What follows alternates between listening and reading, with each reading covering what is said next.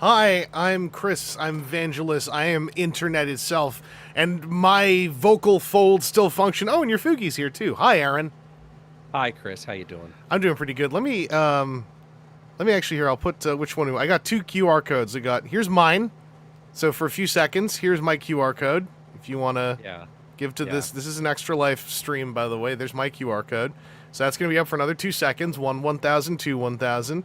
And then we do the switchy. That goes away. Now it's the team QR code. Whoa, look at that. Look at that. Better. They're both in the same spot, so I figure I'll just trade them back and forth now and then. I don't know that either of them are actually in the browser scene, so I may need to pull those in while we're doing stuff. I also forgot about the overlay, but I think that I have that loaded in the gameplay scene, so it should be simple to just turn on. Aaron, oh, by the way, because I'm gonna miss some chat this time, because me and Aaron you will see, we are doing some wild stuff today. But let me just say hello to, hey, Aksmth, JT Elm, Sam Wellbell, Tombot74, Long was here, Adam Rockmore, Sideswipe Prime, Timu Kananen, Strange4, Cliff, Connor McClure, Joel Adler, Mischievous Turtle, Chris Muse, Robot Lore Keeper, Griff, Marindex, Adam Bill Moo, I said these other ones already. We got Lee Calba, Juan Hernandez. I think I caught everybody. Is Drive Mart going to be shown tonight? You betcha. I don't even know if Aaron knows that one. Because we did not preview on Aaron's end. Yeah. Rolling back up, Chris Muse, Aaron's Pup Avengers logo is the longtime logo for Andrew's Gaming Gang. That's our team. That's the QR code that is kind of cut off when I bark, apparently. Designed by an army of bees. And then I started putting it on things, and he kind of freaked out because he did not believe that his slapdash art should be used as such. And then I told him that he is silly. It is good art. He is a good little designer there. So that's right. Yeah. And let's get into it before I'm gonna do something to you here. I did see one other thing there to say from Robot Lorekeeper. What's going on with the donos? I know they're all for different hospitals, but what's the difference between donating to you, Aaron, the team as a whole? Okay. Yeah. So, Extra Life supports Children's Miracle Network Hospitals. That is a network of hospitals across the United States and Canada that all share some resources in order to help sick children in need. Each of us is playing for a hospital that's important to us. So I play for Riley Hospital for Children, which is here in town. Vangelus plays for Sick Kids, which is the Toronto Children's Hospital. That QR code should take you to the team's page, and then from there you can click the rosters and see. So I'm going to be at the top because I raised the most money. And then as it goes down, other people are there.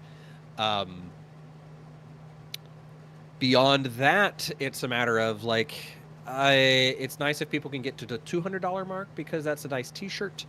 I made a motion that's not important yet.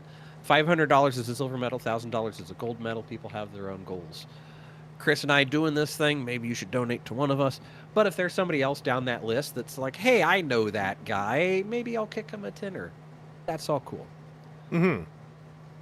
Yeah, so I'm getting a report, Aaron, you're coming in more quietly. That does not match what's on my meters because the OBS meters always love to do these funny things. So I'm bringing Aaron up in small increments. Also, Aaron's microphone is very picky about if he's in the bubble or not. So sometimes he will dip in and out depending where he's looking. Yeah. So right now I've got 4 basically spots that I look. So if I'm over here, well, they can't see you yet. Quieter then if I'm here or that if I'm there, and see you're giving up the ghost on. No, I'm not. They can't see me yet. Yeah. I'm not, because we're about to show them that, Aaron, I'm going to grant you the gift of, much like Victor Frankenstein, I'm going to gift you the gift of life. Look, it's Aaron. Now I'm trying to watch way over there where, hey, I can see chat when I'm looking all the way over there right now. So, early setups for me for trying to figure out how to get my human face streaming on things. So, yeah.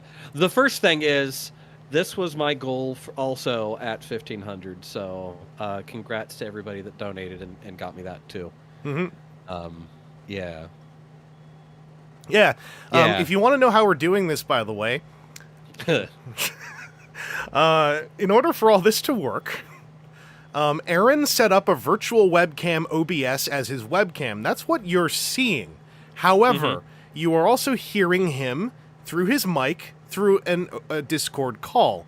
When we have the YouTube stuff running, that is running through a screen share Aaron is doing, which is actually a third stream on the call, because Discord, when you do virtual webcam with OBS, Discord does not take it as an audio source. It is a video source only. So we met up 2 days ago to figure out, hey, how do I get audio to pipe through? Thank effing Fudgemore scatbag goodness that I am picking up the audio from the screen share and it just works. Because this is one of the most irritating things about doing Discord calls. So basically, on my end, right, Aaron is not an object I can manipulate. What I can manipulate is this entire block here. So we're making do. I don't want Aaron to have to futz with his own OBS that much because Aaron is new to OBS, and anyone who's new to OBS, say people who joined the team this year, I saw more than one person discovering that OBS is definitely a tool that's free. Mm-hmm. Oh, for sure. That is very clearly a thing that I am glad I am not paying for. The other fun thing is, as I was saying to chat there for a little bit while we were getting this whole thing kicked off, is I figured, hey, these are big cans. They're kind of a pain if I get move around. I've got AirPods. I should be able to use these because it's Bluetooth, right? And it sounded fine. I was sitting there, played a game, watched some video. As soon as I got on the Discord call, all of my audio sounded like it was coming through a stack of blankets. So we're basically back to the big cans, and I may have to have some crowbar action later. I have theories, but those theories involve us doing really what I would call irritatingly granular tests, mostly at the behest of Discord's proclivities. And we figured that we'll just do the cans for now. Yeah. Tombot saying Northern Lionification. I do see that, yes. Shaven head with ear cans on is a very Northern Lion aesthetic. Okay. That is my original Binding of Isaac gamer. Who apparently he got back into it recently. I need to go and check on that. However, we are going to do a little warm-up. A wee tiny little warm-up. Because a friend of mine, friend of the channel, Coach Dimphna, I had mentioned that we were doing this, and she was like, oh, yo, you ever heard of NEOM? So we're going to take a little peek as like a little 5-10 minute warm-up at some of the adventure that is NEOM. I'm wondering if we got any NEOM heads in the chat. I know that is a... what do you call it? That is a category of internet user now. And we do need... I'm going to say we. I need to do a little disclaimer at the front of this, because otherwise I feel it's a little disrespectful. NEOM involves several things. One of those things is called the line. The line has a massive body count already. So, whereas Dahir InShot tends to live in the realm of the hypothetical, this stuff is, while perhaps slightly less irritating for Aaron, this has human life cost attached to it already. So that is sort of unfortunate. However, it is a neat little warm-up, because for those who don't know, I should do the little intro here. It seems a lot of folks who are here already kind of know this, but Aaron is by trade a person who knows engineering stuff and has opinions on it and has beliefs and has heartfelt beliefs in the realms of engineering that, when challenged, are often met eagerly, but when defied by things like Dahir InShot, can be met with frustration. But when it comes to NEOM, the main thing about this is it's never going to be done. They're not finishing this. Yeah. So NEOM hits a fun point, because how I got my start in engineering, I currently am in aviation. Helicopters are real. I have a giant tail. Actually, in that closet there, I have a tail rotor blade. I started out in civil engineering and surveying. So there's some of that life force that's in and about the whole thing. Lee Kalba, if you have engineering questions, can you come to me? Sure. I'll help you figure out what the answer is. And that's really engineering to me and design to me is about finding the most elegant solutions with the most efficient use of resources. Is if you want to say it broadly, what is engineering? It's kind of that. It's the whole, anybody can make a bridge. It takes an engineer to make a bridge that just barely falls, or that just barely stays up. You can, you got to cross this ravine. Yeah, just put 500 tons of dirt into it, and boom, you can walk across it, no big deal. Okay, well, why is that ravine there? Well, there's drainage. Well, there's this. Well, there's that. So, NEOM as a thing. This reminds me of how I first talked to you about NEOM, was Aaron, am I wrong in thinking Like I am taking it badly that there is a photoshopped skyscraper on the side of a mountain in this photograph. Yeah. I don't remember precisely where it is. I forgot which of the friggin' provinces of NEOM or whatever Gundam ass thing this is supposed to be attached to. Yeah, I'm trying to figure which one of those it was, because this is all so much regions. So much, yeah. The friggin' the Oxagon. So I am annoyed by the name the Oxagon, because that sounds like someone just got it. They got a word wrong and are proud of it, but that's just me. Press release. I'm trying to find the. Oh, hey, this doesn't load. It must know that it's being streamed or it's already baking. Oxagon. So this Web3 ass website, by the way. so as we started, this is the port that that they are talking about, that starts one end of the line, which you can currently see the line on Google Earth, where they just said, "Hey, you with bulldozers, go that way." That's literally like a thing that they did for a while, because was that in TNT, right? Plans. Yeah. It was like, hey, if you can knock it down, knock it down. If you can't, go get some dynamite. So Oxagon, their reimagined industrial city. You can't see it because I'm covering it up, but you can see the general gist of it, right? Yeah. The idea. So this is a thing where I am going to breathe out slowly and say, for building a new city, having thoughts like this are not bad. Many nations have decided, hey, we have a specific need. Let's build a new city. A lot of times it's like capital cities, even the United States. District of Columbia, Washington D.C. was a swamp, and then everybody said how they're going to drain it, but that's going on. But like, hey, we're specifically going to do something. So if you're building a big city, having something like an industrial port is a good idea. However, if this is their concept for it, it's really not great. The things that you can see here, this is supposed to maybe be like industrial area, and they have this nice channel here for shipping containers, except for they've got 1, 2, 3, 4, 5, 6, 7 places to load and unload containers. That's not bad. That's smallish port. But then when you look at it, if this is supposed to be an industrial area that's being reinforced by this, they have a single bridge over here to get that here, and they have no loading or unloading. So then this is maybe like yacht nonsense, maybe. That looks like that might get out. So now you just have rich play space right next to your big industrial port that's going to be the industrial city. We got a couple reactions from our chatters. Endertrot, hello, saying, why is it called the Oxagon? Oxagon is not a shape, and also, if you count the sides on it... 5, 6, 1... It's like, not... 1, 2, 3, 4, 5... It's kind of 8-ishly. It's 8 if you sneeze, you know? Yeah. Lee mentioning DC's where they paved over a literal swamp. Connor McClure saying this looks like part of Hong Kong. The Gundam 13th final was held in G Gundam. And Wavesign saying, I too have played SimCity 3000. Yeah. So yeah, the Oxagon is the one where, like, and this is why I thought this was a good warm-up, because it doesn't make Aaron, like, mad. It's more just like, this is a... Also, what is Industry 4.0? Oxagon will integrate Industry 4.0 with circular economy principles to create a clean manufacturing ecosystem.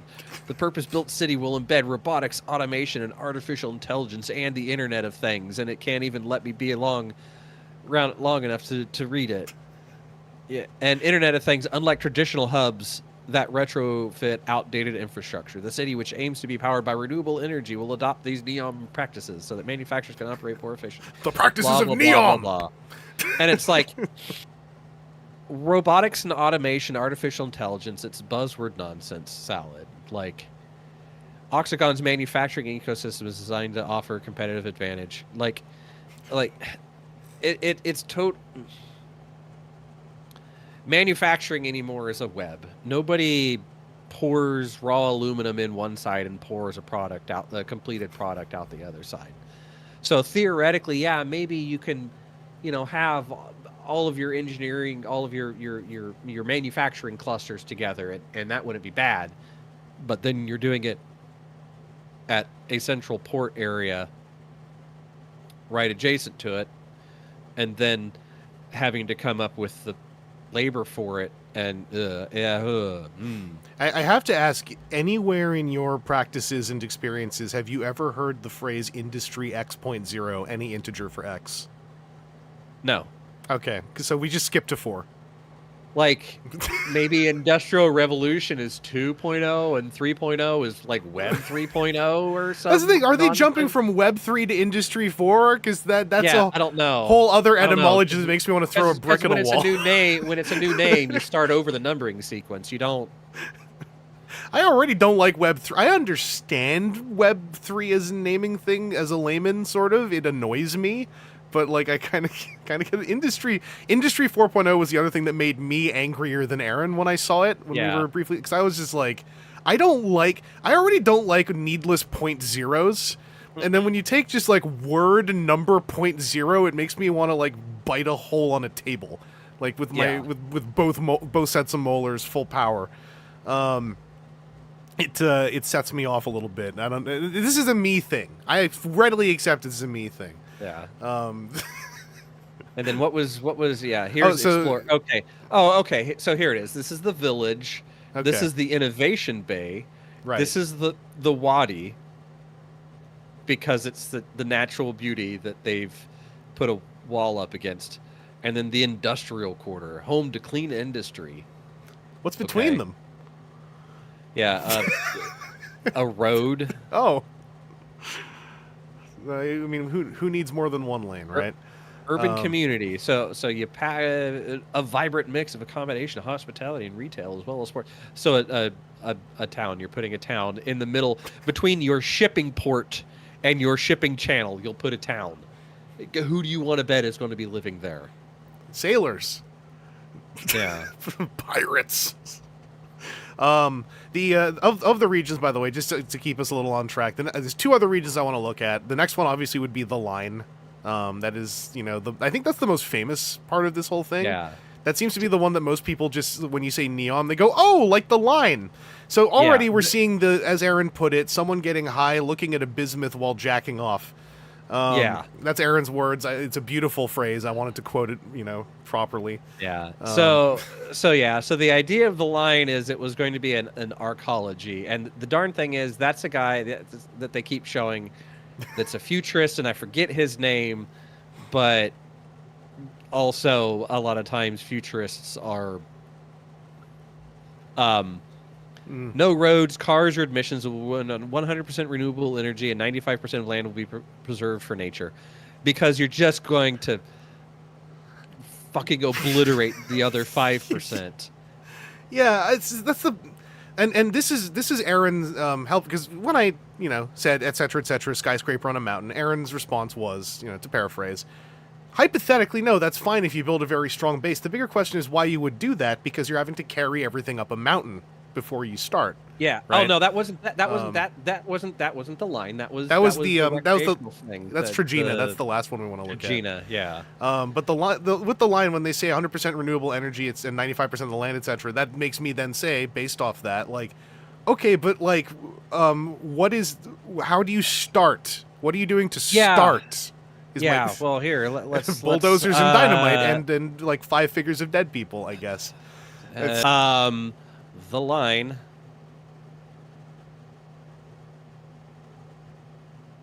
No, not urban flats on the Monon. Come on. NEOM. Take us to glorious NEOM. Yeah, let me come over here and then.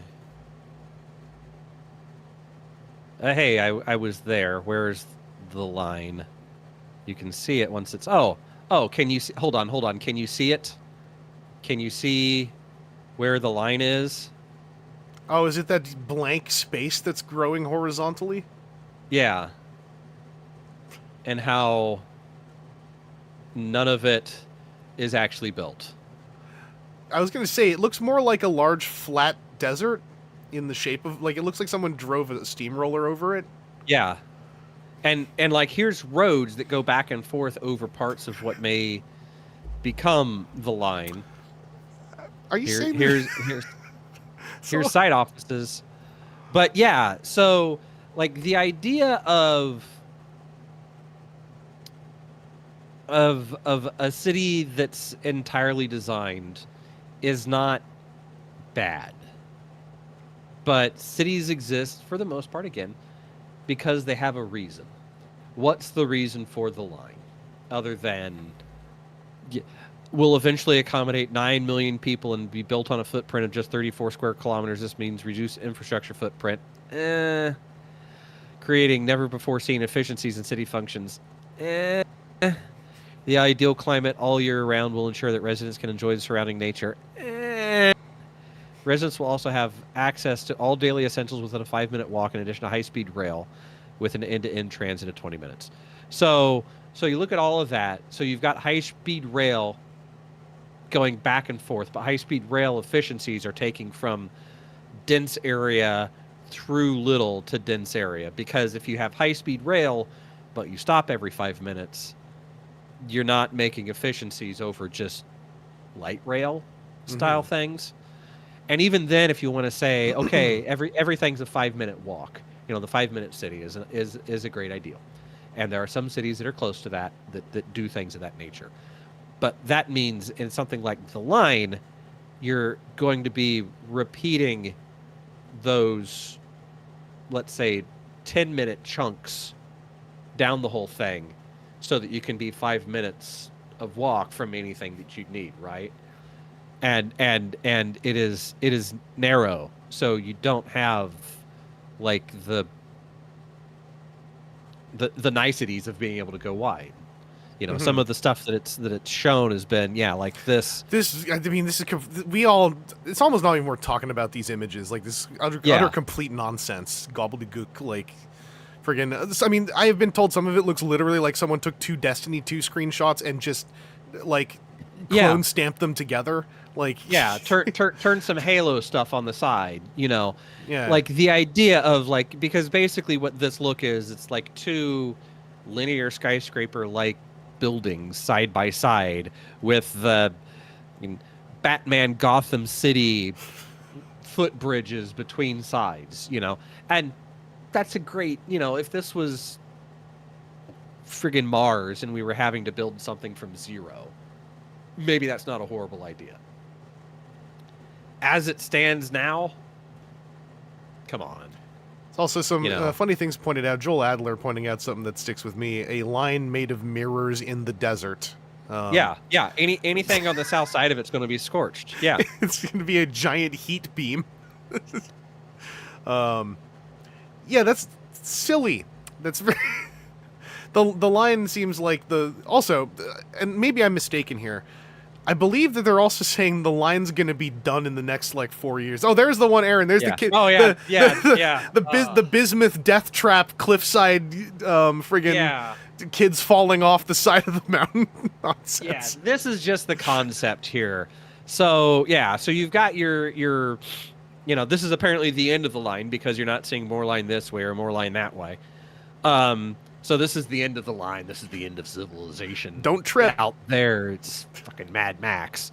But, look at the human scale of everything, and then look at all of just this greeble shit.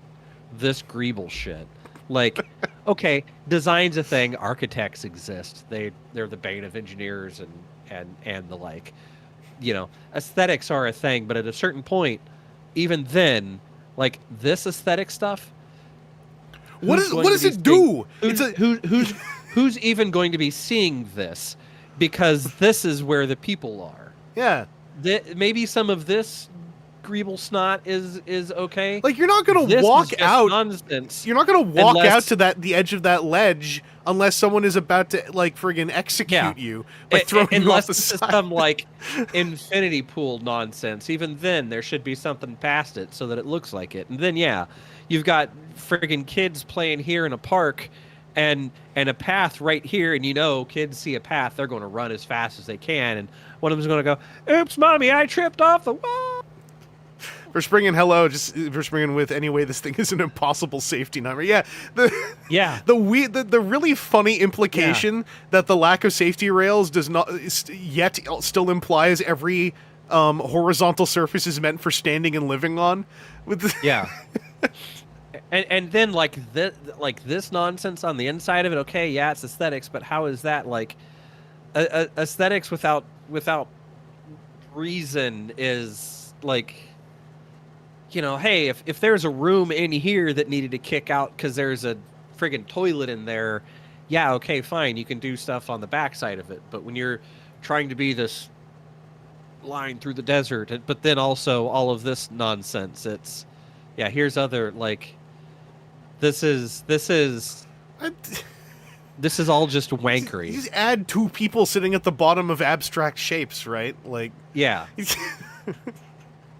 Just the part that, like, and this is really petty and not even that important, but it bothers me that for all the Photoshoppery and graphics cards melting to generate these images or whatever, not a single safety rail was Photoshopped in anywhere. Yeah. Like, not even one, just on the side, just so they can point at it and say, no, look, we thought about it, right? Like, that just looks like part of the Death Star. Yeah. You see couple of X-Wings go by, followed by some TIE fighters. Who are... Sorry, I don't know who that person is. He's the expert. He's the chief operating officer. Oh. Is he alive?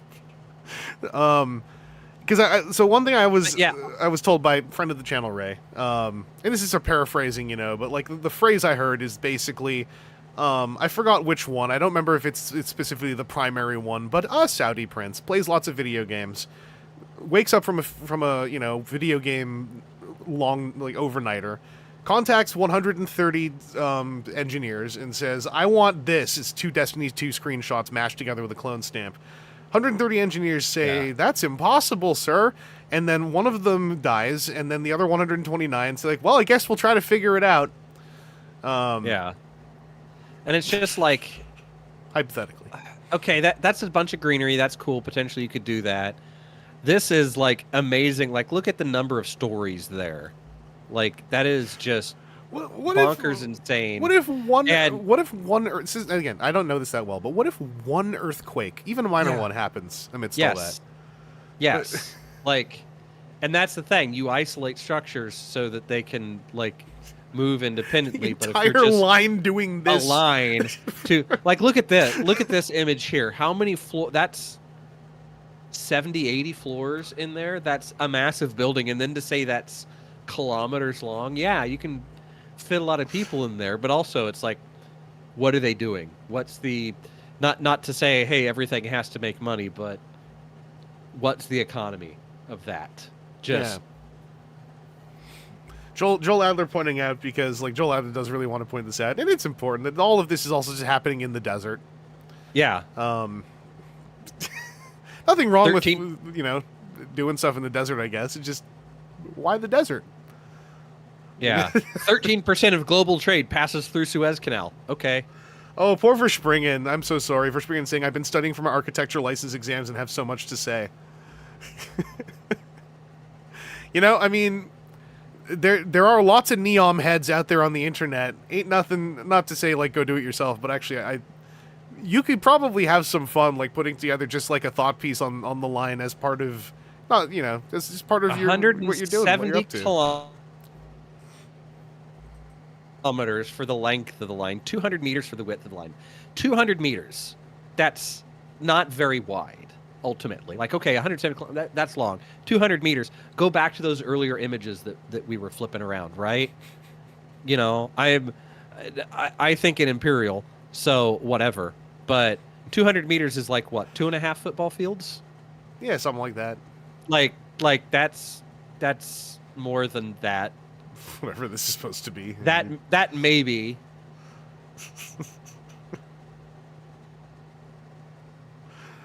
Well,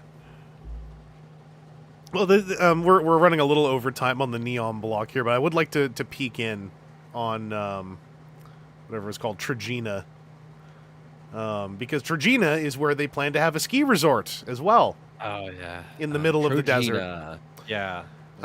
which they're going to have ready for the Olympics. All of this will be ready to go in the next 4 years. 100%. Yeah. It's not. It's not. Like, I feel like it's got to. I'm not going to sit here and just say, like, I'm not going to parrot the ad copy. This is never going to be finished. This is never going to be, let alone be ready in less than half a decade. Oh, there it is. There it is. Yeah, that's the thing. That's the thing that got me started talking to Aaron. I was like, yeah, look at that. Look at that giant skyscraper there on top of a mountain. I was like, as a layman, that looks wrong to me. On top of on the mountain of Jebel Al-Waz at altitudes of up to 2,600 meters above sea level. So you're already going up into the mile-high range where people have a hard time, takes a while to adapt and get there. But that's what the mountains are like. I get that. I understand that. And then you're building a skyscraper on top of that. Hmm. And then was it the reach? No, that's just like the backside of something. That's just whatever Art Nouveau. Yeah, there's one. There's one. You're going to build this whole. What am I looking at? HOL, not whole building. WHOLE building. HOLE whole building. Up in the mountains, just to be a thing. Oh, for Spring saying. Oh yeah. If you see if the bedrock of the mountain is very shallow, it's easier to build a skyscraper. Now, if you want to protect against soil erosion, message ends. Yeah. How about this nonsense of their like, you just make a ski village on top of a mountain. Yeah. And just have everything there. So. I like the part where some of these ski lanes end with you just dying. Yeah. Like you, oh yeah. You just picked the wrong one, and you're like, "Oops." Yeah. But that's okay because the end of this one over here has a pool. Why is the? I didn't see the swimming pool. Oh, Lee just saw the swimming. Yeah. Okay. Yeah. I mean, I guess if it's all fake snow, that. Yeah. Well, what if someone? No, it's a swimming pool in the middle of a ski lane. People are just going to launch into the swimming pool. If you go there to actually swim, you'll just get wiped out by a snowboarder. Or it doesn't look like it's the end of a ski lane. It looks like that's a roof to something. But still, if you're going to keep snow on the ground, even if they're making snow regularly and have tech in here to keep it cool or whatever, it's not like you're going to be, you know what? I've had a hot day here on the ski slopes. I'm going to go get in a pool. So now you're going to have a heated pool on the top of the mountain. And then everything else that goes along with that. Alfia is messaging me saying, I sound animated. Yes, dear, I do. And what was the activities? Oh, yeah, here's just a random and golf course up in the mountains. Because golf. Worst use of land in the friggin' world. Golf with a vista? Is that implying? Oh, yeah, you can launch a golf ball off the side of the mountain and just, like, friggin' let's create a little landfill spot while we're... hanging out here. Elevated. What are they saying the elevated environment is for? Experiences sub-zero winter temperatures and has a year-round moderate climate that is significantly cooler than the rest of the region. If it's sub-zero, then yes! It's significantly... It's the best way to put a pool. I love moderate temperatures like sub-zero. Yeah. I love a moderate climate like sub-zero. For Spiggin, I fucking hate this. Yeah. You see what the next tab is? With the vocation you are pursuing, it is maybe you are the Aaron of NEOM, where Aaron simply is ripping this apart, but will become infuriated shortly. This is maybe the opposite, where it's like, you can have the haha laugh at Dahir in shot, but explore, gateway, discover. This is all just mood board stuff fed by petrodollars. Yeah. Like look at this. We're gonna make a giant reservoir. Okay, that's cool. You can put reservoirs up in mountains. That's a good way to preserve water.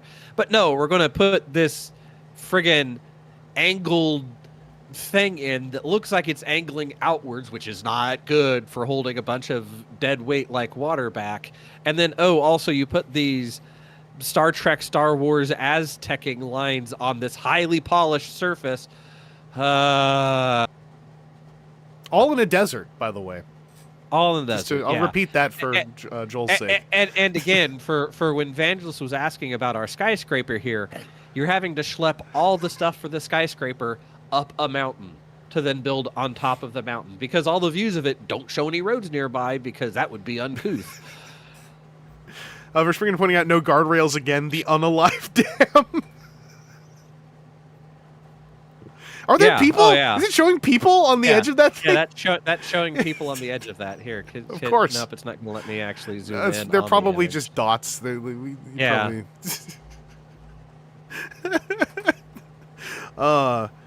Yeah, this is a total mess. The skyscraper thing. I forgot where I heard this anecdote, because I think Ray sent me a podcast link where they talked about this for like 20 minutes as well. But like, it was something like, how for a lot of alien conspiracies, a number of them are built on the back of how did they build the pyramids, and it turns out like, well, with enough slavery and just outright cruelty by the powerful, you can accomplish things that look like aliens would have had to do it, because you'd think to yourself, well, there's no way that we just, made a mound of human corpses to move everything up on top of. But it's like, well, what if they did though? Yeah. All right. So are we going to jump over to our Deer Hot Insaadventure? Yeah, okay. let's call it on the NEOM. So we start. Yeah, we start with Drive Market. First one here. Before you start, I just want to tell everyone. Oh, no. I constructed this playlist. I probably want to hit the play all as well. Yeah. Okay. I constructed this playlist today. I tried to make it so it's English language only, and I tried to make it so that it is. I tried to cut out the ones which were literally like posted right next to each other, shorter versions of the previous one. There will be a few repeats because I wasn't sure, and they repost stuff a whole lot. So there's a period near the end of the list where there's a lot of repeated like sub 1 minute versions, and I figured I'd just leave those in because we can chat over them. They can be like a best of. Okay. Well, the other thing I may do here is kick up playback speed a little bit. Will you let me do that? Nope, you won't let me set a custom playback. You don't speed. want to enjoy it as God well, intended. It's more so because I know what I'm going to do is I'm going to jump back on things. Yeah. When it's extra dumb. So this first one is 10.5 minutes. Drive Market. Okay. Yeah. Yeah. This approach to customer service is convenient. So, like, what if you just... Yeah, I mean, I've seen this one myself. I recall the Retsu Prey. Yeah, I've seen this one, yeah, where it's all just a giant... I mean, do I need to say why this is so dumb? No, I mean the emissions. Like, well, not even just...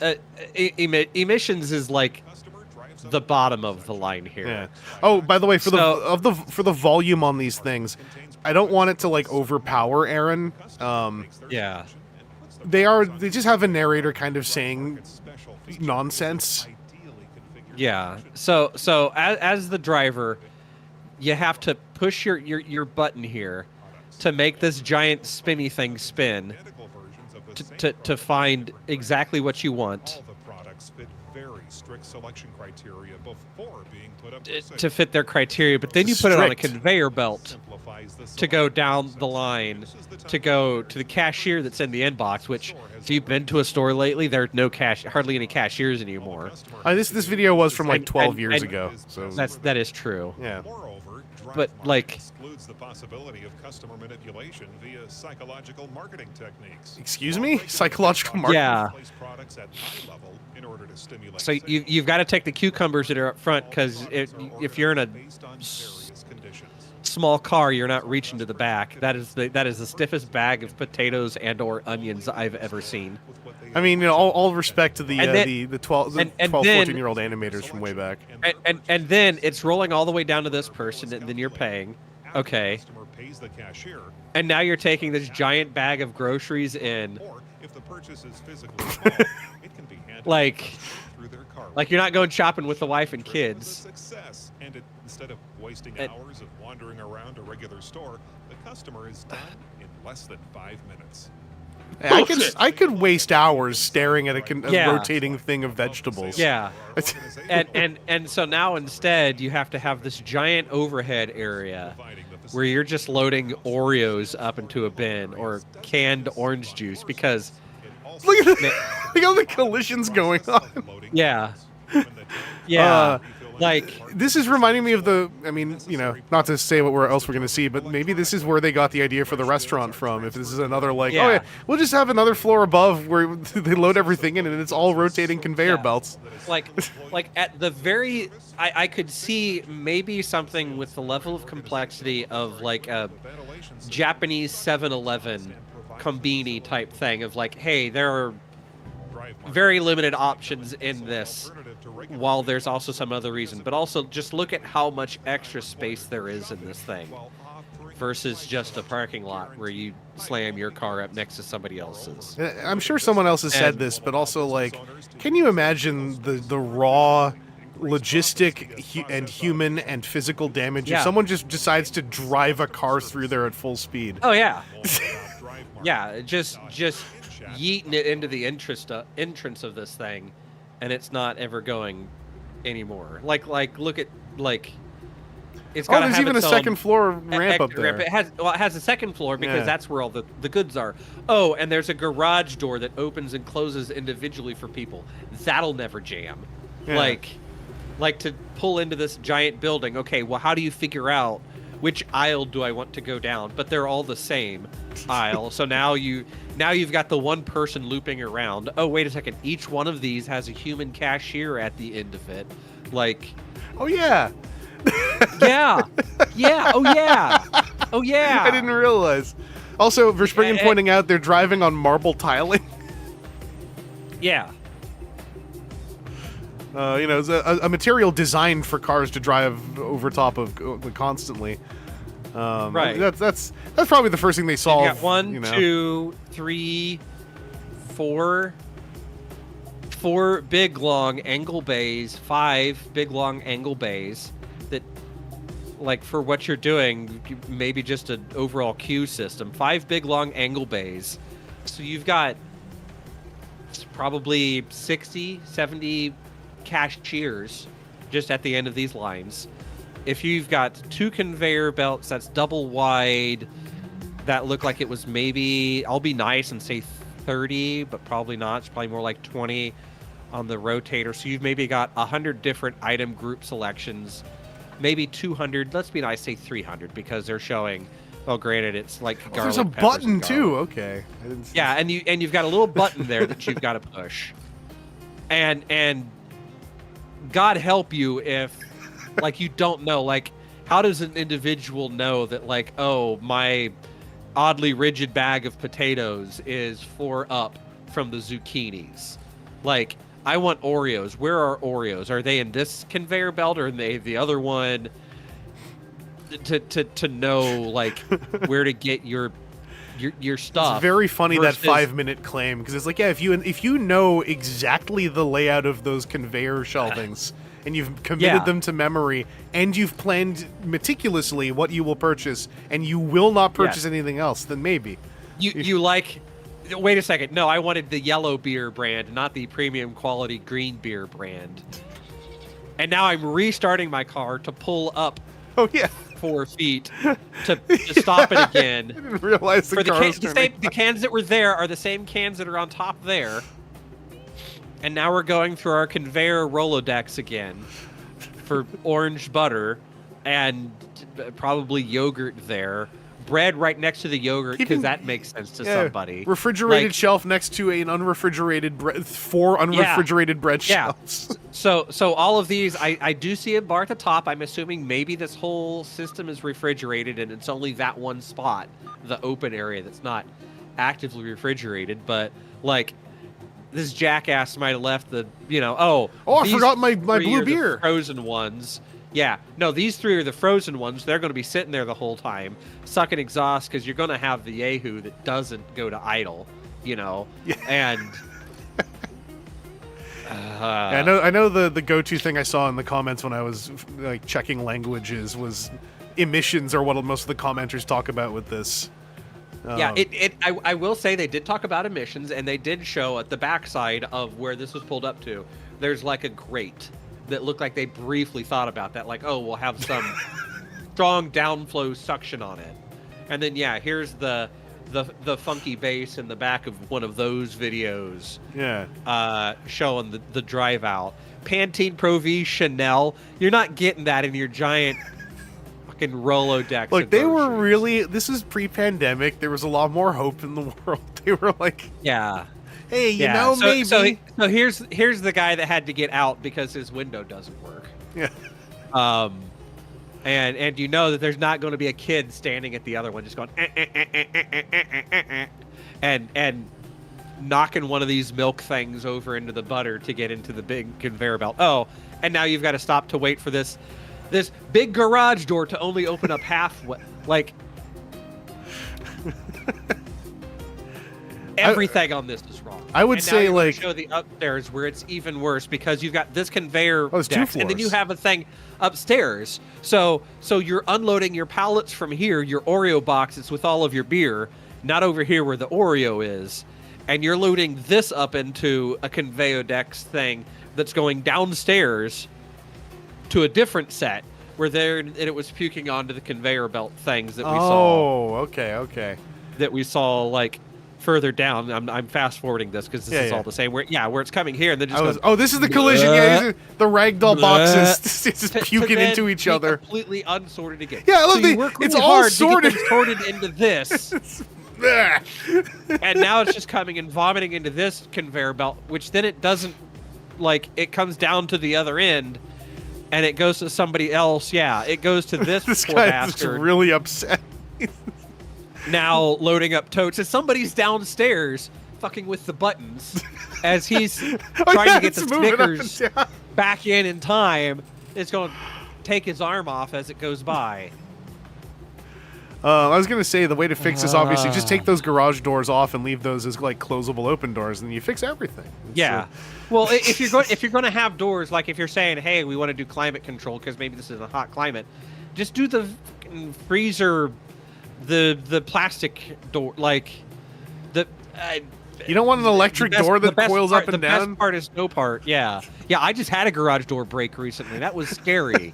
I don't want to be dealing with that at a commercial level. Make something that's just drive through it slowly and don't be a yahoo. And if you break it, we just got fucking 9 miles of that nylon material in the back. Anyway, this wasn't. Yes, so this assorted wasn't. products are right next to him. Yes. This wasn't Yes, even the they're- aeronautics stuff either. This is just like a grocery Yeah. store that doesn't make sense. Because also I like that there's only ever like maybe 2 drivers in any lane that are in motion. Because that's all. That's Yeah. how it would work. Everyone would just hang out. Oh, so here's we know this bed. one. We know this one. Earthquake. Yeah, safety earthquake bed. I've safety done this, bed. I've done this one on a stream before as Yeah. a reason to get people to donate, and we'll be putting the donate link up at some point in time. Maybe I should have gotten that donate QR code for me to embed in here. but we won't I'll that. do some stuff over here. Do some stuff over here. I got a But QR yeah, code. so this one is wonderful because like okay, earthquakes are scary. They are. I've been in a few earthquakes here in Indiana, and they're kind of like, oh my god, the world's moving. I couldn't imagine being in an active earthquake area. I would want to be safe. This is not it. This is a frame made of metal pipes containing a composite mass a mud. Composite. Composites are great, but you've got a metal frame. So to have something that's built well enough to withstand the falling debris of your house, it's going to have to be rigid. So I would give, like, I'll be nice and say that this would be 1,000 pounds for what looks like a twin size, because that's definitely not queen. Like, if you've ever shared a bed with somebody, that's twin size. That's not larger. And so now you're taking this. Yeah, you're taking this 1,000 to 2,000 pound thing plus the safety stuff underneath that it's going to show here briefly. So, you know, you're adding a ton or two to every bedroom in a building, and that is a whole lot of dead mass to now put into a building that you don't think is safe in an earthquake prone area. That's only going to make the building less safe. I'll even jokingly tell the architect, hey architect, Is adding thousands of pounds to an unsafe building a good thing or a bad thing? But yeah. Oh yeah. SOS. Oh, we found a giant metal box in all this rubble. I wonder if it's important or not. What's said? It sounds like somebody's screaming in there. Probably not important. Yeah. All of these. How are you getting up on it? How are you? Anybody have dogs that want to get up in bed? Like, that's a big jump. $3,000. Millions of people have no insurance against natural disasters. Millions of people have no insurance. Yeah. Yeah. So you're going to take those people that have no insurance and they're going to start at $3,000 US, which isn't this lush example. Okay, that's maybe a queen size mattress, but again, that big one, is of the fold in half variety and ye into pit. Where's come on, one of the I'm skipping through it here. Yeah, no worries, no worries. But yeah, we get when you get the animations, yeah, it's the speed. Yeah, because I think it's this one that's just like, oh no, earthquake, floop. Like, if you've got two people in there, suddenly now you've got two very confused people as to what the hell happened because you were asleep in bed. And suddenly one of them is smashed onto the other one of you with your soft top mattress having done this around you. And suddenly there's a steel lid over top of you. And oh yeah, there's convenient first aid safety equipment underneath this mattress that you can't get out now. It's not like, maybe it's an air mattress and like after you've gone, it has some pins or something that now deflate it. So now, no. All of it is dumb and bad. It still warms my heart when I see the speed at which someone is sucked into the deathbed. And you've got like 40 liters of water underneath there and 4 first aid kits and 3 gas masks for the 1 to maybe 2 people that are going to be in there. Like, fire extinguisher, because that's what I want. When I'm in a constricted area, I want a pressurized container of, at best, a bunch of CO2. At worst, all of those chemicals. Yeah, that one right there. Yeah. That one right there. It's your own temple of death. You're just like burritoed. You're sealed in like a burrito. And boy, I hope you aren't claustrophobic. Corrito, what if you're getting kinky when the bed activates and you get decapitated? What if you getting kinky is what activates the bed? Yeah. Oh, I like this one too, with the gull wing doors. So, God forbid you sit up wrong. Slam your head into the... and slam your head into steel. First year at Purdue University was in a lofted bed that had like that much clearance. The number of times I'd just be like, but that's your bed full time. Or that one there, the slider too, is another amputation device. Yeah. That's the thing that's often brought up with that thing is like, hey, do you sleep with like maybe a leg hanging off the bed because you turned over? Goodbye, leg. We present our new cavity removal technology using a dental micro drill. Yeah, for springing, you're also... Oh yeah, Aaron, this is... You ever wanted to just be your own dentist? I trust Dahir InShot to fix my mouth.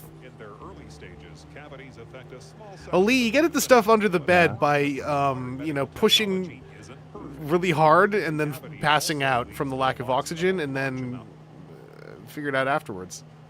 This is legit terrifying me because I'm not, like, I go to the dentist because I know it needs to be done. Oh, no, it's okay. I don't... Dentists remove cavities manually, and their movement... Just manually remove cavities like a bunch of losers. And painful. In order to make cavity removal faster and more effective, our engineers have developed a prototype for a series of dental micro drills. Let's see how they work. First, the patient bites down on the body of the device, which looks kind of like a polyurethane boxer's mouthguard. The body of the device Polyurethane boxer's mouthguard with a drill in it. Leaving only the affected part of the tooth accessible. Inside of the device are servo motors that move the head, which servo motors moving the head around. LEDs, nozzles for water. There are endoscopic tools that, but that's not. The device is firmly fixed within the patient's mouth and does not alter its position during Yeah, it's this little robot, unless the patient's tongue gets nearby it, or and it's something. operated by the dentist who's sitting right next to you using a little, Wacom tablet. Just jelking it. Yep. The more precise the route will be. What? The device is controlled using a controller that transmits the movements of the technician's hand via servo motors. The technician's hands are I hope nothing ever goes wrong with the transmission of commands. transmitted to the device. Yeah, I mean, robotic surgery is a thing that happens, and it does have its benefits, and so like Technician monitors the position very distantly, theoretically, I could see that like dozen microns. Once the route has been if it was a thing where you could ship the bite thing off to like locations where you can't have a dentist, you could like, hey, ship this out to distant rural villages and they could maybe make something of it, but this is also just the patient feels virtually nothing and no yeah, like hell they'll feel virtually nothing if they've got a cavity. It's getting down into the meat and the nerves of it, like. Yeah, for springing, Like- that was my take. Cavities are such relatively minor surgeries. I can't imagine this is more efficient than just doing it. Yeah, especially because the dentist is still there, right? So Yeah, you still got the dentist there, and like this is just but for preventative tooth cleaning as well. The device's design is relatively simple, and all the components Relatively simple. to produce it are already available. That makes me feel great. We're planning for the cost of one device to be between $500 and $1,000 when serial production begins. We're confident that the development so more expensive than current dental stuff, where they just like autoclave the bit on the same hardware love that it. they have in your tongue. Yeah, Tombot, I love it when a wirelessly controlled LED water pushing micro drill on 3 robotic arms is referred to So- as relatively simple. So I don't know if I'd have to remember. I think it's on this side. So I have a cavity on the face of a tooth, Mhm. and magic technology here, even this big bite guard version, that's only, well, I guess it does look like it might be able to go to the edge, but then you've got this giant thing in here that's a whole house. No, that is hell. Oh, but that's okay because it has a guard for your tongue. Because surely this isn't even worse than just a human being doing it. For springing, what would make going to the dentist less stressful? They shove a robot in your mouth while the dentist is multiple feet away looking in a different direction. Yeah. Have they considered that everyone's mouth is a different shape? No, this is where, and this is a layman. I'm speaking as a layman here. This to me looks like when a bunch of engineering types, not to say good ones necessarily, engineering types, You can say it. You can say it. Yeah. where they think like, well, we already solved grocery stores, we could solve dentistry too, and operating without the knowledges of things like the asymmetry and variance of the shape of mouths, or possibly depending on what these cutaways are meant to represent, maybe they don't necessarily know cavities appear on the outside of teeth. They may only be thinking that about fillings. Well, so I'll say on the like inside. this one is better because instead of being the little bite thing, it's now showing like the way to access to sides of it. Mm.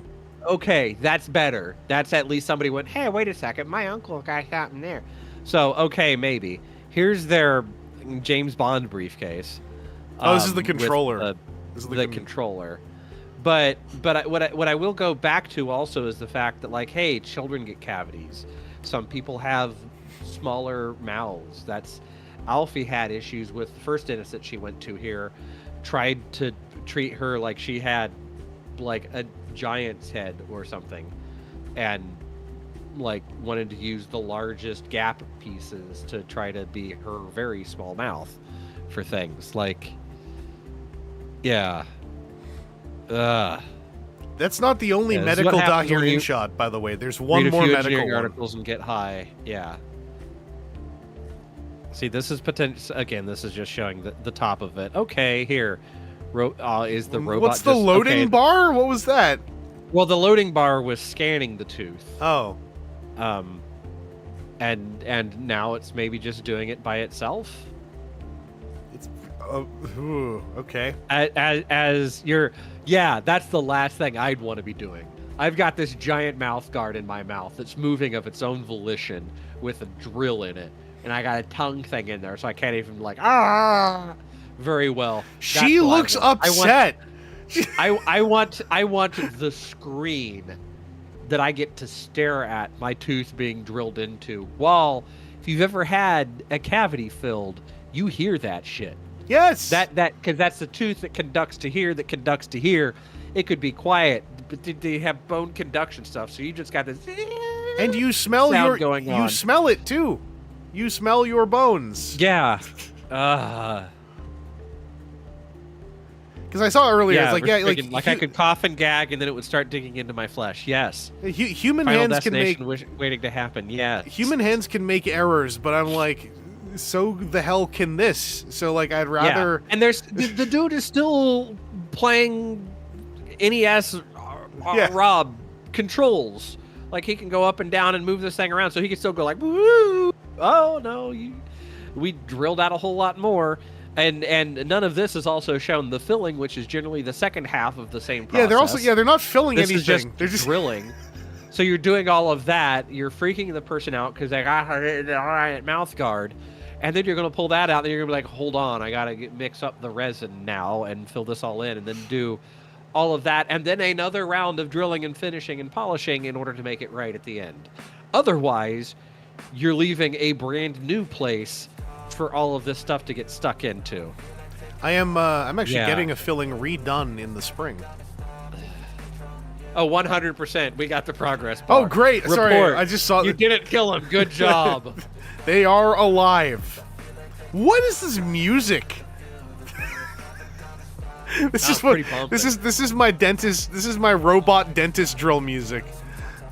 100% dentist. Oh, those must be that. Hold on. This right here must be like a little cleaning jet for the lens. Good. Your tooth and saliva and blood and death screams get on the camera. Well, we can't have that. Yeah, otherwise you can't see what you're doing if the camera's covered up. And I've not seen anything for suction, because that's always my biggest problem with dentistry, no matter what. As soon as somebody's putting 3 or 4 different things in my mouth, my salivary glands go, oh, something's in the mouth. Must be food. Let's salivate. I think they implied that some of those little jets, like one shoots water. I think the implication is suction is in there, but where does it go? Yeah. Well, it's all got to go through that central cable core thing, along with the fiber optics to see it and everything. And yeah, dude, just like he's got the spit bowl so that he can scream into. Just motion video style. Just look around while this thing is drilling on your face. So yeah, the song did say society. That tweaked me too. I was like, excuse me, what? You know, in a proper society, hear me out. We'd have little robots doing fillings. We wouldn't have to get hands dirty. How that one isn't even like a smooth motion. She's just like pointillism drilling this one out. Like, because that'd be even worse. Biting, this is a milling action. You want to be using the edge of that where there's actually the flutes and cutting. No, just go straight on. Just drill a bunch of little holes next to each other. It's basically the same thing. Yeah. If you've ever had a filling, you know exactly what that sound is. Be. Just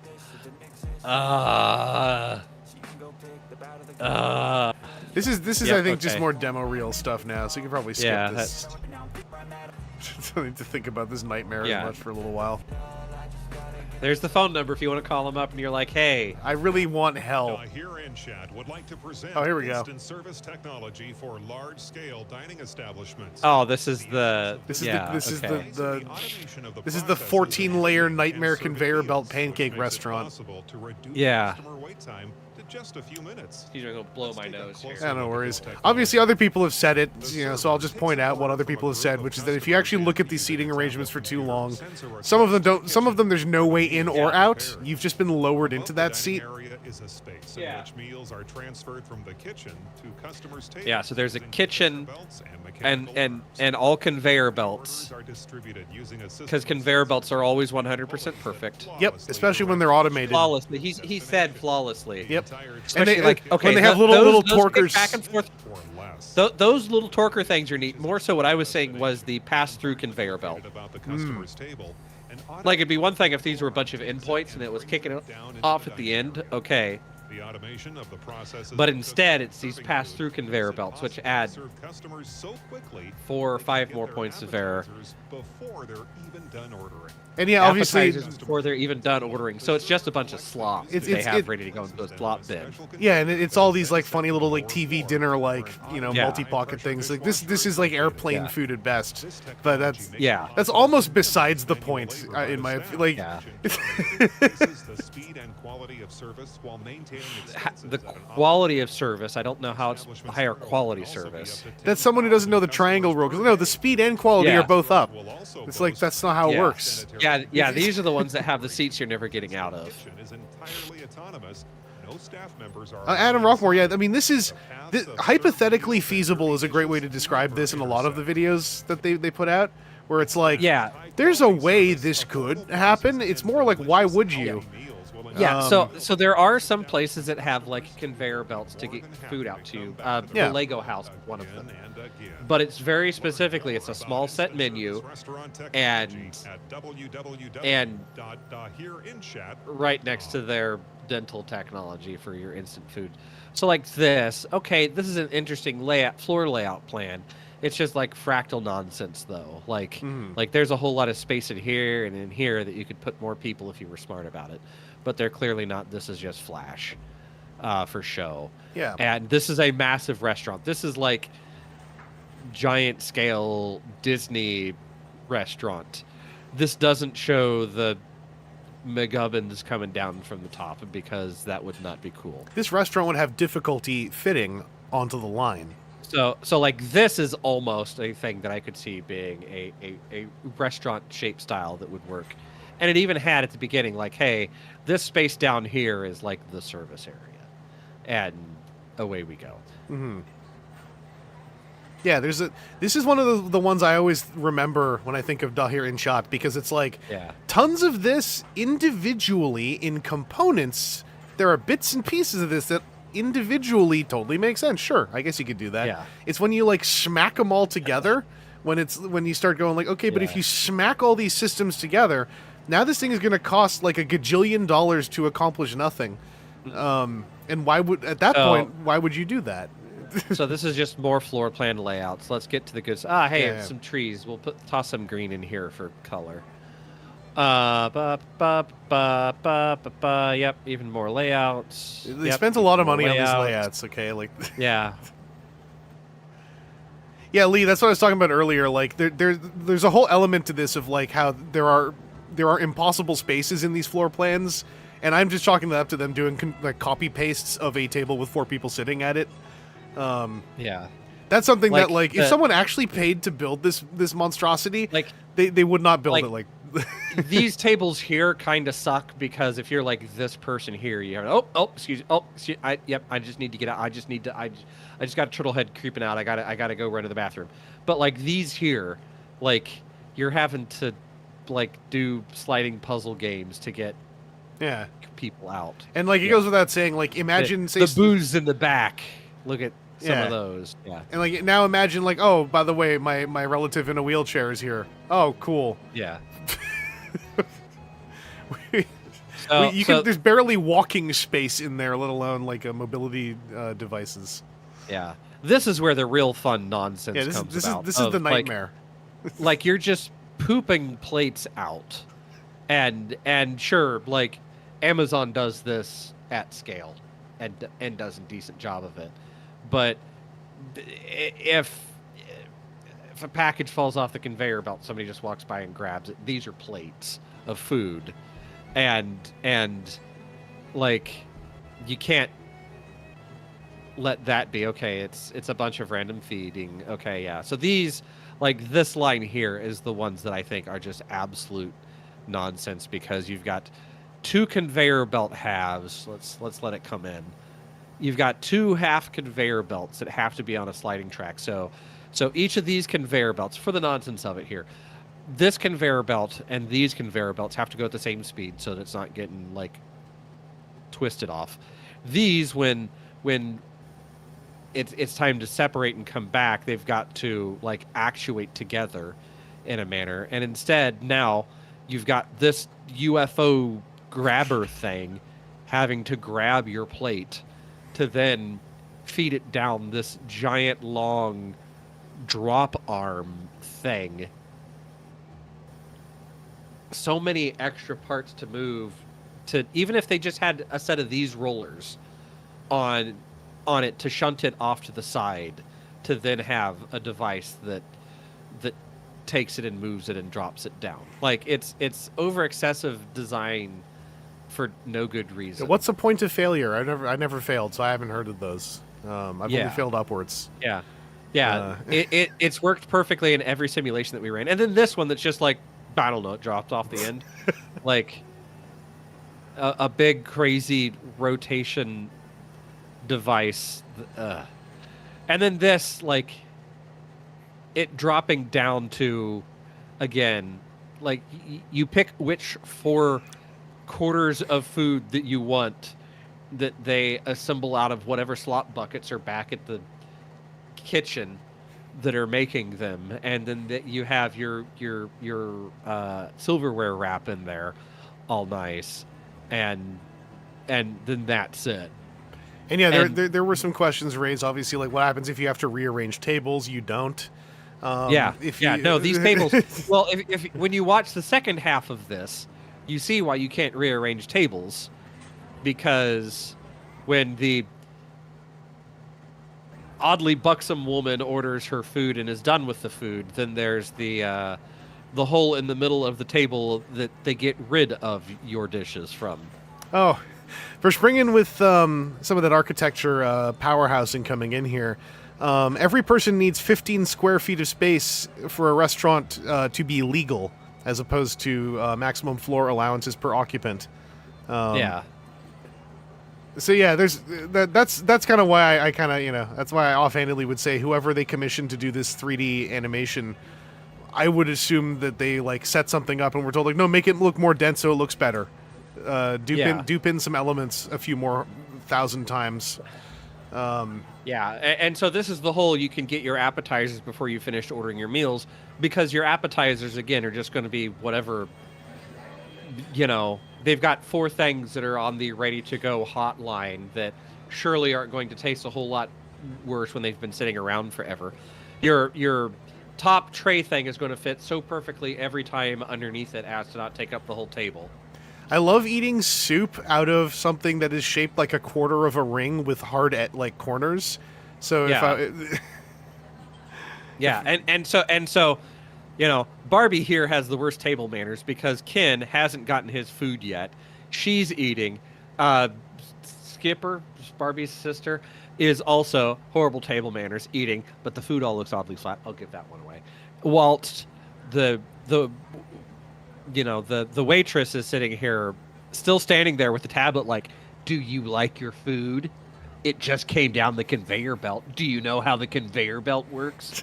Because, invariably you're going to have to be like, no, this is my first time here. Wow, this is neat. Like, come on, Craig, get your food out of the latch so that the next person can get their food.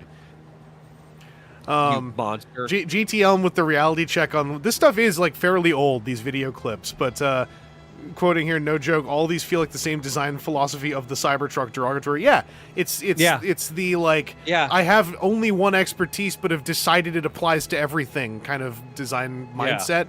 Not to say Musk has expertise, but like, broadly speaking. So here's theoretically where you could have your handicap accommodation. You put them hanging out in the aisle of purpose. Have them in the service footpath. Thought of everything. Have them in the service footpath where the servers are supposed to stand, so that they get bumped into constantly from behind. There's also the question, I think Tombot mentioned this, because I was thinking about this. What happens when a calibration thing goes wrong and the UFO catcher arm just drops your plate from like 20 feet above the table? Yeah. Some hydraulics give way and it's not fail compliant. Crash. Again, what's a fail point? I never heard of one because I've only ever failed upwards. Yeah. What happens when children? Those, because it's those, for me, it's those little like doodly bopper like twisty things when there's like a grid of like 24 of them at every major junction point that feel like the actual most, like, that's to me the first point of failure, because the moment those things so much as get like stiff, they're gonna start like launching plates into each other. Lee pointing out also nobody has a drink. That's yeah.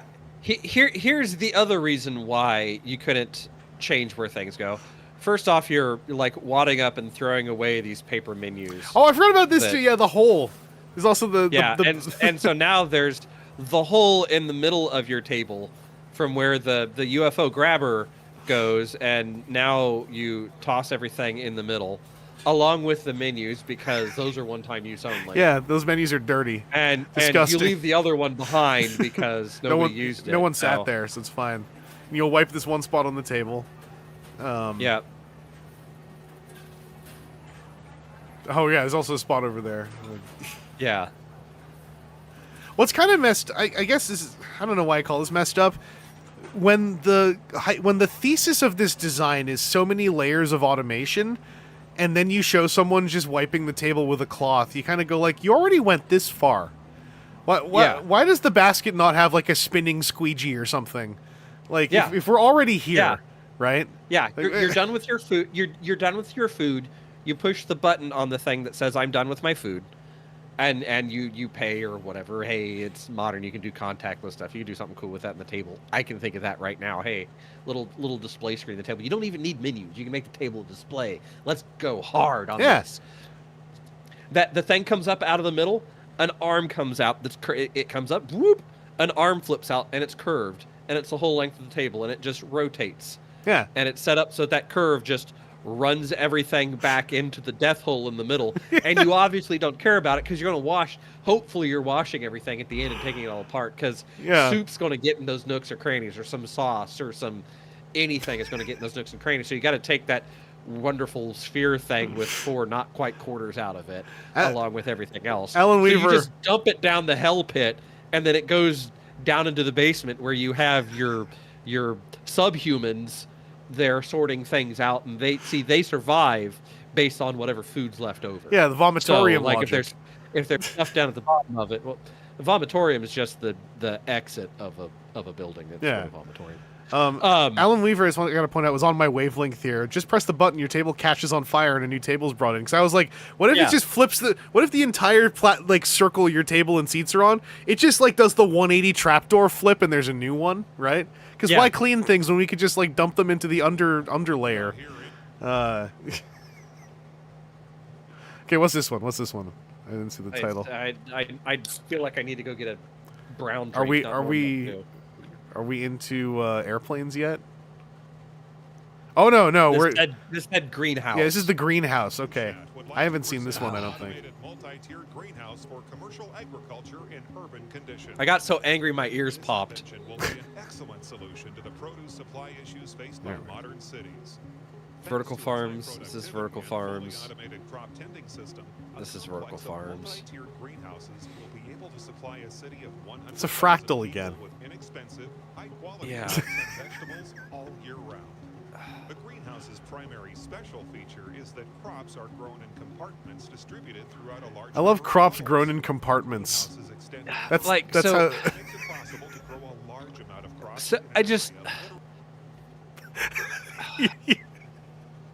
You are writhing in your seat. So, vertical farming is not a bad idea. If you've got something that doesn't need soil so much, if you can do hydroponics or aeroponics, yes, you can go vertical. You can get a whole lot more in a denser area. So, you want to do vertical farming. So you want to have more control over all the variables. You have vertical farming, and you put it in a dark place, because then you can put ultraviolet lights in there that are the exact wavelength that your target plant wants, not just daylight like this one is. But also, you've got these buildings, these square glass buildings, which, okay, whatever. There's space in between the buildings that you could potentially use. But you've done that, and then you're just doing a cross within that building, across the axes. So it's not even like you could have okay, they've got some sort of chain system here to make it In an area literally rotate 2 because square feet in size. The compartments move vertically and rotate around their axis in such a way that every crop gets the amount of light it needs. yeah, okay, sure, fine. But you've got this rotatey thing because they really love the rotatey thing. Mhm. They had it in their drive-through grocery store, so we're going to use the same tech here. Why not make that the whole width of the building? Then you only need 2 of the big rotatey things, but you cover more space so you can have more product in there, but not be in the little squared The greenhouse vertical is made of greenhouses. cellular polycarbonate, which lets sunlight in while keeping heat out. At night, the greenhouse is lit by energy-efficient backlight LEDs. Aaron, it's cellular polycarbonate. Yeah, look at all of that just wasted Yeah, space. that's just dead open. Here. Like, if it's got to be this cross shape, make it the cross shape and put another one in. We've played Tetris. Everybody here's played Tetris, right? From the surrounding environment, so greenhouse complexes can even be located next to I do appreciate all the green onions. areas without affecting Yeah. the quality of the crops. Are those radishes, or are they cartoonishly large carrots? That looks like cartoonishly large carrots, but in very small bins. So Okay. again, they're going to be like this. 3 inches They're tall. they're going to be like a soda can. They're going to be thick, but like you're not getting long slices out of that. Oh, thanks for springing. Yes, Increases grunions. crop yield by more occupied space. If you've got more space, you can make more greenhouses. Make it possible to grow virtually any crop in the limited space characteristics of modern cities. Yeah, corn. About multi- Corn's got to be at Dahir like 8, 9, 10 foot tall. You're going to get like 4 of those on your little cyclotron thing. Once again, I will remind everyone, because I discovered, or at least was reminded of this while making this playlist, most of these videos are over a decade old. So bear that Yeah, in mind even- in multiple respects. Even then, like, I'm not saying off of Doesn't the excuse graphics of it, anything, I'm saying but, off of the style of it. Like, Yeah. like that, you've got this circular city. Even then, like, you've got this big circular city. This was designed in SimCity because that's just the stub out. That's the only road. The that one leads road to or again. exits from this. And this is It's the the octagon. barrier. This is the barrier of the SimCity cell. What happens past that, I don't know. That's the other city's thing to deal with. But I've got this, and I can grow all of my food in these vertical towers. Hmm. Is that the White House? Yeah, that's And where then, the yeah, you have these palatial estates with just grass. There's if a you're mansion concerned- on each and one all of these. and all of this, like, you got 4 lanes outside of your greenhouses, then 4 lanes inside of your greenhouses. Okay, we're not even looking at that design. Again, just this greenhouse design, like vertical farming. It's not a bad idea. Grunions. With these, like, okay, you've got, you got bell peppers of all ripeness on the same plant. Okay, sure. A bunch of green onions. Yeah, okay. In a bank, you're going to be growing the same thing. I don't necessarily have problem with that. It's more so the just like fucking nonsense of, tomatoes. Like, they kind of do a lot of vertical farming with tomatoes right now, but they'd like do a grow up and stretch over thing so that they can trick the tomato plant into continuing to grow and have tomatoes ripen in different eras on the same plant, because then again you've got all of this extra space in here that's not being used, whereas if you could get the tomato to just grow more, because tomatoes want to grow. If you've ever had tomatoes that you haven't trimmed back, they just go.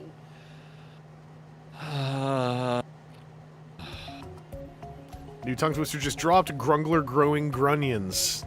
Yeah. Like, yeah, it's you make, instead of 4 banks and a cross, you make 2 horizontal and or maybe connect all of these so that you can have really big versions of it. Like, again, it's the thing, it's not bad ideas. This is, looks like herbs on that side, that side, but I'm having to mirror the thing. But then, like, and some other plant, probably fucking pineapple. I don't know. Like, yeah, you put various plant dot models that you got off of some library. Yeah, here's the eggplant chode and carrots. giant carrots. Yeah. Aloe. Aloe, yeah. Yeah, I didn't notice the wasted space till you pointed it out, and now it's really making me bummed out. Like, Yeah. It's irritating, right? yeah. Like the reason why you use the whole floor space of a building that you build is so that you use the whole floor space of the building that you build. Like, okay, down here it looks like they needed the space for these just fucking double wide doors. Yeah. So that somebody can then, again, so that somebody has to come in here and you've got some of your, your automated greenhouse of the future with 2 people standing at each of these banks picking or planting or whatever, rather than have just a long bank of First noting how the doesn't lead to the door. Yeah. Sidewalk does not lead to the door. Listen, you gotta step on the grass for a second so you get in touch with nature before you enter the greenhouse. Yeah, and that's like red peppers maybe, and other red peppers. So you have some funky crossbreeds in there. Some of those beet chilies there on the right. Yeah. Aura Destin asking the existential question, where are those cars going? Why does the city need cars? Is it not walkable and self-sustaining? These are questions beyond the purview of that. But yeah, it was... The cars are just going in circles. You've got 2 4-lane two-lane both-way ring roads around the city with no traffic going into or out of it, but a roundabout at one end that goes off the map. They're trapped. Right, this is hell. Yes. Thank you for explaining. Yeah. There's your roundabout right there.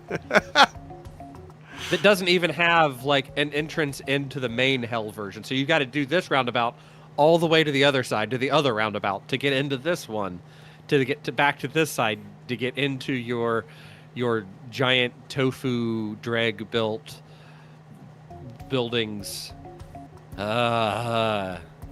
with like 12 parking spots. This is like a hell cul-de-sac. Yeah, I was going to say, I find roundabouts very inherently stressful. And so having like a 4-lane traffic go into like a double-lane roundabout to enter another 4-lane ring seems like someone's going to just get stressed out, have an anxiety attack, and then there's going to be a pileup. Okay, wood panel home construction. Wood panel home construction. So, and aesthetically pleasing construction material. But nowadays, wooden homes have become a luxury due to their high cost and the lack of a technology for building large, multi-floor buildings. We don't have technology to build large, multi-floor buildings from wood, Aaron. We got to fix this. It's a hole in the industry. This is Industry 3.0 ass stuff. Industry 4.0 is coming to fix this problem. This knowledge gap we have. I'm literally like a half second from walking away and getting a bourbon. However, no, for springing, we don't. The narrator said we don't. That also have all the benefits of wooden homes. The essence of our green home technology lies in the use of special organic wall panels. Wood. The production process begins by assembling plates from beams using rotor mechanisms. The beams are glued together to form a single plate. So you're making a manufactured wooden material, okay? Panels are attached to the inside of the sheets. And so you're making a box out of prepared plates. Jesus Christ. You're making so you're making an engineered wood material like an end grain cutting board, and then you're putting drywall on the inside of it and then assembling it into just a giant cube. For instance, he's describing a real thing but made wrong. Yeah. Guiding cardboard tube is secured inside the plates, and the resulting volume is automatic. You say cardboard tube is secured inside the plates? Yes. The plates are sealed with gypsum plugs. Am I missing something? So they're making like wall sections. They're not making a thing that you like. You don't live in this tube. This tube becomes your wall. No, yeah, I just. So they put those look like used the tube in the middle of it. Volume is automatically filled with ground insulation, and then they insulate it. Plates are sealed with gypsum plugs. The best filler is ordinary straw. Oh, there's Thanks to a one special tube. coating and Okay. flame-retardant plaster layer, So they is protected against rotting or burning. so they inject it with a bunch of straw in order to be an insulator. Okay. Because insulation, okay, straw's probably about the bottom of the tier of things for insulation, but it's all natural materials, which is what they're going for, other than the gypsum. That's I thought it was like a nothing. line of Here we tubes are. filling the empty space in the rectangle. No, it's Okay. just tube. It's just a, Prevent the fire from spreading. It's so that it tube has a to go Lego. in It has a Lego peg Free organic Yeah. system. It can. Okay. insulation material. Only 100 So those million cardboard tons tubes of just look straw like would used be wrapping enough to paper produce tubes. 400 million panels and to build 4 billion square meters of living space. 4 billion square meters of living space. Thanks to their durability and lightness, these plates can be transported without the need for special cargo transport, significantly reducing the total cost of construction. Erecting a floor begins with pouring load-bearing columns that will also serve as guides for installing the wooden panels. The workers receive the plates, string them along the columns, and attach them using special stops. The future building's external walls are constructed. So did in they not this way. just use Then the concrete for the balconies, base window anyway? openings, closing, so and they decorative use concrete elements for are the base. They're installed. showing The concrete floor is there. poured over special wooden beams. Before the concrete is poured, plywood sheets are placed on them, as well as steel rebar and hollow containers to reduce the weight of the flooring. The average time it takes to build one floor is 2 to 3 days, which is significantly For faster Springen than saying this is building literally an traditional idiot's way. description of a A real large architectural number of columns around process. the perimeter provide Yeah, a structure with a high like- level of durability, which makes it Like they already do this with. Because they sold this as we're going to bring you all wooden housing because that's an unsolved technology. Anyway, we're going to start by pouring concrete. And using a bunch of steel. Like your cardboard tube that you were confused about holds the steel. So this is just using technology an ideal solution for building wood apartment buildings that are not just comfortable, cladding but also provide affordable stuffs housing to people along on a with budget.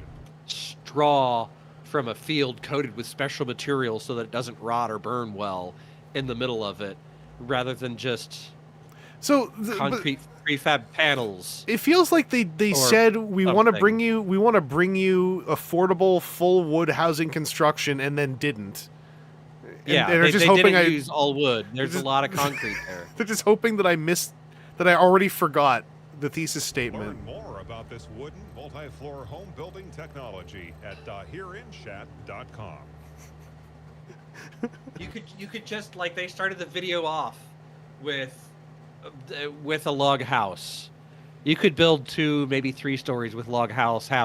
Not have to have this giant friggin' whirligig factory thing as well, and get half as big as those were. I was gonna also and ask just like be wood. how necessary when they said like we're gonna use a propeller to glue wood together, and that seemed like maybe a little overblown to my layman senses. Yeah. But Yeah,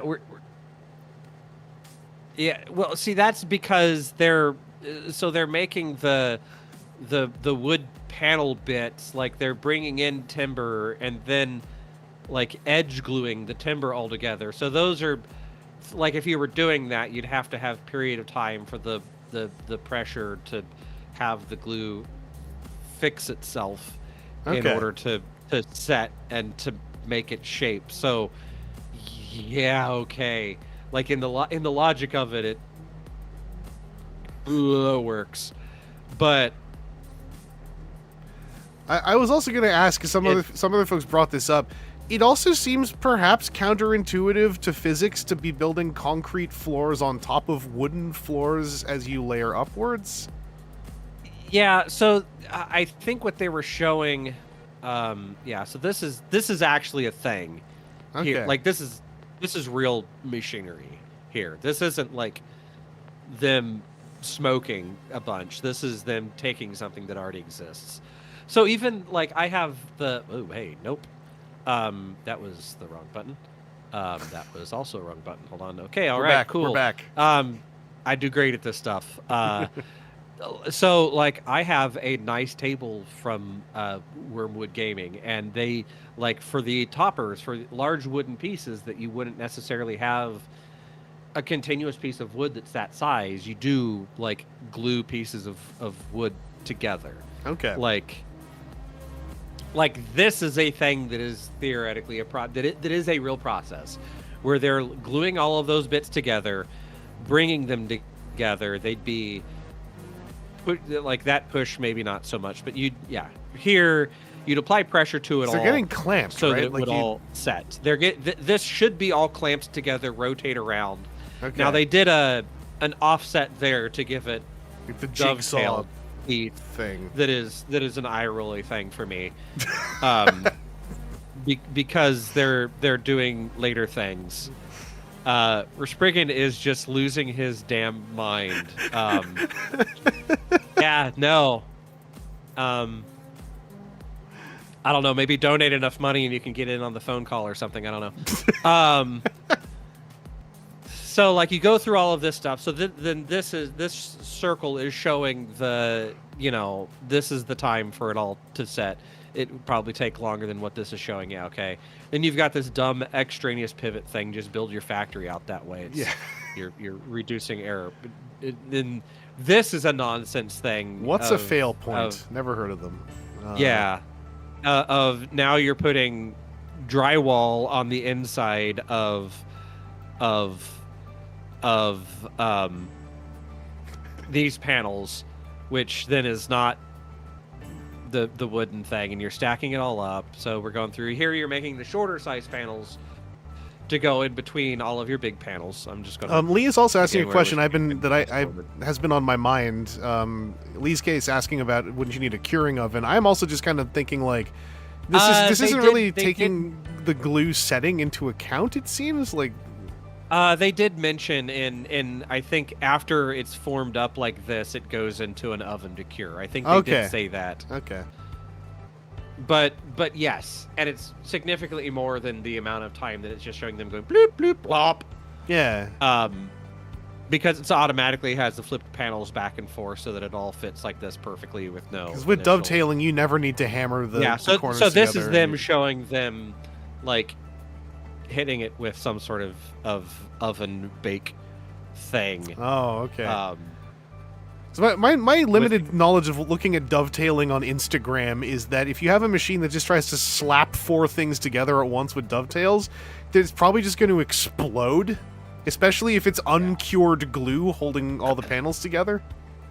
So yeah, this is them filling a giant hopper full of straw to fill these boxes up with. If you've ever worked with straw, it is not cooperative. It's not going to just be in a big hopper and just be good to go. You'd be better off feeding these individual bales into a chipper shredder to fill the thing up. But I don't know if that's farm boy experience or what, but here we are. Rosetta asking, why is it drywall on the inside? Yeah, it's a good question. They didn't really say. I thought there might be a real answer.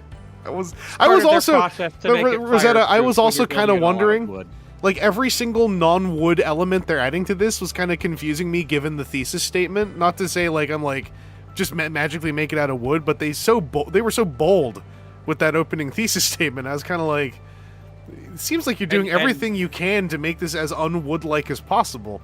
And yes, Jark Spore, the way that they show these assembled as individual standing blocks would mean if you have 2 of these side by side, you have no insulation. There'd be an air gap that you'd have to somehow otherwise seal. And now again, you're doing all of this stuff. They're easy to move, but you're using giant suction cups to go down onto regular things. I was going to say, they said you need no special equipment to move these things around while they're loading them onto pallets. With special equipment, yes. Yeah. So then this is like their process here to show, like, we can put trucks in a row. But then, yeah, so like here, this here is like one of their vertical panels. And then you'd have this here, but then this is a different panel. That'd be shorter panels. Okay, you can make shorter panels, whatever. They're smart enough to figure that out. But yeah, now you've got an insulation gap here versus like if you're doing framing, classical framing, you're building a wooden frame that is the whole height of this, and then putting your OSB or your other wooden cladding material on the outside of it, putting a vapor barrier on the outside of that, and then putting your cladding on the outside of that so that you have layers of it to prevent airflow versus this. You just better hope that glue holds. Yeah, a lot of this is built on the idea that the glue is an instant permanent bond. Like, I know they're showing clamping, they're implying oven curing. Even if it's not an instant permanent bond, it's like glue properly breaks glued together. Well, so if you glue two pieces of wood together properly, the wood will very likely break before the glue does. Okay. Because the glue is going to be stronger than the wood is. However, when you've got 100,000 glue up processes that go the whole way up on this thing, that's not guaranteed to be perfect. This would work like if you've got a ton of, like, if you've got forests of shit wood that you can only make like 1x4s out of or something, or 1x2s out of, this might theoretically work, but you'd have to build such a process beforehand that by the time that's done, you can source better materials. Mm-hmm. Is the whole building going to smell like glue? I guess it depends on what glue they're using. Yeah. So then the manufacturing process here of building it, like, really this is the same style of high-rise building that exists. You've got your core, which is where your elevators and your major service stuff is going to be, and then you've got your exterior columns that your outside weight hangs on, and then each of these floors' weight is hanging off of this core and those columns. The stuff that you build on the inside of it isn't like, it's supporting some of the weight, but you're not relying on like the living room door or the living room wall to hold the weight up necessarily. Verspringen has shared what actual glue lam or glued laminated timber looks like in the alternate chat. I can't help but notice the lack of a cardboard tube. I also don't see where the straw or the drywall is in there. Is this like a subpar product I'm looking at? Or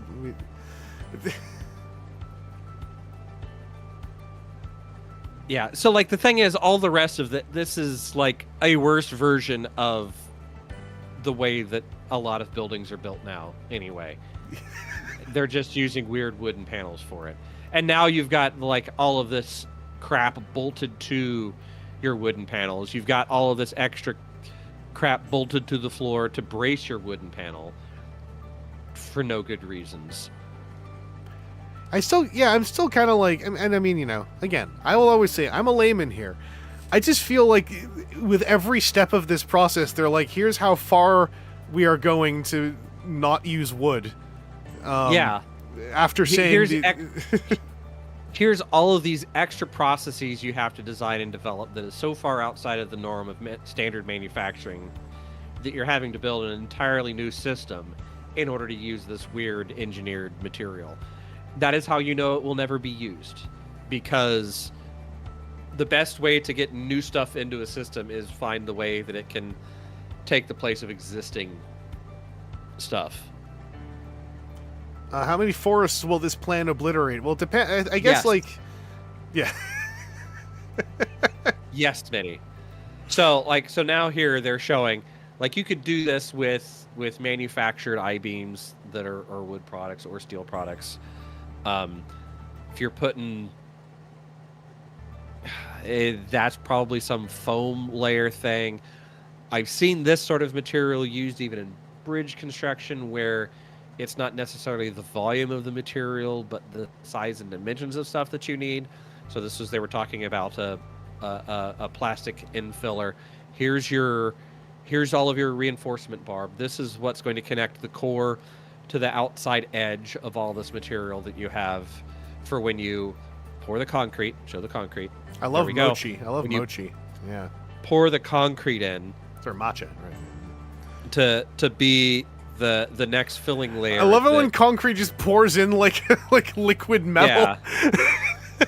Yeah, it's just, the important thing is that you have a slight tilt from one side to the other, so it all goes. I also had a question: how these balconies are attached?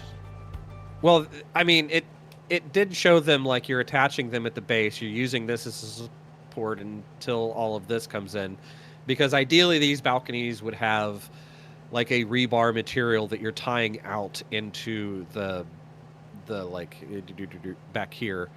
You know, these would be tied in, like you'd have material that's come back into this steel and tied and connected. Like again, all of this stuff is things that when you look at first glance, theoretically might be kind of okay.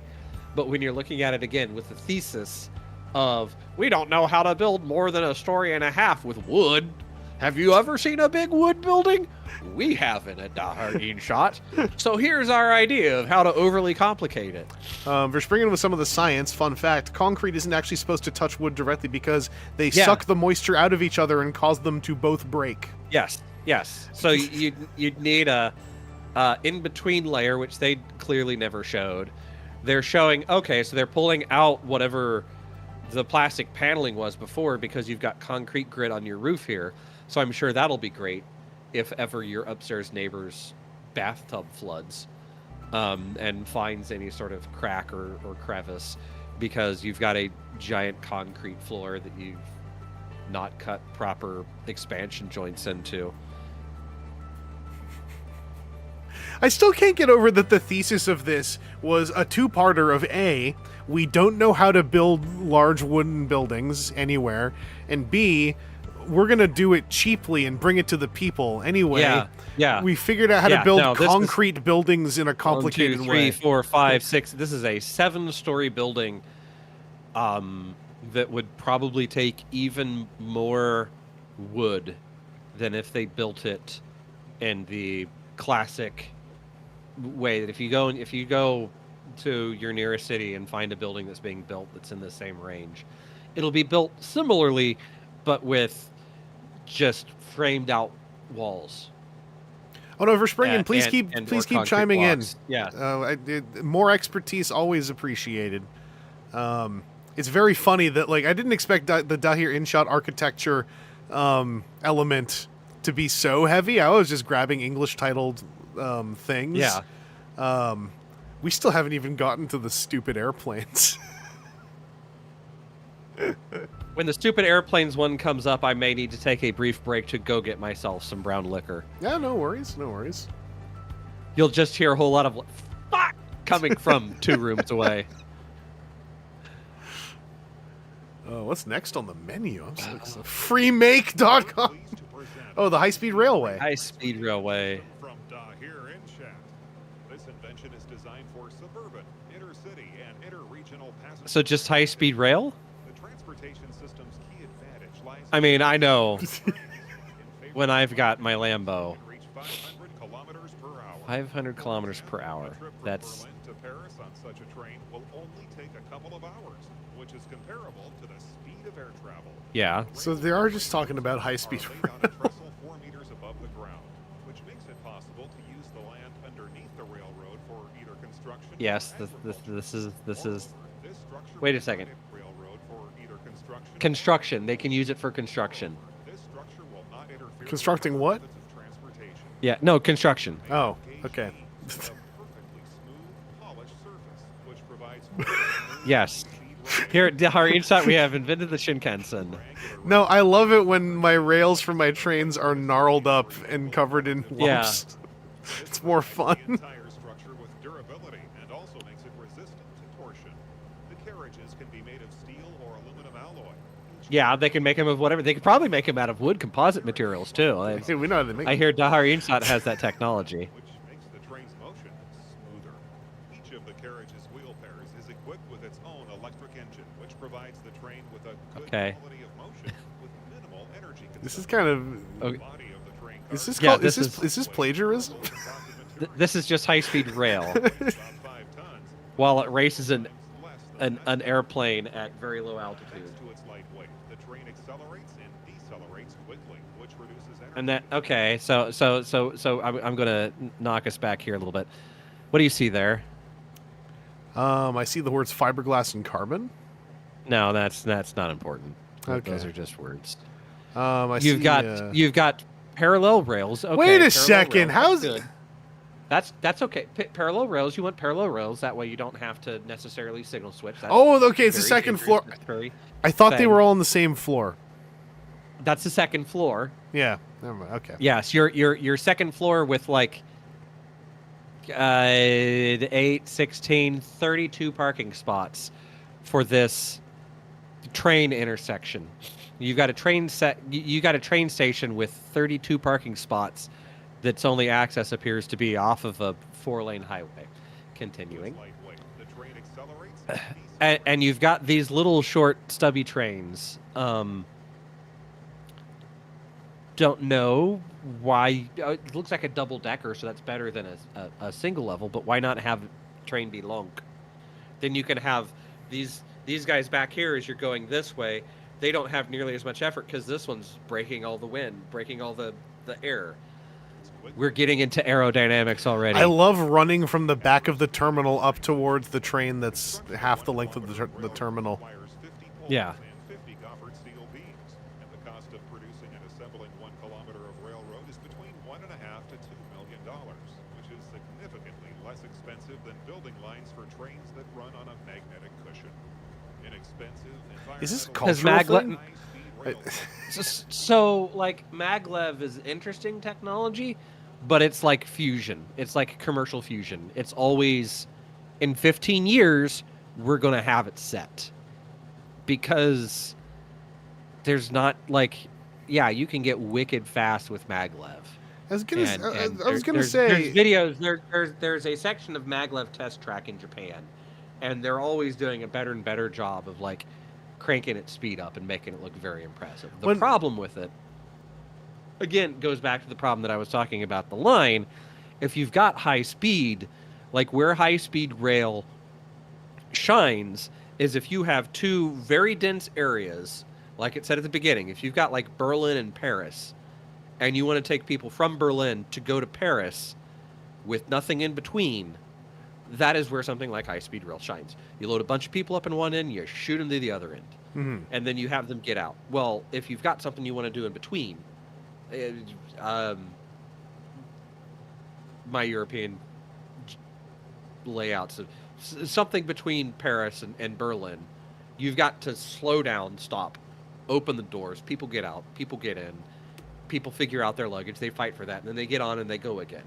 So now you've lost a bunch of time not going wicked fast on top of your speed up and slow down times, even if you assume that, like, hey, people are cool with like 10 G for a minute as they get up to 500 miles or 500 kilometers an hour or whatever. Like, you still have those moments. So yeah.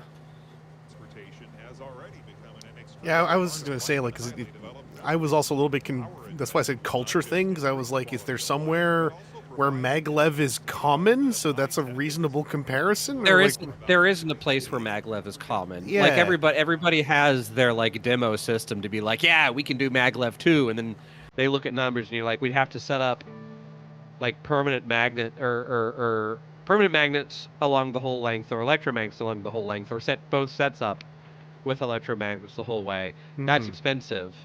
And if you're doing that, the real difficult thing is the pickup handoff as you're doing that. All of that has to be pretty well timed in order to not like suddenly yoke someone off of a train off of the track. Like, it still has to have some sort of guidance to it.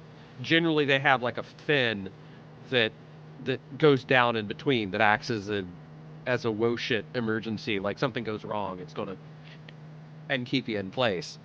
But even here, where they're trying to show off how it's as fast as a plane, it's slowing down to the speed of cars coming up to a station, and coming back down to grade to go underneath the other rail, I guess.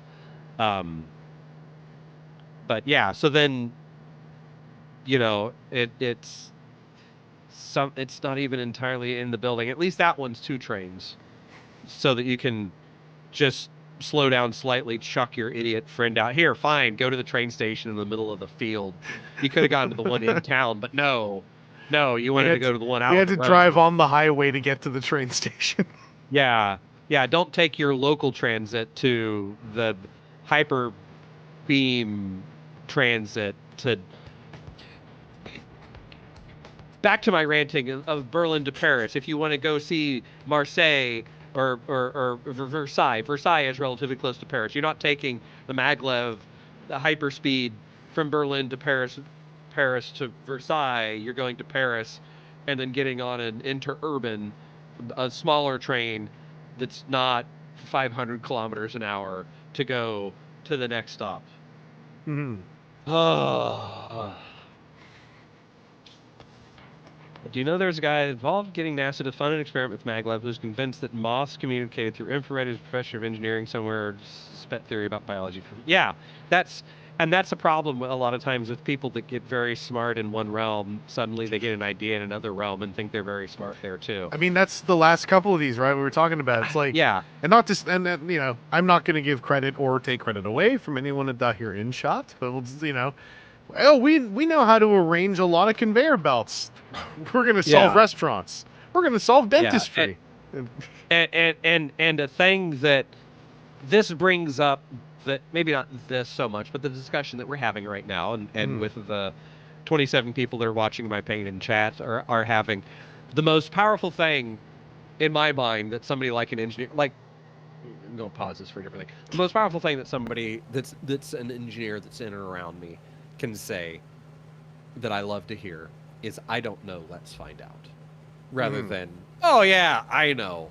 Because I'll admit, there's probably stuff in here that I haven't thought about that I'm either right or wrong about. I love having Verspigot in here being like, no, this is very specifically a thing that I know, and now I understand what Aaron's going through. The reason why I had to pause momentarily here, what do you see? I see the city of Oz in the distance. What do you see closer to us? I see the 2 train tracks next to each other and a highway. Okay.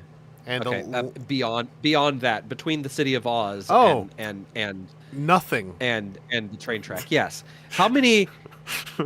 Hey, you've traveled a bit of the world, as have I, and as have I assume many of the people in our chat. How many cities have multi-story skyscrapers around a dense city core and then farm fields? Yeah, it's not. Maybe that line. Maybe NEOM. That's what NEOM's going for. It's not very common. It's usually it is in fact just places like the city of, or the my apologies, the region of NEOM, the principality. And it's of the NEOM. land of Oz, and the city is the Emerald City. Thank you, Lee. Listen, for correcting someone. I'm not going to say who. I'm just. You're pointing where? Yeah, I know. I'm trying to get you. No, this is mirrored. No, that's not. This is welcome to my hell. Every time I try to be cute and point at the QR code. Yeah. It's right over there. Yeah. Yeah. Maybe I'm having to look down here, but I'm like lagged between what the iPad is showing as you're not live. You're pointing in the right direction. Yeah. Okay. I found a spot for the QR code once I put the overlay in there. Anyway, I'm just all about that return to Oz myself. I think this video may not actually have anything else in it other than just painting shots of... Yeah, that, and there's like no reason, unless these things are going so fast that they're like breaking the speed of sound, you have no reason to have that big of a gap between your 2 lines, except for when you're coming up to your unreasonably large train station. It's all good, Lee. It's all good. Separation for tracks. No, Lee, that's perfectly fine to be timed to be well. Actually, it breaks up our inanity. These are entirely poorly proportioned wind turbines, but that's nowhere near what we're discussing right now. Yeah, I will just do some so I noticed whenever I saw like a double-digit length on a Dahir InShot, half the time it is just panning shots. Yeah. And again, they talk about how they can use the area in and around the tracks for agriculture or construction, and they just show what's clearly grass. Like, they've got this farm field up here of some sort that's a different color of this farm field here with different angle lines. Okay, you're showing something. But then it's just like, here's the border lines to this, because this wicked fast high-speed rail thing, we don't want to chance somebody putting their foot on it, so we need to maintain separation. So even the whole reason for having it up on their pylons doesn't make sense. For point, they're also blocking the wind from each other. I'm guessing those are those wind turbines. I mean, once again, that's where, and this is me being, a little bit crass, but that's where I start saying, like, I think they just found something aesthetically pleasing and copy-pasted the element a few times. Oh, look, a butterfly. Nothing makes me think it about... surely won't be... disturbed nearly by the as that thing whips by. The butterfly that was not atomized by getting hit by the train. Yeah. And this is that same train station because there's the same road. This is a slightly different train. And they go through all the effort of making it smooth, and then they have this airlock on the ass end of it. Oh, dang, yeah, that's just like a nub. Yeah. Like, they've got this thing that looks like slick as snot, and then they've got just vestigial airlock nub. And again, like, hey, if this was on Mars or whatever where you have no other considerations, yeah, airlock nub makes sense because you don't have nearly as much atmosphere and you need an airlock. I haven't even really been wanting to say much about the shape of the trains because I'm like, these are so abstract. Yeah. They probably were like, this looks cool. And it's like, sure, pal. They've got like 4 designs and a very basic Blender license to make different front ends. Yeah, we're not seeing anything. And now they're just like, trains. No Blender train will go unused. We paid for all of these. That one kind of looks like a peppermint candy cane. Somebody had that airlock butt fetish too. Like, yeah. Your giant open air waiting area underneath the train. Like all of this here, not inside of glass, not even a portico overhang to protect them from the elements. Because there's only 30, whatever it was, I saw 32 parking spots in total, but there's more benches than that.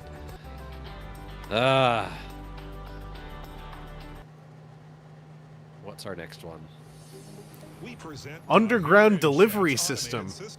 What? Oh, I haven't seen this one. I don't think. I haven't either, but like this is just New York used to Fractals! have oh, hey, here. No, this is our same city that has all of our vertical greenhouses. Oh, it's the greenhouse town.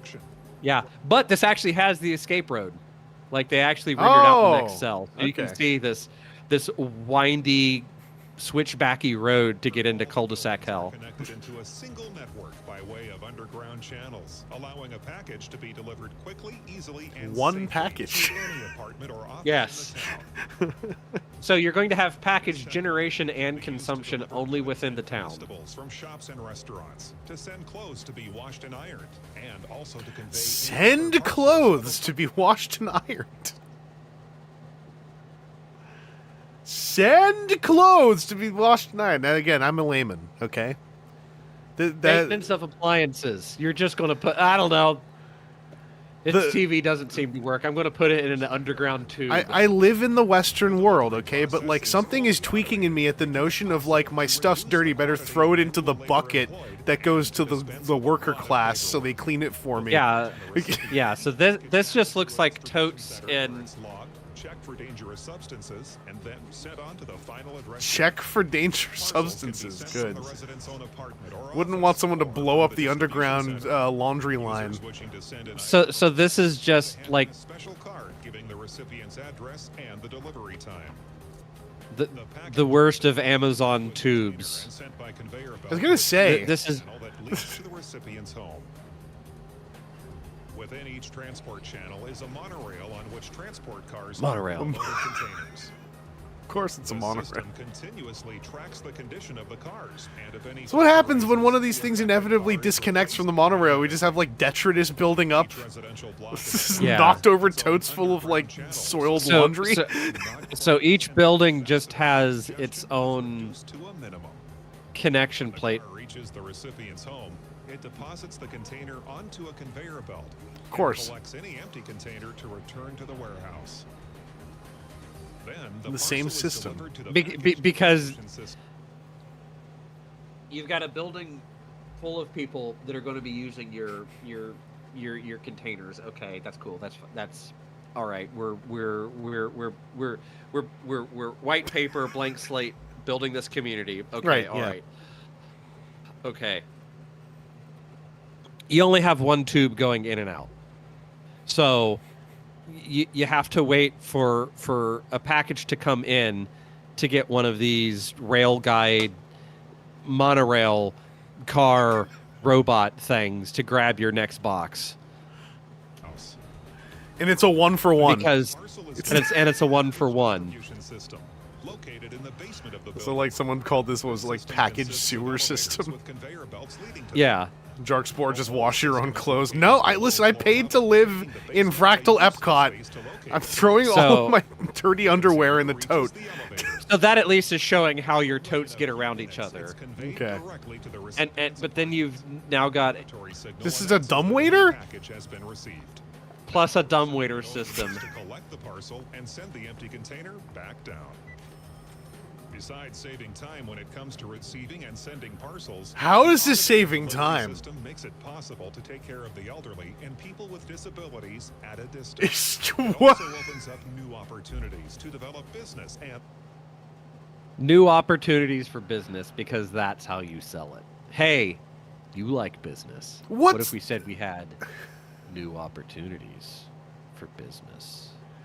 And like, again, what Dahir Insaad does very well. White page, blank slate. Hey, you've got this land you're going to develop with a thing, and be like what is it? Staten Island has a pneumatic trash system across the whole island type thing. You know, you could maybe if you're starting off with a thing, you can develop a thing in a way, but you've got to have like 8 gajillion of these bucket things. Yes. And if I want to send something to somebody, let's even assume that you've got a printer, so I can say, hey, I want to send this bin to Vangelus.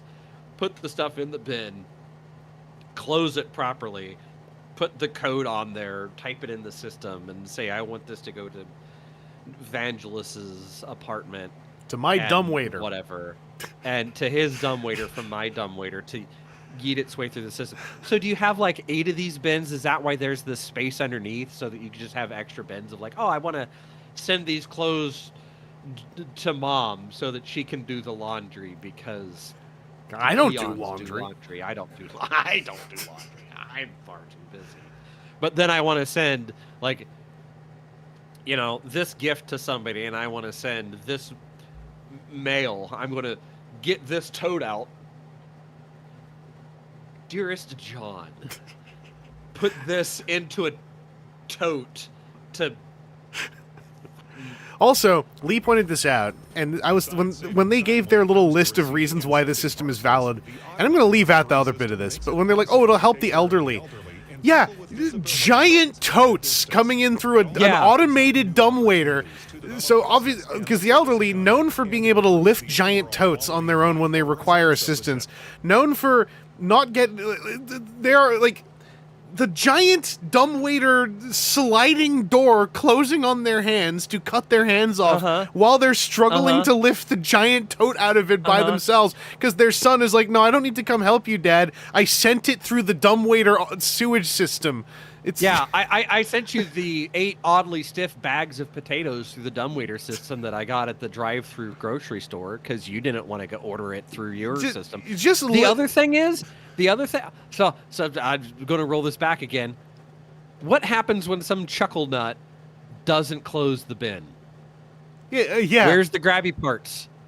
You're going to have this bin goes in the dumbwaiter, goes through the whole system, whatever, because it says, oh, here's a bin. I didn't read a code. It must be an empty one. And it gets to that thing. It's like, like, you're going to have to develop something to... And also, this is all with a system that is a traffic jam of one out, or like one in, one out. Right? Through the building. Yeah. Through the building. You're going to have fucking Mike up on the 8th floor that just puts open bottles into his exit bin of like half-empty orange juice, and that shit gums up the whole dumbwaiter every time. Yeah. And you got to have the service guy come out, and he gives you shit because you're the one that called it in. Why don't you? Well, also, don't you know how to? Tombot and Dynamo Dave pointing out, because also children and drunk people, oh god, love to get into dumbwaiters. Child in bin. Child Some in bin. 4-year-old crawls up into the bin while mom is emptying it because she put the grocery order in, so she turns around and the toddler's like, "Oh, this looks like it must be something fun." Pushes the button with the foot while it falls into the bin, and then they find them at central packaging. Also, this is petty of me now, but like I also still can't go over the part where one of the first things they said was, "This way you can send your dirty laundry to be cleaned." Like this. Yeah. Like the better use isn't just have a single wash dry unit in one of these skyscrapers that you live in. Yeah. Yeah. Or even just in the basement of these buildings. I hear apartments have been doing that for quite a long time. It's just random park nonsense thing. Yeah. When they find the kid at Central Processing, do they put the kid back in the bin and return it? Yeah. Oh, we don't have a label where this one came from, so we'll toss this kid to the lost and found section. Look, it's a mall. So I think this is going to show you, like, at the mall, you say, "I want these things," but carrying bags. That is for a peasant. Put them in the sewage tote system, so I find it in my dumbwaiter when I get home someday. We just go to underground, and it ends up in these. Yeah. Like, not to like this is gonna sound kind of crummy, but in the context of this, right? If you're already so affluent that you want to send your laundry through an automated pneumatic tube system to be cleaned, just get a valet. I have a person that takes it. Yeah, just I have get a person that takes it. Get a valet. I have a person that takes my dirty clothes and puts them in the bin. I don't do it myself. Because if you're like, I'm gonna go to the fancy affluence mall and I'm gonna purchase a chocolate bar and have it sent through a tote to arrive at my dumbwaiter at home. It's like, just get a valet, pay someone to be your driver, and pay them to carry your one chocolate bar from the counter to the car. It's Connor McClure, getting my Gunpla, but it's covered in dried Sunkiss because my jackass neighbor who left it open in the tunnel. Yeah.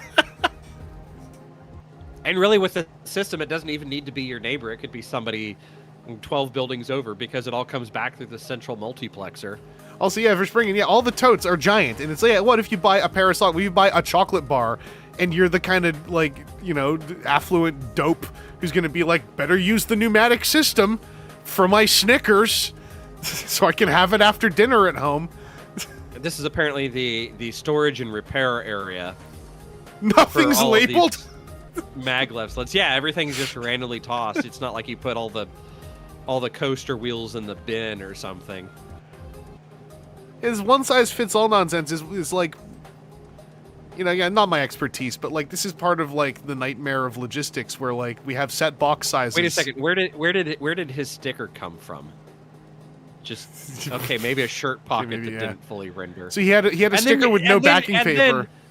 And then you're not even like waiting for the dude to load it up. Leave. Just like, here it is. I don't look at Hopefully you. This Dell all-in-one system box gets to H0529. I don't look at the red hats, okay? That makes me too sad. What about stuff that needs to be refrigerated? It's like, don't worry, we put an ice pack in there with it, and we hope it gets to you within like 2 hours.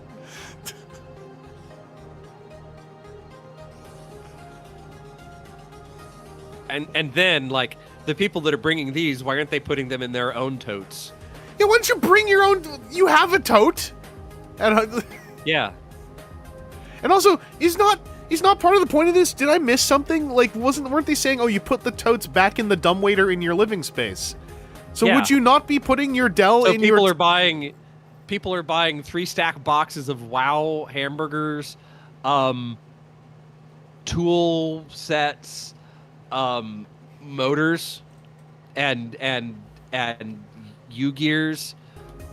Like, you're just randomly walking up with this, and everybody has a chest pocket with an identifier. So they're all going to H0529. That dude needs to get off of eBay. And these people all need to coordinate their shipping together. They could have probably just taken it straight to his house. I just realized these people are walking in carrying all their sushi and whatnot. Sushi? Sorry.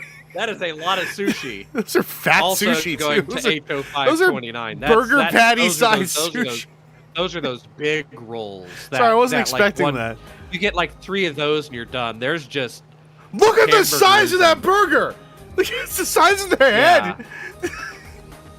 Pizza also going to A3318. That's going somewhere else. That's a party. There's one other person in the system. But no, okay, so these affluents are deigning to carry their deigning to carry their objects. 0529. So if they're Objects of love. if they're already carrying their objects to the primary pneumatic sewage system, then would they not be better off carrying them to their car? Yeah. Or their Why driver? isn't the place where you buy this? Like, why the place that was making those burgers, why don't they have... Yeah, those flowers are doomed too, by the way. Yeah, why don't they have an intake bin at that point rather than bringing them to the central location? Like, if you wanted to make this show off and sexy, again, if we're white paper blank page, every store has one of these and they've got their stack of bins and they just, like, open it up, toss the sticker on there, throw it in the thing, and it just reads it and feeds it through all this nonsense instead of having the poor schlub. You know, that's your Uber Eats. Oh, I need a 4 hamburgers and mashed potatoes or whatever that package was, and just that guy has got to run it over to the bin location. In Dahir InShot City, one of the biggest problems I have as a single man, why do the women keep leaving me when I send them roses and chocolates in my laundry tote? Yeah. Through the pneumatic sewer system. Why do they keep ghosting me? The last one of these smelled like wretched ass. So, you know, your great meal, that the last thing was somebody's laundry where they just sharded the hell out of a pair of pants. I do need to say thank you to some donations that have come in while we've done this. Robot L for 10, Bill Moo for 30, Kevin Hervio for 30, Tim Singer for 55. Thank you for getting me closer to even more pain. Yeah. Why did she leave? Why did she leave me when I sent her my dirty laundry with a rose on top? That's like 2 giant boxes of Ferrero Rocher, a giant tart, a bottle of champagne. Like, she's partying, but also, how did all of that fit in that tote? I need all this for myself. All of these, again, all of these smell like wretched ass because the last dude it was his kids' diapers. But we use cloth diapers because it's more economical and more green. Verspringen pointing out the giant bin full of that. The Kevin donation was Verspringen. I am the one who calls Verspringen and not Kevin. That is a me thing. Okay, well, Verspringen, it is named there. I don't know. Yeah. Again, it's one of those. Yeah. That little girl, she's taken like 9 tote rides. You know this. Like, she's getting hype, getting ready for it. It's all these automated sliding door things where, again, I'm just like, if someone is in need of physical assistance and you're just sending them totes through an automated system that could slice their hands off if they don't get them out of the way. Kids, we're having giant sushi roll tonight. Oh, there's a button. Don't save it to return the giant sushi roll. Yeah, that's what I'm saying. As the kid is climbing in, the foot hits that button. Yeah. All this giant plastic waste. What's the upstairs? Oh yeah, that's where all the food was going. No, upstairs neighbors. Verspringen, look at all those flowers. All those gifts. You know, all of those came in one at a time.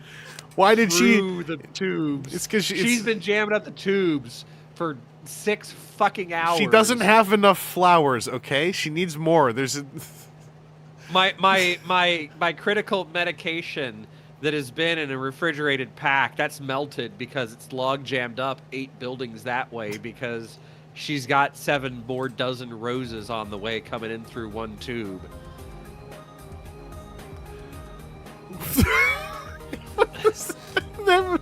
Every single part of this scene is ridiculous.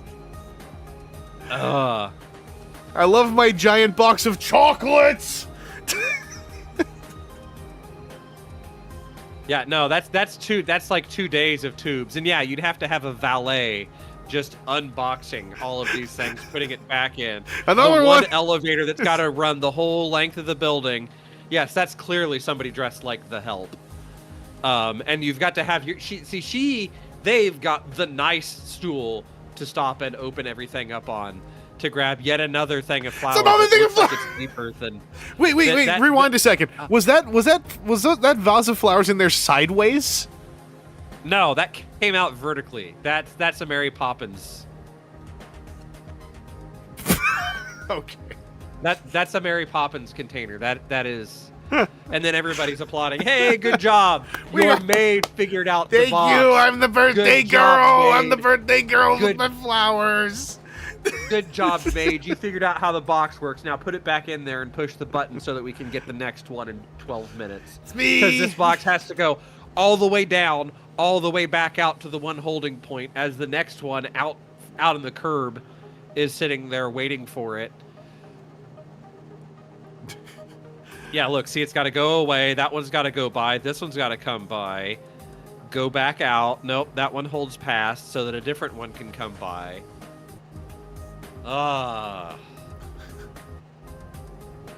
This might be my least favorite Dahir InShot thing I've ever seen, actually. A lot about this offends me on a tactile level, let alone a lifestyle And I like how it level. has to have the turny bit in the middle of it. Oh, right, yeah. So it can line up out here because they gripper. didn't think that far ahead. The gripper's got to go this way, not this way. So we've got to have, we can't have spinny things right here to make sure that it's oriented right, because your Help did it wrong. And it's right in the front way so that when it jams up, nobody can come in or out of the building itself, because they've got some poor workman down in the middle of it pulling plastic shards out of there. There's just a whole lot about this, which is you've already traveled to a location to do a thing. And then it's all right, so I'm going to put the things in the pneumatic sewage system now. And it's you're going to get home before they get to you. So why don't you just bring them home? Yeah. No, for springing, it's on a monorail and a conveyor. It jumps between the two, depending on what's cooler. The monorail's clearly faster. Yeah. So that's how it goes from building to building. Then it's conveyors as it's slower. See, that's the high speed, then interurban to buses, then walking or whatever. So here's the Wait White a second. House What's with the giant sports I love thing. I love my sports grid. That guy hung off the hoop for no reason. That is the tallest volleyball net with the least enthusiastic volleyball players. And then just free rates and Excuse me? weird. That's a prison court. Yeah. Oh, sorry, I jumped it. So the White House also has their own conveyor. Hey, you can tell this is an old video. There's no pickleball. The White House also only has 10 parking spaces. Also, that's the only sports grid in town. You have to go to the White House if you want to do pull-ups. Yeah, there are thousands of people, and there's okay. Oh, each, no, each there's of one those of each. end Okay. nodes has one. Yeah, I thought that was okay, the so center structure. You're only competing with a few thousand people, not 60,000 Dahir people. InShad would like to present Here we go. Cholesterol deposit removal. The other medical one. Cholesterol deposits from blood vessels with no operation Fix my required. cholesterol, Dahir InShot. Cholesterol is a fatty organic compound that is present in the human body. Cholesterol is used as a building block. This for is all going to cells use and plays a role in the conveyor body's belts and drills, I'm sure. 80% of the cholesterol your body needs is produced independently by the body, and only 20% is consumed in food. Okay. It's very common for an unhealthy lifestyle to cause the amount of cholesterol in the body to become too high, which leads to the formation of cholesterol plaque that can interfere with or even completely block the movement of blood in Damn. your blood vessels. Okay. I don't want To plaque. very serious, sometimes untreatable consequences. Statistically speaking, a third of deaths the world over are Third due of deaths to would be illnesses 33%, caused by actually. cholesterol deposits. Yeah. We at Dahir InShad would like to offer our own solution to Wait, this hold, problem. pause. What does that say? Metric nanomachine designed to clean cholesterol deposits from blood vessels. Atherectomic nanomachine. Yeah. patent art. Well, they've got a Russian patent. Surely that's good. An atheratomic nanomachine designed to remove cholesterol deposits from blood vessels. Let's take a look at how the nanomachine. No, let's take a look. The device is introduced into the human body. Okay, so no surgeries, right? It's, No surgeries. ram that in there. Let's take a look at how the nanomachines work. Just stick it in your thigh vein. Yep. Okay. Through blood vessels until it reaches the affected area. Through So this your is- heart? Did it go through the heart? Control the entire I think that went up, like the, what is it? The descending vena cava up to the ascending Okay. vena cava. So there's like, it stayed in your veins, but there's a spot where those two come together, and it just like jumped the curve. built-in mini camera makes it possible to control the entire. Yeah. So this is Once it reaches the obstructed area, existing thing to make the device adjusts stents. its Like position this and is fixes itself in place using clamps. It then expands pressurized tanks that prevent blood flow. If necessary, blood is pumped off and the area is filled with a transparent compound. The cholesterol is so at least the first part of this is actually existing technology. It's how they put like stents in and can do some cleaning. Yeah. removed using a patented bladed cutting tool. I don't think they have a weird patented bladed. I want a cutting tool patented like blading this. cutting tool to spin around inside my Based veins. on the firmness of the deposit. I like how they showed different cutting devices that they might use. It's really just they like. I think they hit it with suction or stuff. They don't have like micro-sized fucking TBMs. During the final stage of the operation, Deploy the vein scraper. Clamps and tanks are removed, and a flow of fresh blood is provided. This also assumes that like the arterial plaque only exists in one area. Machine can save millions Atheratomic of lives all over the nanomachine. world I'm- by making the process of cleaning arteries easy and available to virtually any surgeon. Okay. Learn more about this new cholesterol removal technology. Ow. at I'm pretty sure that like the cholesterol builds up in a www.dahir.com. bunch of places, and it's like they go in and they go, "Hey, this is the worst spot. This is the next worst spot," because doing this is a significant procedure.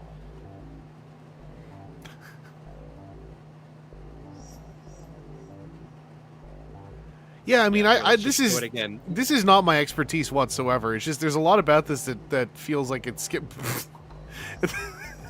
I can't get over the entry. Yeah. Just shove Especially it in when there. they say no surgery. Yeah. See, that jumps around the heart to go up. Okay. To hit the clot that he's got in his carotid.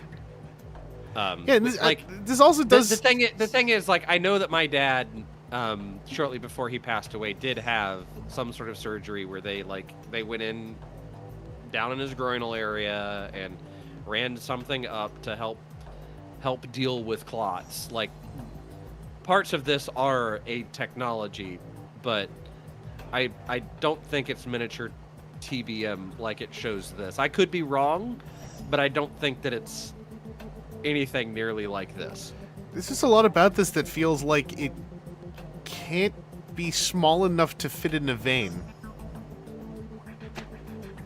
If Some that makes veins sense. that are decently sized, like up into pencil sized maybe, but those are like some of the major bits. Yeah. Not like, and you can machine very small things, but yeah, It's like this what I'm is a seeing lot- here. These like unfolding pieces and little like bladed spinny bits and like.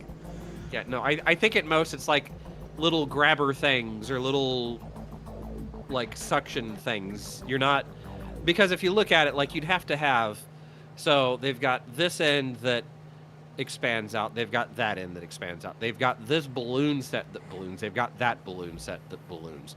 So like designing this, you've got this central core that somehow also has a piece that works forward. You've got the actuation for this and the actuation for the outer thing. So that's 7-8 different control lines with, you fill this with some inert fluid, so that's 8 or 9 different than lines of control that you're having to run through all of this. Those would all be extremely small. Possible to manufacture, sure.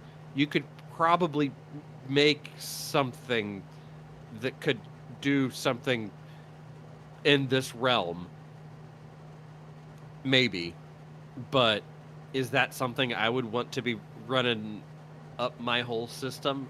Probably not. Once again, to me, I know that when they do things like stents, they will have like they'll get it into place, and I'm pretty sure those stents have like as this is, yeah. but both ends of this thing inflate at the same time, and then they have the stent in the middle, which is like a Chinese finger trap, and then when they do whatever, it goes broop, and locks itself into place in that action, and then they deflate the balloons and pull it out the middle. So instead of being like this thing, like I was saying, is like 10-ish different actions that you're having to all run back through this line. Yeah. It's 2, maybe 3 if you've got a camera with an optical light on it or something on the other end. Because the number of failure points to me just seem terrifying for the words even being used to describe what it's doing. It's like the base idea is like, what if a little man with swords could go into your veins and cut through all your you know cholesterol plaque? And it's like, sure.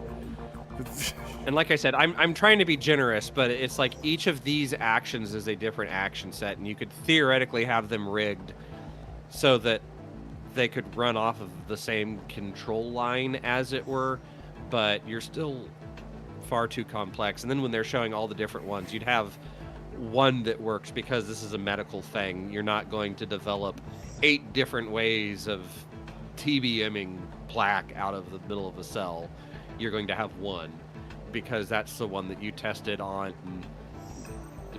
pigs that you've filled full of cholesterol. But yeah, all of these weird vacuum shredder things, like I would be like, these edges are the worst idea of coming up against the wall of a artery or vein, because you're going to hit that and then all of a sudden you've got an internal bleed up in your carotid or in your brain or whatever. Yeah. The spinning blades is the phrase they used, and I'm like... It's one thing if it's like a fatberg in the middle of a 8-inch concrete pipe, sewer pipe underground. Like, you can be a little bit rough with the fat to get to up against the concrete. But against your veins, and especially if it's something that's there that's hardened, it's going to be of similar toughness of your veins. Oh. Yeah, here's the next one. This is even scarier. Just all these tiny little foldy, spinny, bladed things at the smallest possible scale. And like, look, it worked in the CAD model. I don't know why you think it's not going to work. I just keep imagining like any of these things failing, like one of the connections failing. Someone else mentioned like, what if the connection to make it, you know, unexpand fails? So now you just have this thing lodged in your vein.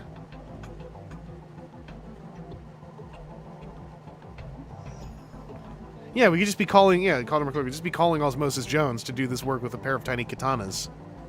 Yeah. This is a perfect example, again, of, like, that thing we talked about twice now.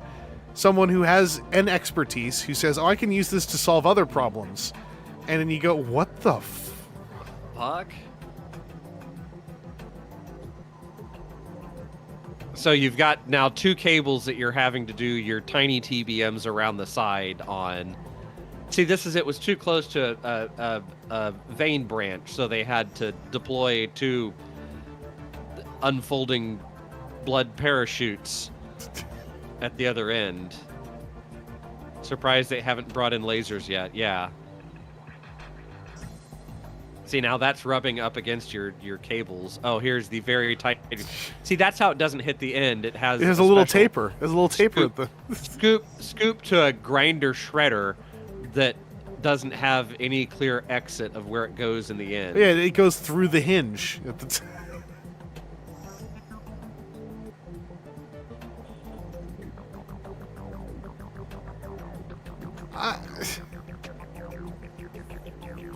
Oh, they put the cover on the end of it. That's how you know that it's safe to extract now.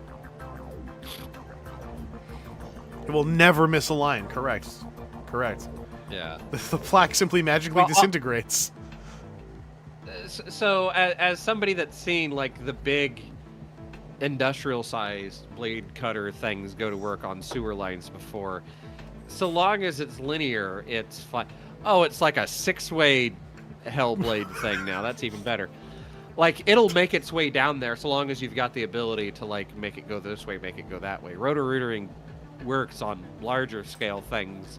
I would assume that theoretically, given the right amount of controls, you could get it to work on a small scale, but yeah. Michael Bay Yeah, Transformers weapon. Yeah, I think I trust the cholesterol more. Agree. Yeah. I love it when the I love it when the 6-bladed sextuple drill blender of death opens inside my vein. And all of this closes back up perfectly as well. Yeah, nothing gets stuck. That is a huge heart too, isn't? Well, I guess it's maybe fist size. All right, okay.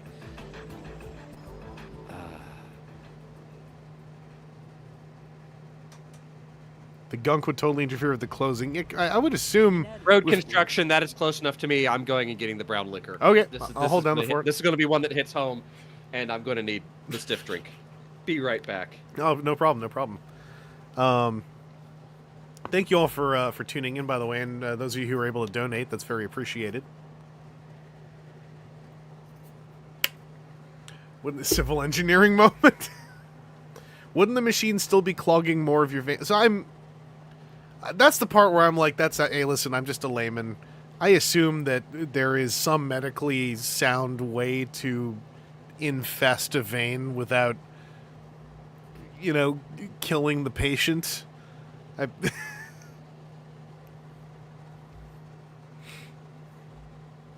Well, no, you see, the thin metal walls of the pushy-outy pieces, they have a little taper down like that, so that they don't scrape.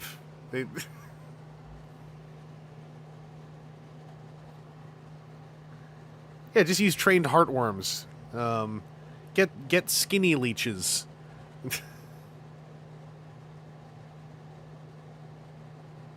Yeah. There's some. Aaron was mentioning, like, there's a technology related to this that, like, just isn't that.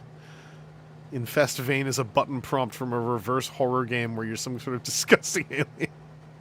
They call me the vein infester.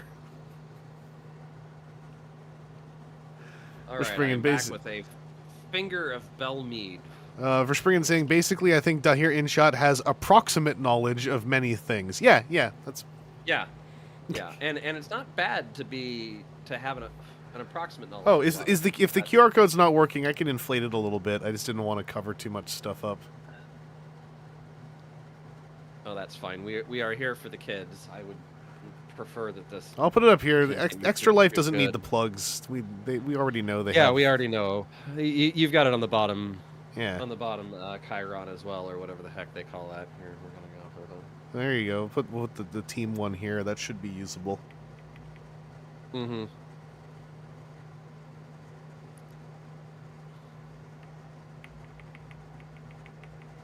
Also go to extra-life.org/participant/AKSMTH. Yep. Or participant/Vangelus. Vangelus. Yep. Okay, road construction. Don't inflate the QR code, you'll block them. That's okay.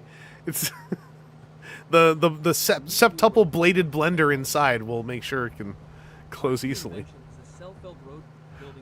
This has been dubbed. This is YouTube auto dub. Okay. Let me go. I'm gonna check the playlist, see if I duped this one in there.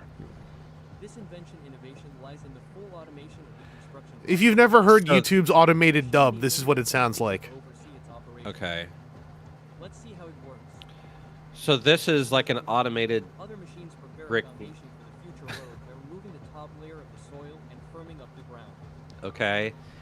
No construction site ever looks like this, with 3 weird bulldozers, 2 graders, and then 3 compactors. If you're lucky, they've got maybe 2 bulldozers, 1 grader, and 1 compact. Maybe 2 compactors if it's a big job. Firming up the ground. And a bunch of people standing around with their thumb up their ass. Coarse and fine gravel is the And so now they're doing like a concrete block tessellated road style of All right, thing. I'm just gonna check something on my end. That okay.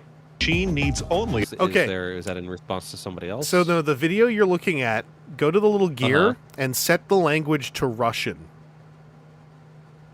Audio track. Audio track. Russian original. Okay. Guess what? To it, as well as It's not in Russian. Okay. vibro-pressed concrete. They dubbed it for no. YouTube dubbed it for no reason. Okay, so in the front of the machine, the gravel is then dispersed along the ground, where it is evened out and compacted by powerful vibrating rollers. This forms a perfectly smooth, homogeneous foundation for the future. except for the roller. Okay, so the rollers. Okay, so all the things that are wrong here. So they're taking these concrete paver style blocks and putting them on a gravel base that's on a compacted gravel base. That's how you do that, and it's actually, so there's some things that are neat where you can do that, and then you have a permeable surface. So if it rains on it, instead of the water having to run off to the edges to go to a gutter to go to a storm sewer system, you can have it will make its way through the blocks into the gravel base, into the road base, or you can have drainage in the gravel base, and then it'll go to where it needs to go, or it can charge into the aquifer. It's actually better technology than just, we use concrete or asphalt. That's not a bad thing. Except for they have all of these diamond foot. I'll be nice and assume that they're powered vibratory compactors compacting it down, and then they're just putting a random gravel base over top of it, which won't be smooth. It's a smooth, homogeneous foundation. Constantly monitor the level of the roadbed and regulate the delivery of the gravel in order to maintain a previously entered pavement thickness. Yeah, that's just grading. A row of plates made of vibro-pressed concrete and reinforced with non-metallic composite rebar are lined up on the conveyor belt. A road built of these plates has nothing to fear from temperature drops and features high durability and longevity. Except for they don't. Because all it takes is a little bit of water getting between all of these massive cracks that you have and freezing like 3 times. I was going to ask you, and now you have explodey bits. Does concrete jigsaw together like that as a driving surface very easily? So this would not be a high-speed driving surface. Like, this would be not bad for a small neighborhood road. Okay. Like, it wouldn't be a smooth drive, but it, like, so in traffic engineering, there's an idea of traffic calming, where you have things like chicanes in the road where you force drivers to slow down. Having things like a brick surface or a brick stamped surface, something that makes the road rough, makes people drive slower. Like, the car can still truck on it, and it'll just be a rough road. But people don't like driving on rough roads. They slow down. So you do things psychologically and physically to make psychology to make them drive slower. So if this was like a street neighborhood road, or you've got houses with white picket fences and kids out playing stickball or whatever, like, this sort of surface wouldn't be bad because it doesn't need to be high speed and smooth. I'm also Does that just... make sense? Yeah, this is sort of like a tangent that's still related to this. I'm also really, not confused, but kind of just staring at the way that these solid concrete jigsaw pieces are just sliding together one after another effortlessly with no friction. I mean, if they're designed correctly and laid out correctly, then, like, there'd be friction, but you've got, like, by the way, the technology to produce arms forcing them into place as well. Once the row is Oh, the technology also belongs. Longevity. By the way, the technology to produce these plates also belongs to Dahir and Shed. Yeah, one-stop shop. Ready. The plates are placed by either a vacuum or manipulation. So now you've got to have this giant vacuum system that never fails, and they're always smooth. Like, this is a thing where if you've got the pressure, you could force them together, and you design them with some slack angle to them or something. Shapes and sizes in order to adapt to the conditions of a specific road and provide maximum construction speed and roadbed longevity.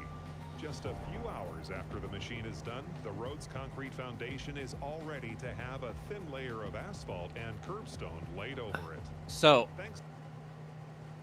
you go to all the effort to make this nice permeable surface. Okay.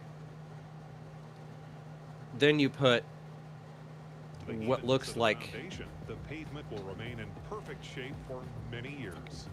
6 rollers on it. Okay, skip that. Just no. One asphalt machine that doesn't have a truck feeding it asphalt constantly, Laid over it. which is magical. Thanks to the But so if you've ever driven down a road, an asphalt road that has cracks in it that look oddly like the cracks that you'd see in concrete, it's because they've done something like this. Because the different segments of the concrete will expand and contract slightly differently. They'll shift between each other, and the asphalt, unless you've got probably like 6 or 8 inches of asphalt in multiple lifts, will very clearly mirror what's underneath it. When they redid the roads in front of my house, they put a slick set of asphalt, like 1.5 inches of asphalt, down over top of the existing concrete, because the existing concrete was getting bad. And rather than go through and take out all the concrete, redo the road bed, and then put in new concrete or new asphalt, they just put asphalt over top of it. That's why asphalt roads that are done properly are so nice, because you can just mill off the top layer of asphalt where it started to get messed up and put new asphalt down. You recycle. Asphalt is a great material for building things, because if they're doing it properly, I see Lee Calba complaining about his driveway. If they're doing it properly, they say, hey, we want to put 1.5 inches down of new asphalt. They'll go in and they'll mill out 1.5 inches of asphalt. And as they take that material away, they will take it to the same plant where they're getting the new asphalt from.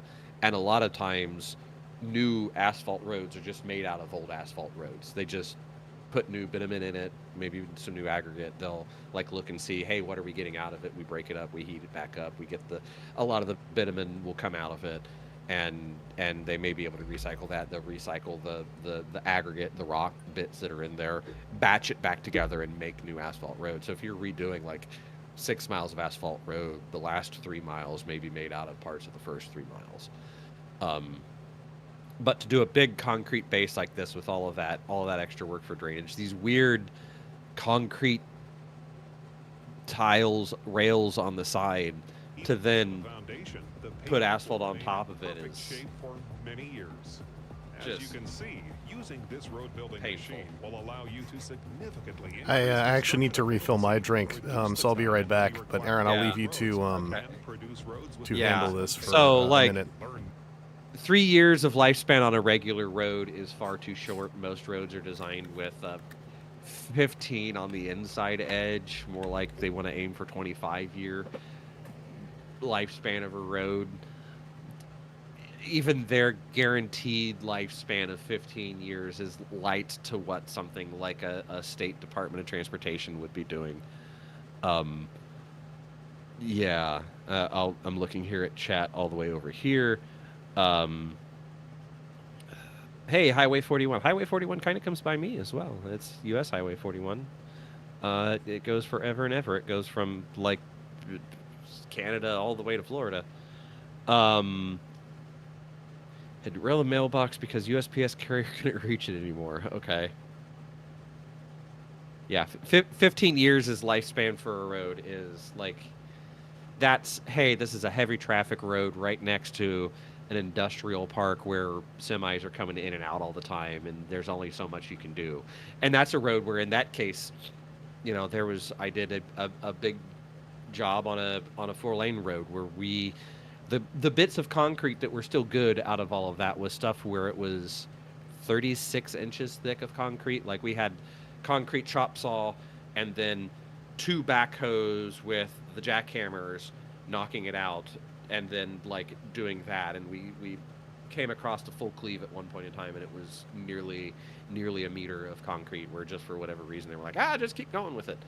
If you had something that you're expecting that much traffic, you would go with a giant monolithic concrete thing because that'll take it forever and ever.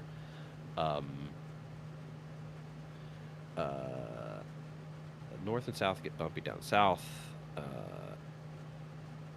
The Atomists, have a good night. Catch a bunch of the rest of it. My street gets a lot of heavy truck traffic because of the school getting builders. Yeah, that's not even that level of traffic. Like, I'm talking like, hey, here's a factory that is getting in a bunch of raw material and sending out a bunch of trucks full of material, never road derailing things or anything like that. Like that level of the Wabash National is here in town, and they make truck trailers, and so it's a bunch of stuff coming in and then literal trailers coming out the other side. Granted, they're empty trailers, but it's like the cab, the tractor, does a lot of damage. So there were places where the city, when they were redoing the main road, there were places where it was washboarding, where the big trucks were coming to a stop at the same spot every time, and so it was heaving the road like a washboard. So they like specifically made those areas with different materials as to last longer and be resistant to that pushing, heaving motion. That's the same sort of thing that you'll see in a lot of parking lots. If they do a thin asphalt layer in a parking lot, you'll see all the places up by the curbs where it's heaved because everybody comes up and hits the brakes, so that the asphalt is still, even when it's cold asphalt, when it's no longer hot asphalt, it is still able to be moved around. And so it's not, I've seen people before say, oh, it's the heat of the engine that makes the asphalt soft and that's why it does the thing. No, it's just still pliable. Bitumen still remains pliable. There's the bitumen drop experiment, if you've ever gone looking for it, where it's one of the longest going experiments, where they just put a bunch of bitumen in the top of the funnel, and like every 50 years or something, it goes blurp and finally has enough to let go of the drop. And I don't think any of them have ever been caught on camera.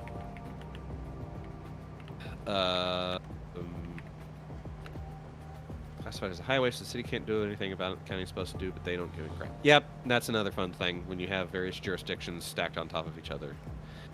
At a segment of road out here, get a cracked path horizontally from cement trucks and gravel trucks pulling into the quarry off to the side. Yep, that's heavy trucks are the worst thing. It's why it's always funny when they talk about like gas taxes or cars having to pay more in taxes for the road, because like most things, the individual consumers aren't the one that's doing the most of the damage. It's the heavy equipment that we're all subsidizing. Oh, and here's another random conveyor belt vehicle. I don't think I noticed that the first time around. Why this truck isn't backed up further and this conveyor belt's just hanging off the back of this, two forklifts, this giant machine? Like that should just be there, and they're feeding it into another conveyor belt. Yeah, this just goes to extrude it's into it, when that conveyor belt could just be so many segments long. Like, okay, this gives you some feed allowance so that like a process that's slower than another process can be better, but there's no reason why that couldn't just be a slightly longer. Yeah. I'm having a piece of brioche bread with peanut butter on it to refresh my protein and energy.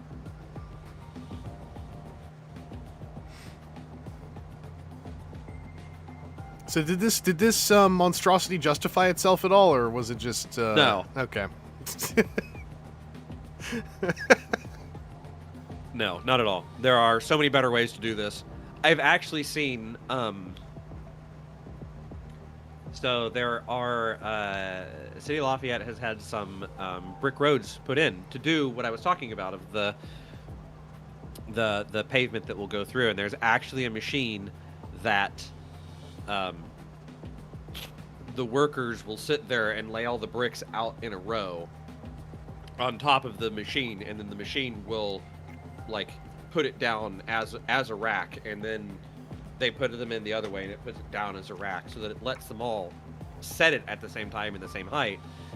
But they've also gone through previously and put in all the subgrade materials so that it's ready to accept that, and so you can get a nice pattern, and you can have, like, if you wanted to do a design in it, it allows them to like, hey, cut the bricks at angles and put shapes in it to do stuff with it that doesn't require giant suction machines that are always 100% perfect.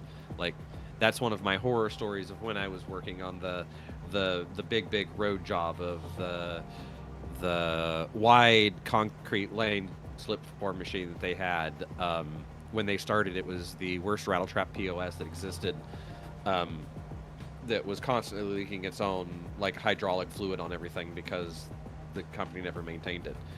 And there was a day when I stopped concrete coming because all the concrete was old. It was taking them so long to repair this machine that the concrete had been sitting in the trucks for too long for what the state allows. Oh, was that the you had to dynamite it out of the mixer because it would have been and no, so concrete will still, so long as it's like they're still churning it and they're still giving it shots of water, it'll still be pliable, but okay. It'll cure to a certain extent that like the state says, hey, in a rotary drum mixer, you've got, I think for that job, it was like you could have 90 minutes from the time that it was batched to the time that it should be coming out of the machine, maybe 2 hours. And they had said, hey, we want 9 trucks all day long. We want 9 trucks so that we're never having to wait on concrete. And that was maybe optimistic if everything was working right, but this equipment kept breaking down. It had so many hydraulic leaks to it that they were putting like 2 5-gallon jugs of hydraulic fluid into this thing every day in order to get it working. It was just a piece of shit machine because they never wanted to maintain it because that's not making money, right? And so I like got the truck's ticket that was the next one in line, and it was way past the time that it was going to be valid. And I said, I am not accepting this concrete, because I had to be the one accepting the concrete as the state's guy. And I said, I'm not accepting this concrete. You need to go back to the plant and dump it, come back around. You deal with the contractor about how this works, but this concrete is too old. And I went to the next truck and I saw, hey, this truck was batched 5 minutes after that one. You've got 2 minutes. And then 2 minutes went by and I'm like, get out of here. And then like went down the line and it was down to like 1 truck that was there as the superintendent comes out. He's like, well, what happened to all my concrete trucks? And had like, hey, it's all shit concrete. You're not putting this down. You've been dicking around with this thing for an hour and a half trying to get it to work. And he started getting into my face that I didn't have that authority, which I totally did. And and was like, hey man, I'm just trying to make sure, because when I sign these, I have to put the time on it. And when it would come around, my boss would say, hey, why did you accept concrete onto the thing that was, 3 hours old, 4 hours old? Like, it'd be my butt. So no, I'm not doing that. And then he got in my face some more, called me some wonderful names. And for whatever reason, when I was doing construction inspection, I had just the ability to go into Zen. Like, okay, you're yelling at me, whatever. That's not going to change anything. And just told him off. And I was just like, hey, okay, fine, we're done.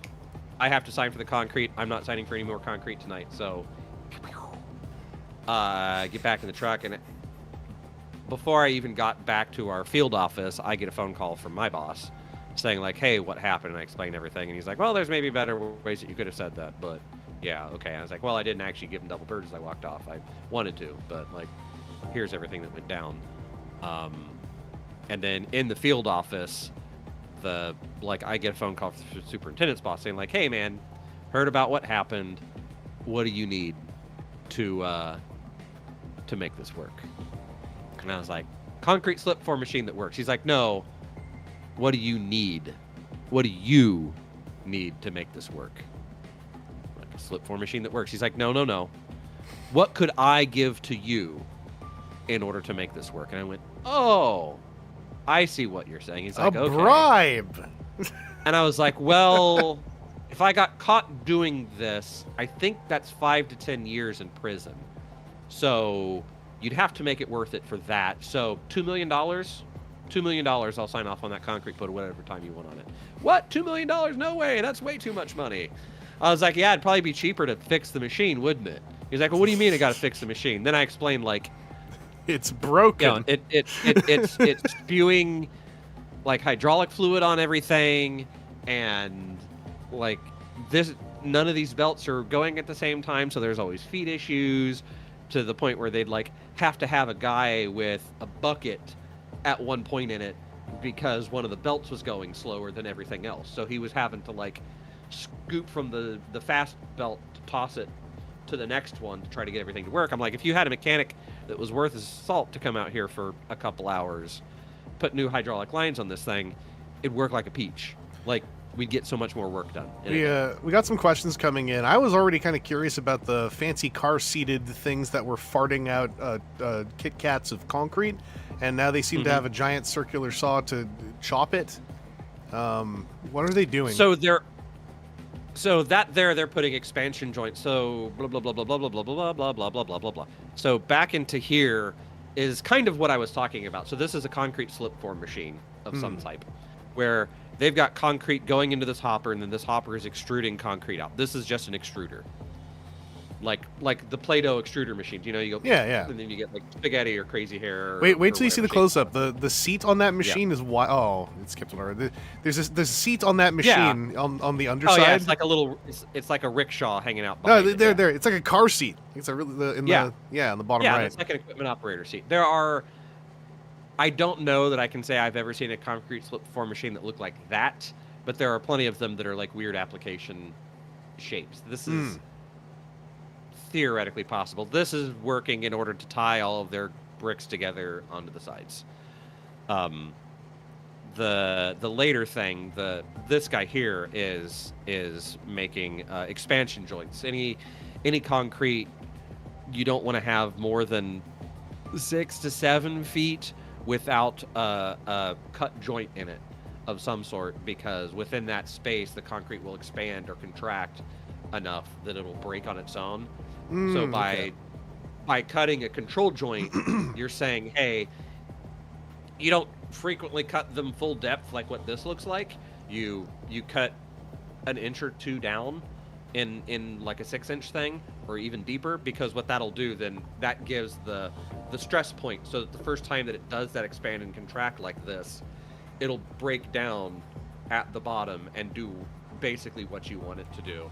So that then each of those segments, when it expands and contracts, it will stay within its zone. If you don't do that, it'll pick its own places, and instead of cracking longitudinally, it'll crack in the whole length. It's like a guideline angle.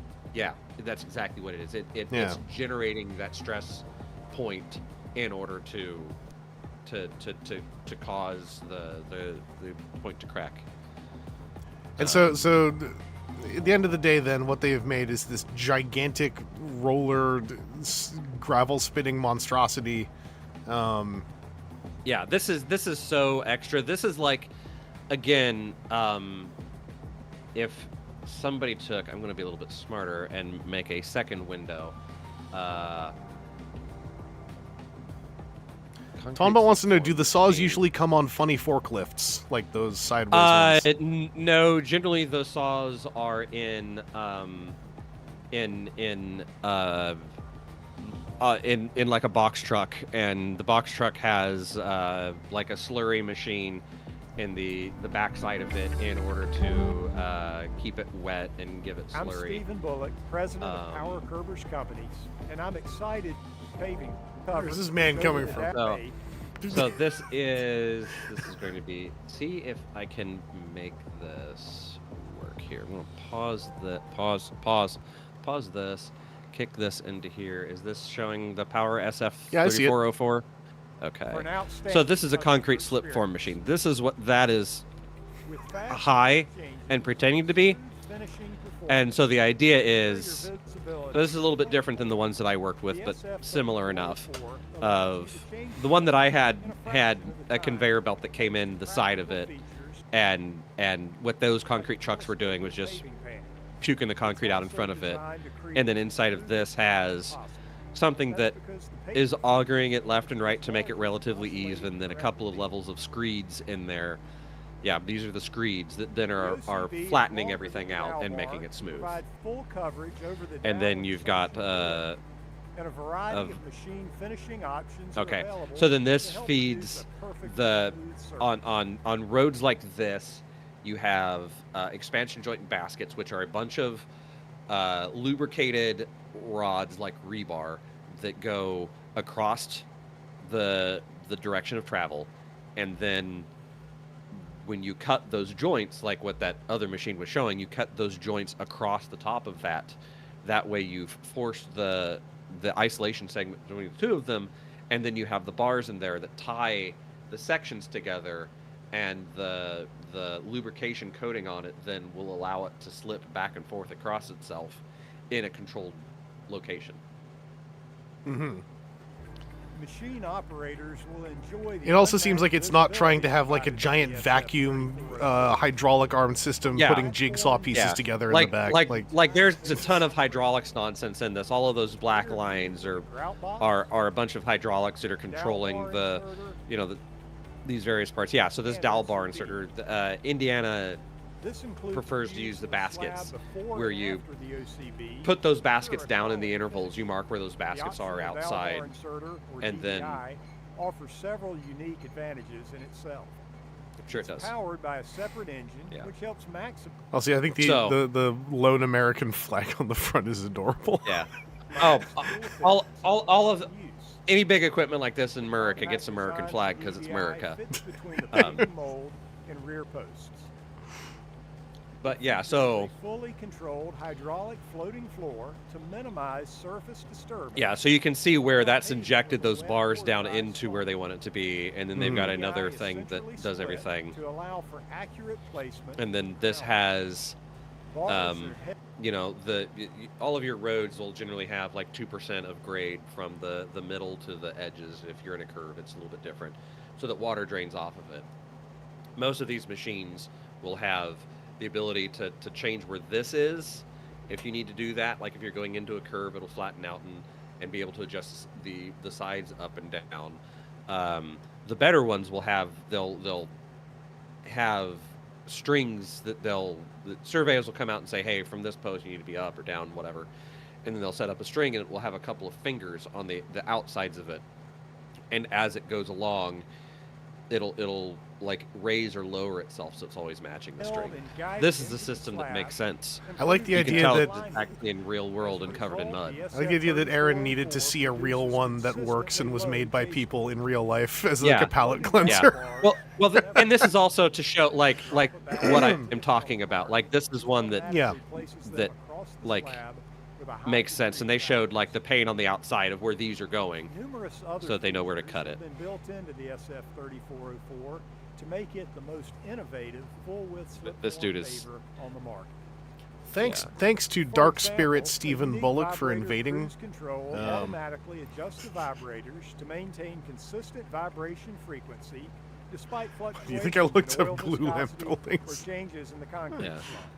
slump. So like I said, the elevations and intersections, an exclusive crown distance compensation feature. Where's the conveyor belt though? yeah, Where's that's what I was talking. So that's what the one that I had that I dealt with, that I got asked about a bribe and then told it'd be too expensive.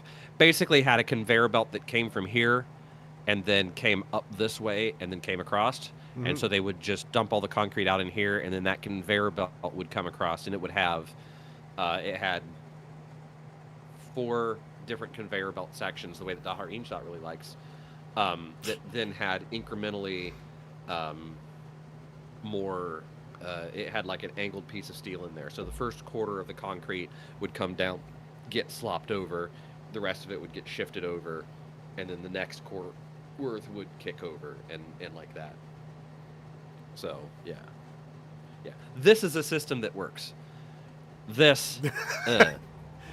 We could probably skip to the next one. Like this is just Yeah. rolling B-roll again. See, there are the big cross pieces going into the machine. But yeah, this always with the Dahir Insaad, the things that I love of like, if you've got 3 dump trucks that are in a line, if you've ever worked outside, so dump truck drivers, there's only one of them that knows how to get to where they're going, and all the others have to follow them. You never get like dump trucks in an even series. You get 8 at once and then nothing for 2 hours. Even though it'd be better if you had one every 15 minutes. But yeah, they've done that for both lanes, and they now have this 5-lane wide monstrosity.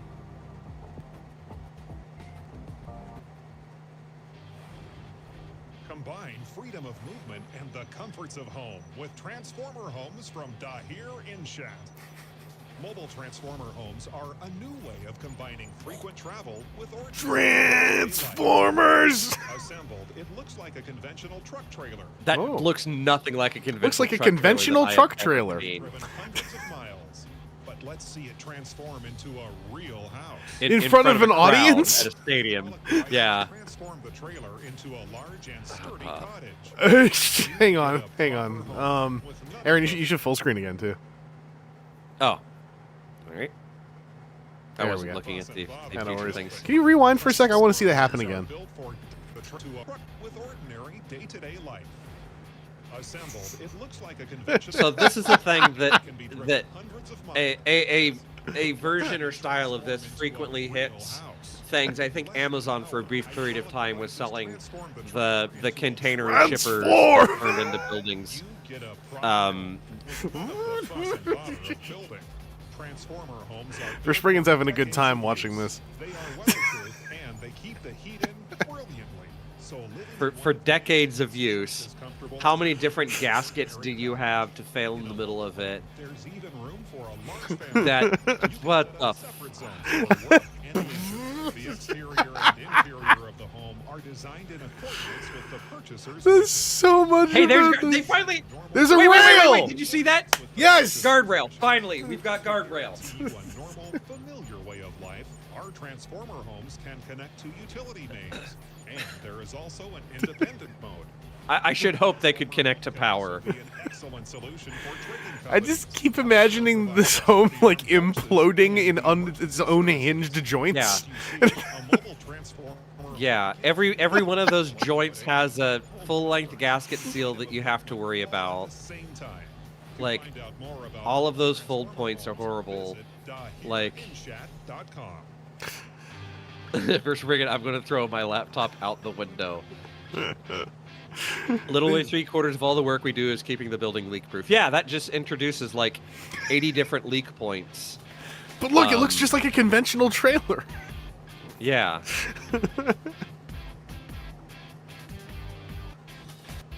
They have one that's What's really silly slightly is better. it doesn't make the right noise when it turns into a house. Yeah, but yeah, all of these, again, like, there's a version of this that is acceptable for something like emergency response, like FEMA responds after a hurricane, and they roll a chunk of something like this in for immediate housing in a situation where you can't get people out.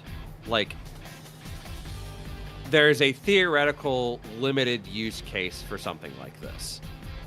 For call us about pricing, never. Hang on, is it gonna happen again? Is it gonna happen again? Yeah.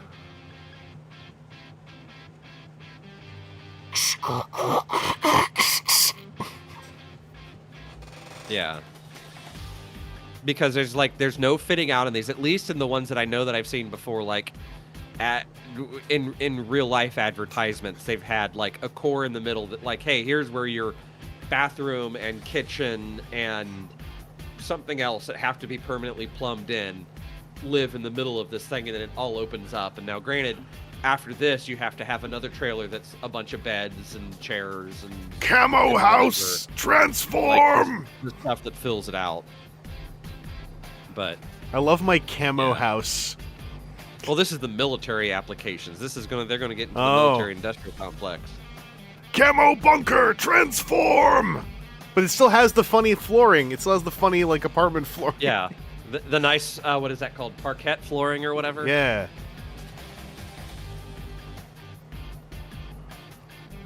Little staircase at the end. Again, like I said, classic Dahir Insaad. It's something that seems like it could be a thing.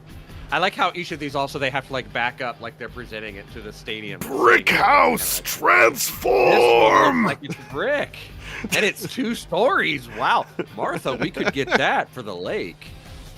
Bring it home at the end of every season. That way, the vandals can't get into it.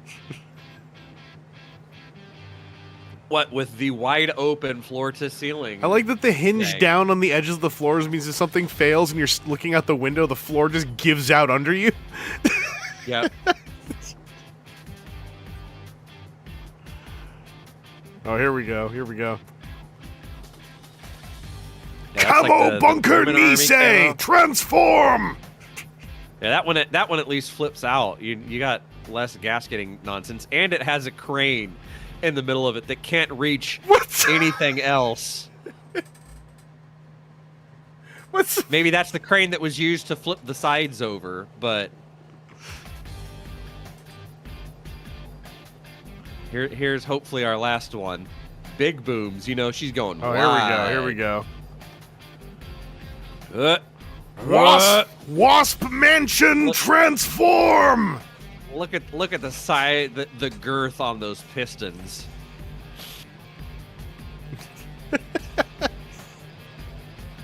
Yeah, this is the one that had guardrails. Safety railing, deploy! The thing is, though, it has the guardrails for the side, but not the middle. Yeah, no. It's you just fall through. I had the question, what would squatters' rights apply to these? It depends on whether it's been Depends on deployed. Yeah, it depends on how long it's been deployed. Yeah. And if you can just fold it back up with the squatter inside. Fold it back up and hotwire the truck. Then it looks just like a conventional truck trailer. So Yeah.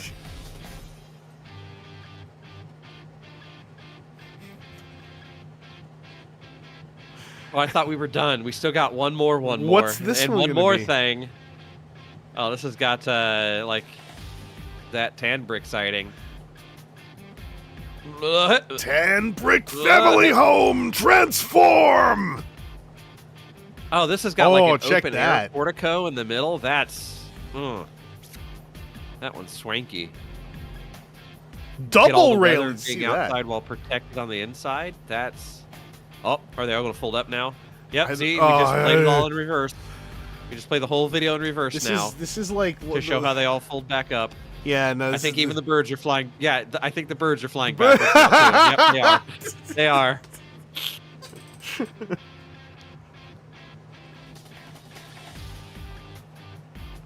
They are.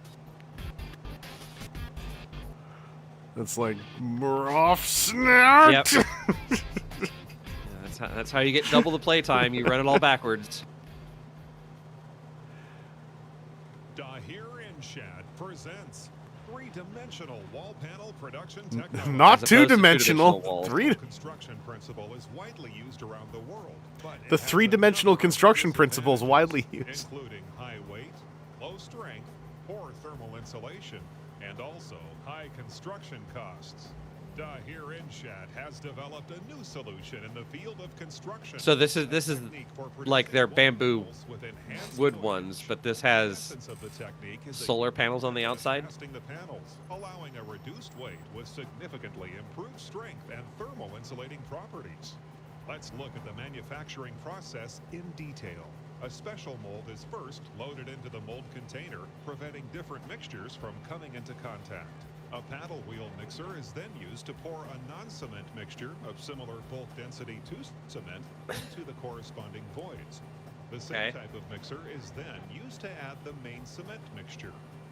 And Okay. then a special mixture with increased cement content, forming the exterior protective and decorative layers.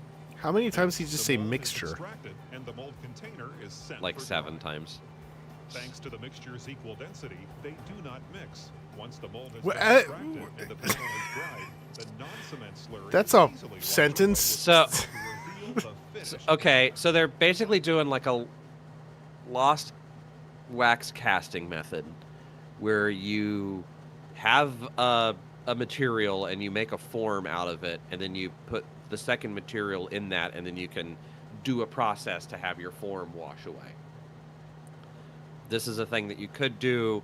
The weird way that they were showing it with 3 different stages all in one batch thing is probably a different kind of Casting defects are bat removed. shit, Special but joints are created Oh, Robot to Lord Keeper, this is the simplify Dahir the InShot construction narrator, process. so this isn't the auto dub. The water and The auto dub slurry is underground tinier. reservoirs ready to be used again, which reduces manufacturing costs significantly. So somehow those are the molds that work, but I think that's all pipe dream. Absolutely any shape. Yeah, any shape. When you're using concrete, you can use any shape. The light composite skeleton and internal load-bearing column give the panel increased strength and durability, and the use of straw. Yeah, so this is back to the straw. Okay. Together with solar panels, straw as an insulator, solar panels on the outside, energy efficiency, Rebar on the core. steel rebar. Yeah, it's just a precast concrete panels that they lightweight and excellent insulation. decided to make holes and fill with straw. This was also, like, this playlist is Solar chronological. I don't know exactly how long transpired between the two videos, but this could have been them going like, well, no one wants us to glue wood together around stuff, so... Yeah, I guess we just use concrete. And then this is all just going to be the same. For springing, what other insulation could there be other than straw? I don't understand. What... Well, the straw is basically free. Yeah. And again, their love of random conveyor belts for random conveyor belts' sake.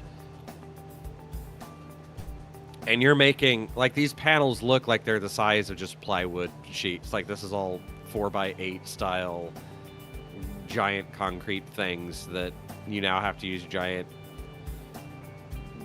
suction pad things for, because the one guy that's the designer that's there that hasn't gone totally brain dead remembered that from an engineering course.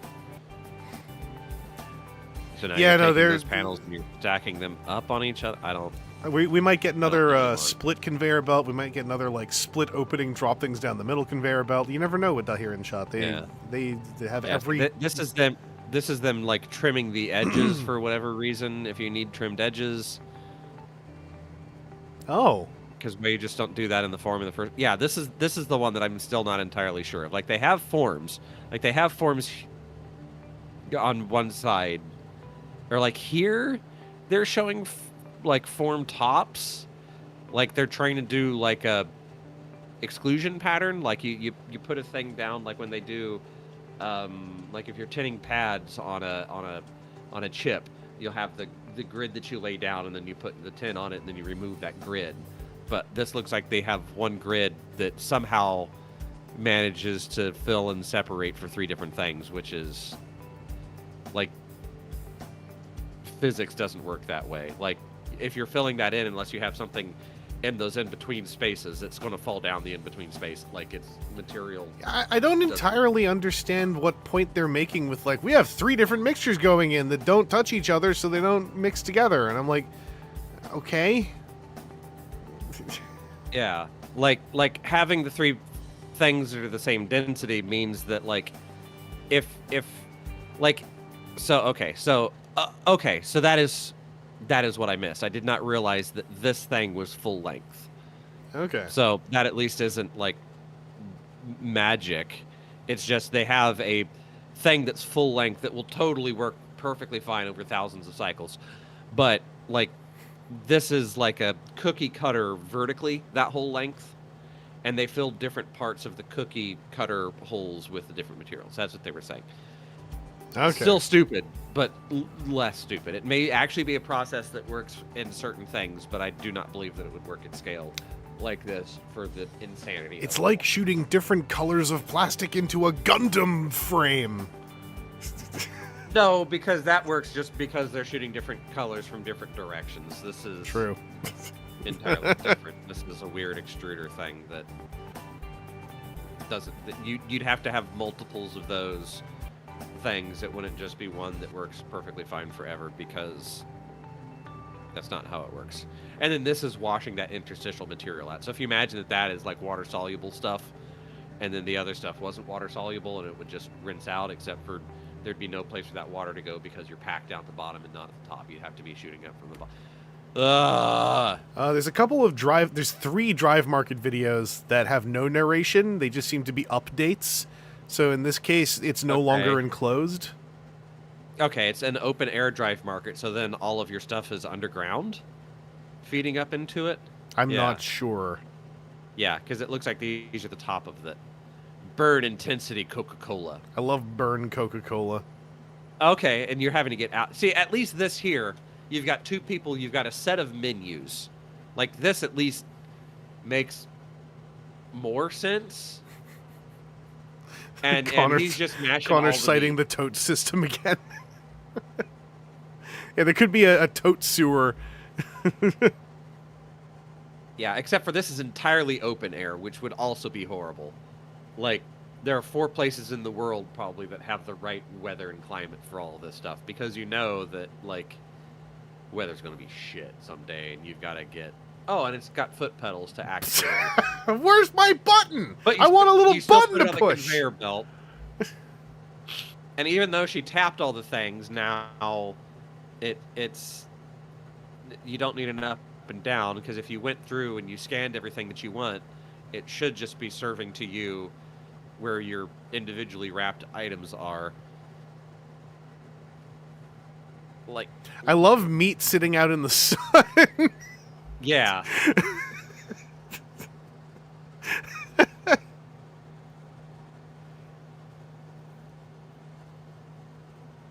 See, at least there it whipped all the way around. Like your foot button's your next, but it should have your little scan device down at the end that, like. Oh, this is so much Connor, solved problem. Connor with the prank idea. What if you just put a brick on the pedal?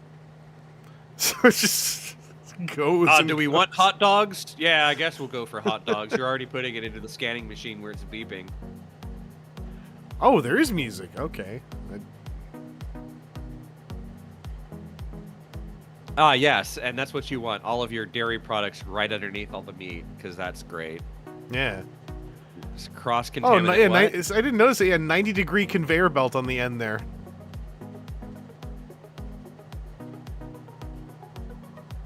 Just pre-sliced fruit sitting up on an edge, not all slumped down to Yeah. the bottom. It's all holding in place because they sprayed it with glue, right?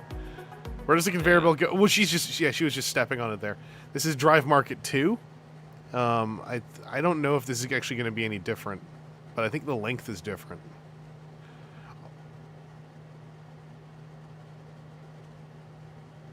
It looks like it's It's just a different color. similar.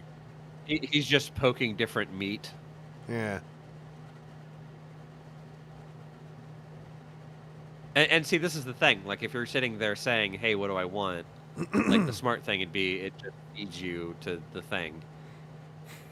What are they nodding at each? Let's do it. Do we actually want to do this? Have we debased ourselves so low that? Yeah, on the very right there, Yeah. there's a 90-degree swing on the conveyor belt that pulls everything you're buying into some kind of pit. Yeah, yeah. Well, no, it looks like there may be a it's moving curve. Those items are moving smooth, but it looks like there's a line there. Like they mean it to be Okay. one dumping onto the next or something. But Oma Ender, yes.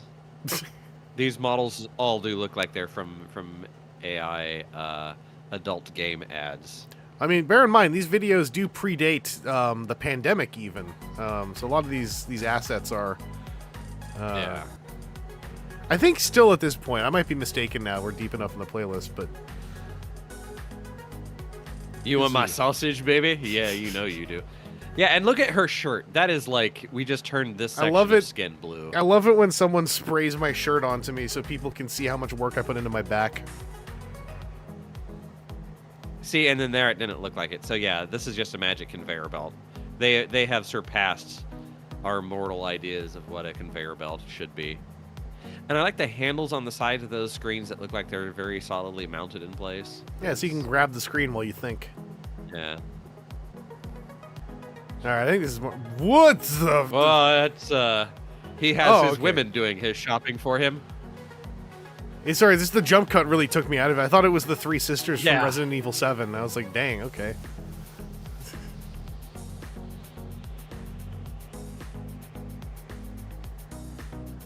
Yeah, I guess this one has people, and at least this one looks like it. They decided to put some sort of weather cover over top of it.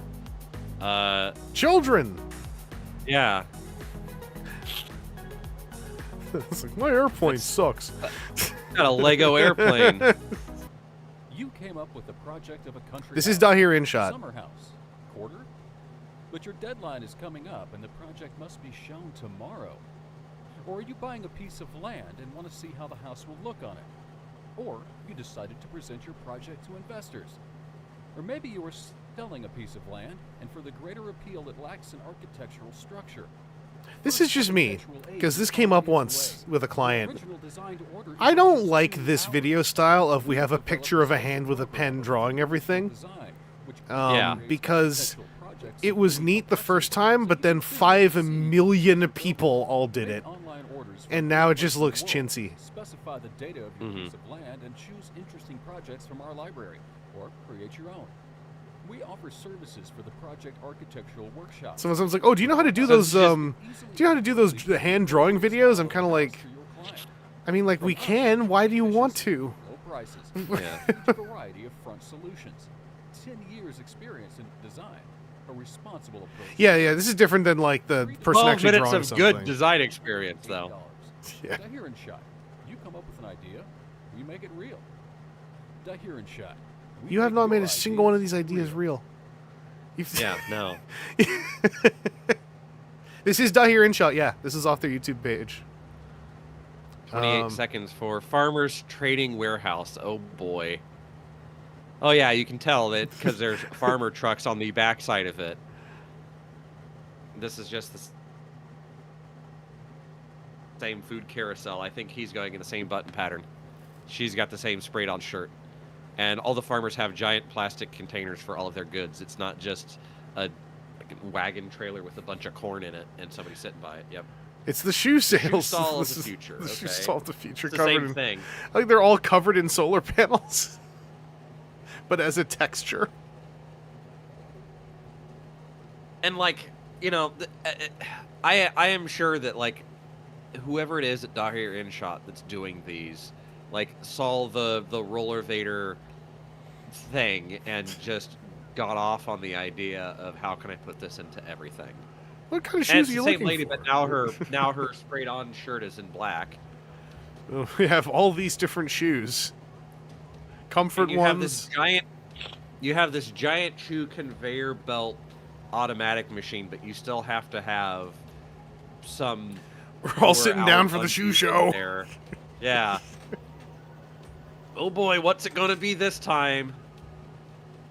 Oh no, I sat down on the women's shoe size. I don't want to look like some weirdo. Yeah, wait, so you're right. They all have like 4-inch tall heels. Everyone's arches are just in agony or whatever part of it. I only ever tried walking in high heels for like about a minute and I almost fell down. So they're showing all the different layouts that you can have of our theoretical 50-foot tall shoe. Look, there's just normal shoes there too. There's just normal shoes on a rack. Yeah. This music is wild.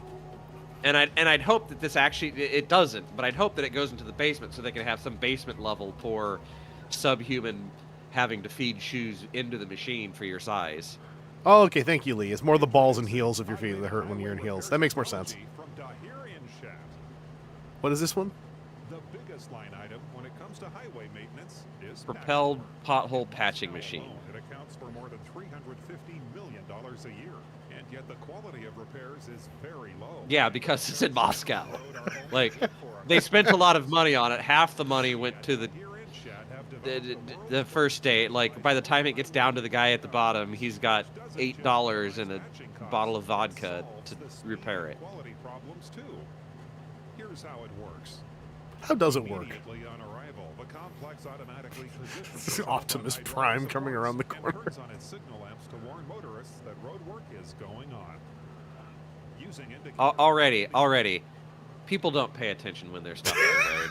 This is now taking up 2 lanes. Yeah, I was gonna say, don't those Your automatic signal beacon lights ain't gonna do shit. Those- You need to have somebody with a giant arrow, 800 barrels, and at least 2 flaggers. They turned on the lights, but those bracing pistons are in the lane. Go out, So and they go out further than the lights that also extend it. You're just, like, you could be looking at the lights and hey, still look, get look, tagged.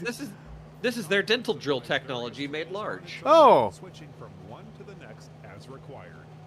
Giant tool heads. Accurately mills the surface contour of the section that is to be repaired. It then mills the inside to create a neat hole of the necessary size. Using a vacuum device, it removes chips and fragments of the old road surface, and if necessary, fills in the empty space formed underneath the asphalt. There's no reason for this to be on a weird dumb gantry. Like, The machine then takes a plug of the appropriate size from its internal magnet. It has a- and fits it directly in the slot as prepared. The whole tech cycle so you're not actually patching the hole. You're repairing the hole. You're putting a new. Are made from high quality crushed granite and tar using the vibro vacuum method.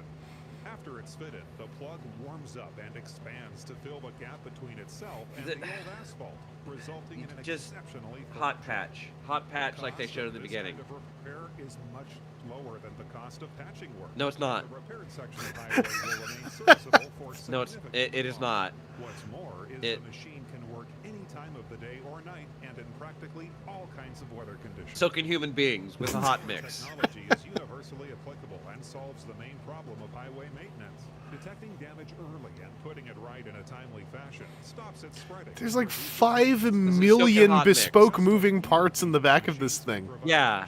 No. You have a concrete mixer that you put a couple of torches on it so it keeps hot mix hot and agitated, and you have 2 half-drunk idiots that are out on work release right now, and you have it on the back of a truck. You have them drive to where the pothole is, clean it out, maybe cut the edges some so it's a little bit cleaner, and you put hot mix in it, and you walk the vibrator compactor back over it, and you're out of there quicker than this is. Like,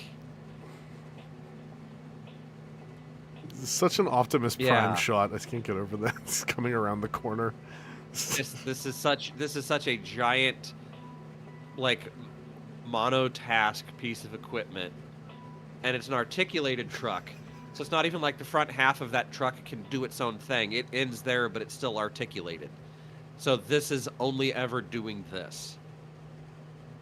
Like, only very large cities would even have the need for a giant vehicle that all it does is drill one of 3 shapes to make a pothole plug. And woe betide you, it was too long before it got on your radar to know that it was bigger than the size of the patch that you had.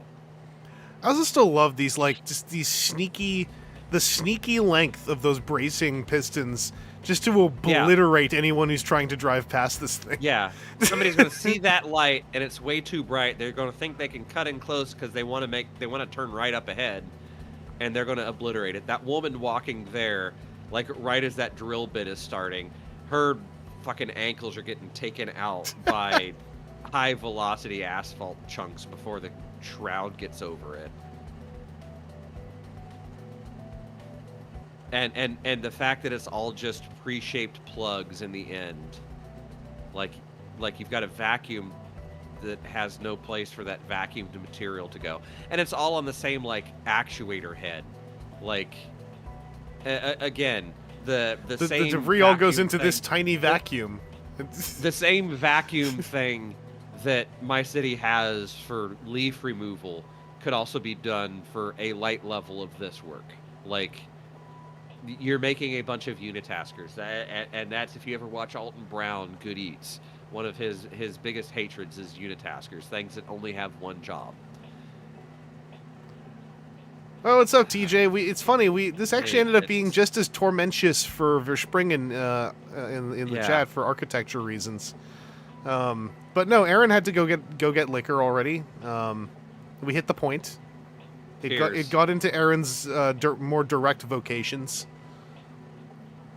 Yeah, all of this. You've built a series of very complex unitaskers to solve a problem that didn't I exist. was gonna say most of the length of this truck is so it can have a crane machine to select a plug. A crane machine to select one of like 3 pre-made plugs that you have to make those off-site Yeah, because it uses their proprietary Like, vibratory vacuum. you could just have those system. in boxes on a truck. Like, Yeah. Well, and like I said, for we go back to the pre-drilled state way back here. That's a good sized pothole, but what you do is you vacuum up any loose stuff. You maybe rough up some of the edge. You cut out past where you've got these these fingers growing with any sort of other jackhammer, milling machine, spade that you hit with a blowtorch so it's hot. And then you, like I said, you have the two guys that are on work release right now with the ankle monitor so they can't get too far away before their CO finds them, and shovel the hot mix out, and then you have the walk behind vibratory thing that every construction company has 18 of, and you flatten it back down and you're in and out faster than this behemoth is. Back to wherever we were, changing out these tool, turning upside down to change out these tool heads with extra unnecessary motions. And all that stuff moving that fast as well is really funny. Yeah. This very large concrete saw turning sideways, cutting a circle very rapidly so that you can use one of your circular patches.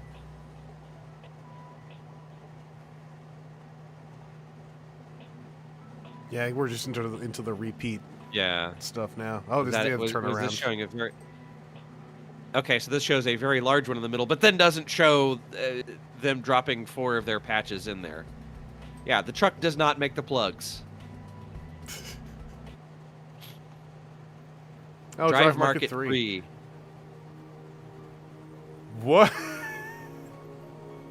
Oh man, so that oh my god. Does this have sideways conveyor belts so that you can pull your vehicle in sideways? And was that like 5 people out of one 5 people out of one Dodge Ram. Yeah, that's very uncomfortable seating. To then also have a human being at the end of it. But you've got a nice lounge chair in there. And a sofa. Food Express. You've got different giant ass limos. Okay, here we go. Yeah. I swear to God. Stop. Okay, so it has like a waterfall beam thing so that you know where to stop. And then the sideways conveyor belt.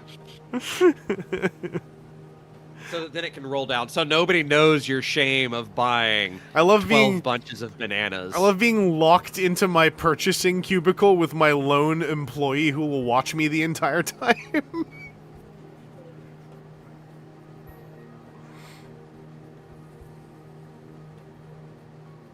Checks you out in your Quattro. This is like working retail, but you get locked in with one customer at a time.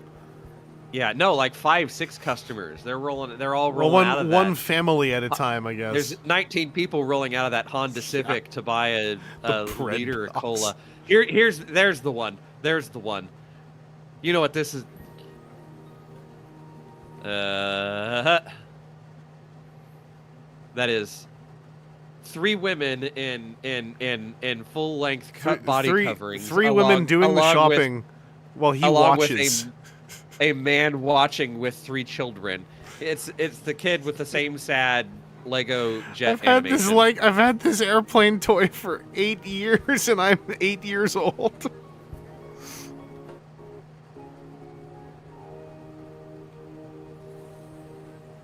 At least they got fans up top. Solar on the roof. And solar on the roof, yeah. You know, it's. Hey, it's time. With the gyroscopic transport of the future from Dahir and Shen. I didn't pour enough alcohol, I think. Already in the beginning of the last century, Russian inventor Pyotr Shaluvsky created a working prototype of a 2-wheel gyro car and monorail train. Mm-hmm. At the same time, Anglo-Australian engineer Louis Brennan also built and successfully a gyroscopic monorail locomotive. Yeah. These machines are based on the principle of gyroscope. Yeah, that's why it's gyroscopic. The flywheel, a gyroscope Yeah. keeps the same direction of the rotation axis and effectively resists the effect of external moments of force.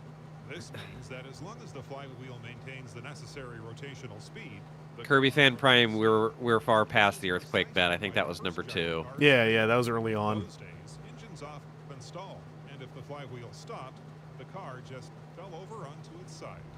Over the last 100 years, immense progress has been achieved in this field. Today, engines are incredibly reliable, and it's time to revisit the idea of gyro transport. It's time. No, it's not. Specialists at Dahir Oh, ensure this thing. developments in the area of electric motor control and develop the gyro car to meet all safety requirements. Space In invader modern cities noises. where the problem of traffic jams is of particular importance, and it's physically and financially impossible to expand roads and build tunnels and ramps. The only solution It's physically and financially impossible to expand roads. The main feature of our gyro car is its Look ability at that. Like Grandizer! multiple layers of these gyro cars. What happens when a semi truck is down? A box truck while remaining is independent from is- the rest of traffic. Thanks to the small bearing section and light composite body, such a car can quickly the get the down one fortified streets, a-hole that's in the left lane that wants to cut all the way to turn right creating almost and no air clips one of those currents. wheels. Thanks to highly ramped The flywheel, roundabout fractal! a gyro car maintains stability, even in the event of a collision with other vehicles. Its continuous operation is achieved with the help of 2 independent generators and 1 backup generator battery pack, which ensures that no power failure of rotary drives occurs even when both generators are stopped. The design and reliability of our gyro train is such that it can be used both as passenger and freight transport. Plus, such a car can be used to create a real luxury mobile salon that stands. I want my I want to live in a gyro car. Expensive limousines. Our gyro car can be used for emergency needs, such as a mobile operating room for performing urgent surgery. Like that one just did like. Did he just say he just said using one of those as a mobile operating room to perform emergency surgery? Yeah. Anywhere in the city, regardless of road conditions. So it Traffic jams, the car just rises over the traffic on telescopic legs and moves between the rows of cars. On arrival at the fire site, a 20-engine drone connected to the That's gyro 20 car it's- with a power cord. so this is where they started getting hard for drones, I think. The drone has more than enough 'Cause power now to you've go got, to like, the this fire location along with hexa- necessary firefighting equipment, hexadecimal drone hoses, and special that's shooting water cannonballs, fire extinguishing cannonballs into a house. This just escalated to a degree I didn't expect it to. Full out life, like- is universal and allows you to use it for creating safe, cost-efficient, and comfortable means of transportation. None of those for any things. purpose. From comfortable private None of those cars things. to It is not safe. It is not inexpensive. It is not to the comfortable. use of modern Like materials even and just public trains. like right here, this roundabout of fractal doom. Some car's gonna get Like- bisected. like- Yeah, like look, this car right here is crossing over that line. Like this dude is wanting to come here and go whoop, buddy. Like this guy's coming at the wrong time and doesn't realize that he has to look up. Not just like left or right. Is anybody going to be dumb and cross over the skip lines in the roundabout like you should never do? But like, oh, is this gyro train fucking thing gonna just drive over where I am because he wants to exit here? Thanks to the use of modern Like, I need to look in materials my- and self-balancing my mechanisms, the creation of rear such a car upward is camera already in order possible. to finish If you like our completing this country, intersection. to fund the creation Let of alone such these a like car, stacked double levels. Like you've got the high boy and the low boy. Transport of the future. And how would you like to be the person sitting here looking backwards? Like you don't even get the concept of the idea of what chaos is coming forwards. This is in the same video now, so this is going to be like the fire one, I bet. But it's also the giant quadcopter thing that'll shoot up. Yeah. The camera's looking around. All these stupid no. fire trucks. Stupid. Oh no, there is perfect gridlock Stupid in dummy this fire world. trucks stuck all the way back in traffic. Call out the gyro fighter. Gyro fighter transform! Don't worry. Conveniently in all this traffic jam, there's not the one guy trying to turn left that's actually caused the traffic jam. That then this gyro car thing now has to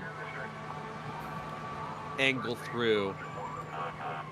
Everyone's just staring at this thing like, what is that? Yeah. And again, nobody's in like a lifted pickup truck that's going to completely screw up this thing's ride height.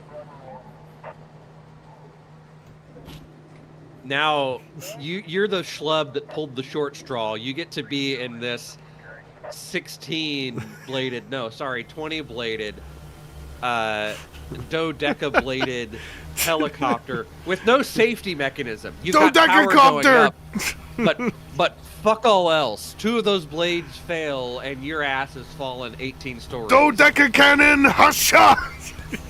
while you're just throwing bombs in. You've got limited water supply because there's no way they can pump it up the 27 stories to get to you. It's all got to be in that those pressurized tanks that are behind it that now they're having to cantilever out for this rescue thing to grapple on to. And we didn't even get to see them rescue the people because that rescue tunnel compresses to about 1/3 of its size. Yeah. So they're all going to be stuck like friggin' fetal position, racked up like bowling balls in there. Yeah.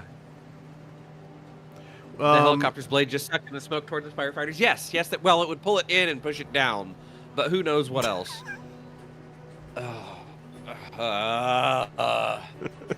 Yeah, I should have poured myself like 3 fingers and just be totally messed up. Yeah, here's the living room version. one is sending me because like, yeah, is that just like supposed to be a co-working space? Like what is that? No, I think this is just the hyper bougie. Like, oh, I need to go. I'm gonna go to another, but I don't want to go outdoors, and I need to keep a big screen TV. I'm gonna go. I'm gonna potentially have at least one servant in here to bring me my coffee. Is there a washroom in the back? This giant vehicle. Yes, that does look like it has 2 washrooms. Where's the septic? One on either side of the backup generator. It's just full. It's just straight pipes. Shoot it onto the car so you pass over them. Yeah. They're not in a gyro car. They are lesser. Just opens a hole in the bottom. No, it doesn't open a hole. It's just a straight hole. Yeah, that's the ventilation. This is whatever. Yeah, and then like look at both of the like. This thing ends up going the other way while High Boy comes in, and also follows the whole loop. Just barely missing that guy. Yeah, that. The train of linked ones is terrifying. Yeah. Oh yeah. Yeah, and then it crouches to go under the bridge. like just kills make sure somebody. There's no cars. Yeah, like Smash. you have to stop. You have to stop these cars from coming through. You're not going to have the asshole that's trying to sneak his way in. And picks up speed right afterwards. Car has its priority lane.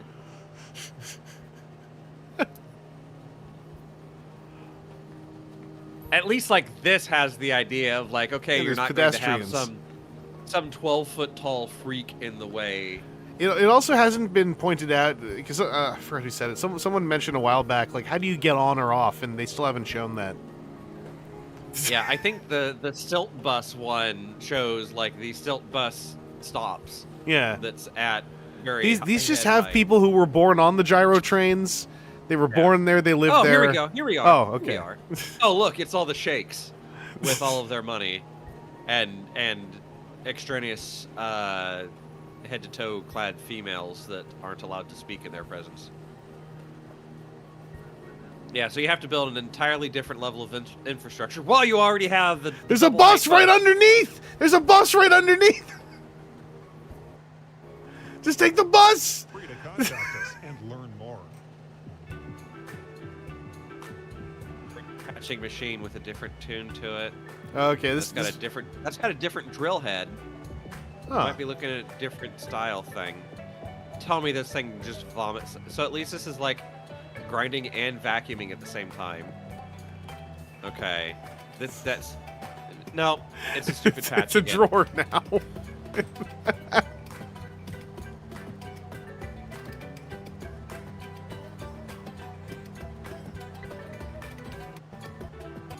Square one. They decided not to have like 4 different heads for that thing. It has an odd-shaped fucking plug. vaguely penis. vaguely phallic shaped odd plug, so it can do any size plug so long as it's one of these 7 pre-programmed ones that we already have pre-batched. Does it show it making it? What's Different size this? Cutting heads on a wheel. So if you need to cut a big wheel, you've got the giant TBM shaped head. Like a Middle Eastern beat, yeah. Okay. And then it's going to have a plug that's that shape. Does it show us how the plugs are made, or are we? They're all just coming. Full of, they're loaded. They're in the drawer, ready to go. hey, that's a different. Oh, so you make a Phillips head screw, and then you. Whoa! That thing like went like. That thing rotated.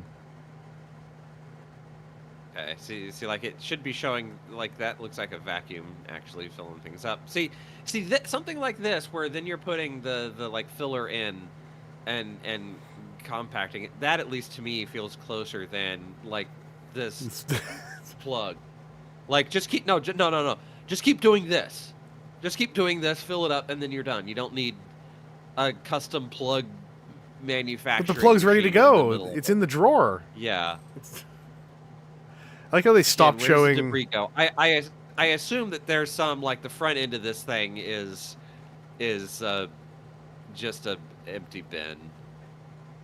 Like yeah, now they're just making more plugs. They're just doing the same. They aren't thing. even showing the Okay. plug thing anymore, like the Yeah. plug rack. The fuck is this? Little fingers? Yeah, that won't get credit the first time a toddler walks anywhere nearby it, or one of these cars. Look, you can drips drive over oil them. into it. Yeah, that's so much better than just the rail of the other one. They're clearly improving their technology. Okay, that was it. That's. Oh no, no. It's the flying train, Aaron. Flying train. Wiggle, wiggle.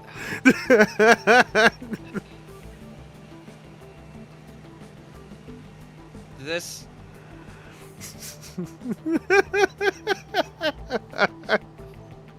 Anger and hatred at Wiggle, wiggle. such a core level. It's this giant platform closing on top. So this takes the worst of everything and makes a mutated, even worse baby. Then shits itself to death. Oh look, it's Because- tethered to that monorail. There, you can see it's tethered Yes. to the monorail. Yes. So. Yes. So. Yes. The short version of it's worse than a train because you can't have anything over this at the very least. Like if you had a train, you could put all these things in a car and it can go along the way. But because you've got this, you can't have anything over it ever. You can't go through a tunnel. You have to go over any terrain features. Yeah. It's worse than a plane because this can only go between places that has the stupid rail system. You can't, like, oh, the weather's bad where we're going. We'll try to fly around this bad weather. Nah, fuck it. There's a thunderstorm. You have to fly through it. It has, for whatever reason, vertical lift, but it doesn't actually do any vertical lift because it immediately is doing a forward roll with this overly complex thing. It has these flight surfaces. I'm pointing over here at the screen because I'm so angry and forgetting that I'm actually streaming my ugly gob. You've got these, but then you also have this control surface to generate its elevation up or down. Oh, no, but wait, you have this trailing fucking thing that's tethering you to a rail that could also theoretically just be doing that by propulsing forward and backwards with one on the front if you wanted to go whee up and down for some fucking reason to get over something else. What else is bad about this? You don't need a bunch of this. If you've got all of this stuff, but you have these rail surfaces, you can instead have your motive propulsive stuff in the thing that's tying you back down to give you your velocity so that you don't need all of this that's somehow feeding power up this to drive 12 tiny electric motors rather than a big one. What if the tether broke? Then you deserve the death that you just. Oh, you have lateral fans. Why? Because fuck you, that thought. Like, and then it comes to a giant airplane vertical train station thing. Oh, these fans are ducted, so they're better somehow. And then you're just walking out onto an open fucking roof. You don't even have the decency of an air stair or an air jetway bridge that lets you stay out of the elements whole time.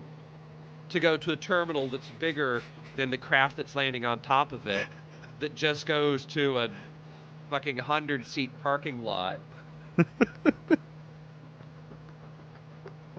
I need more alcohol. Wiggle, wiggle. You gotta wiggle them fins. Make sure they know you're here. Make sure they remember And you. more soda.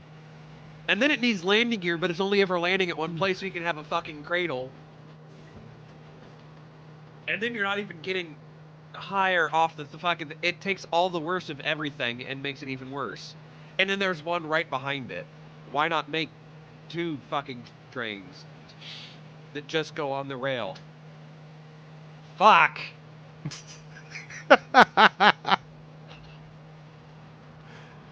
Yeah, it's not so problem. No caffeine. It's a monorail plane. How does it? That's worse than everything. Of all of it, it flies because it has those tail horizontal thrusters for no good reason. PT Like this, asking, it could be why does it need to fly? Box wings. It doesn't. It doesn't need to fly. And or it doesn't need to be on a rail. And or it doesn't like those. Like these stupid fucking things could have gone out. Wiggle, to the machine. wiggle, baby. and it collapses all the way down on the landing gear when it already has the ability, like you hear the 80mm PC fans getting up to speed, that it can take it all the way down if it's got this. Everything is wrong about it. Everything. Alan Rockmore says this thing has the downsides of every single form of transportation and no upsides whatsoever. Yes. Method of instrumental enrichment of metal-containing ores. What? Metal of enrichment. So you're... What?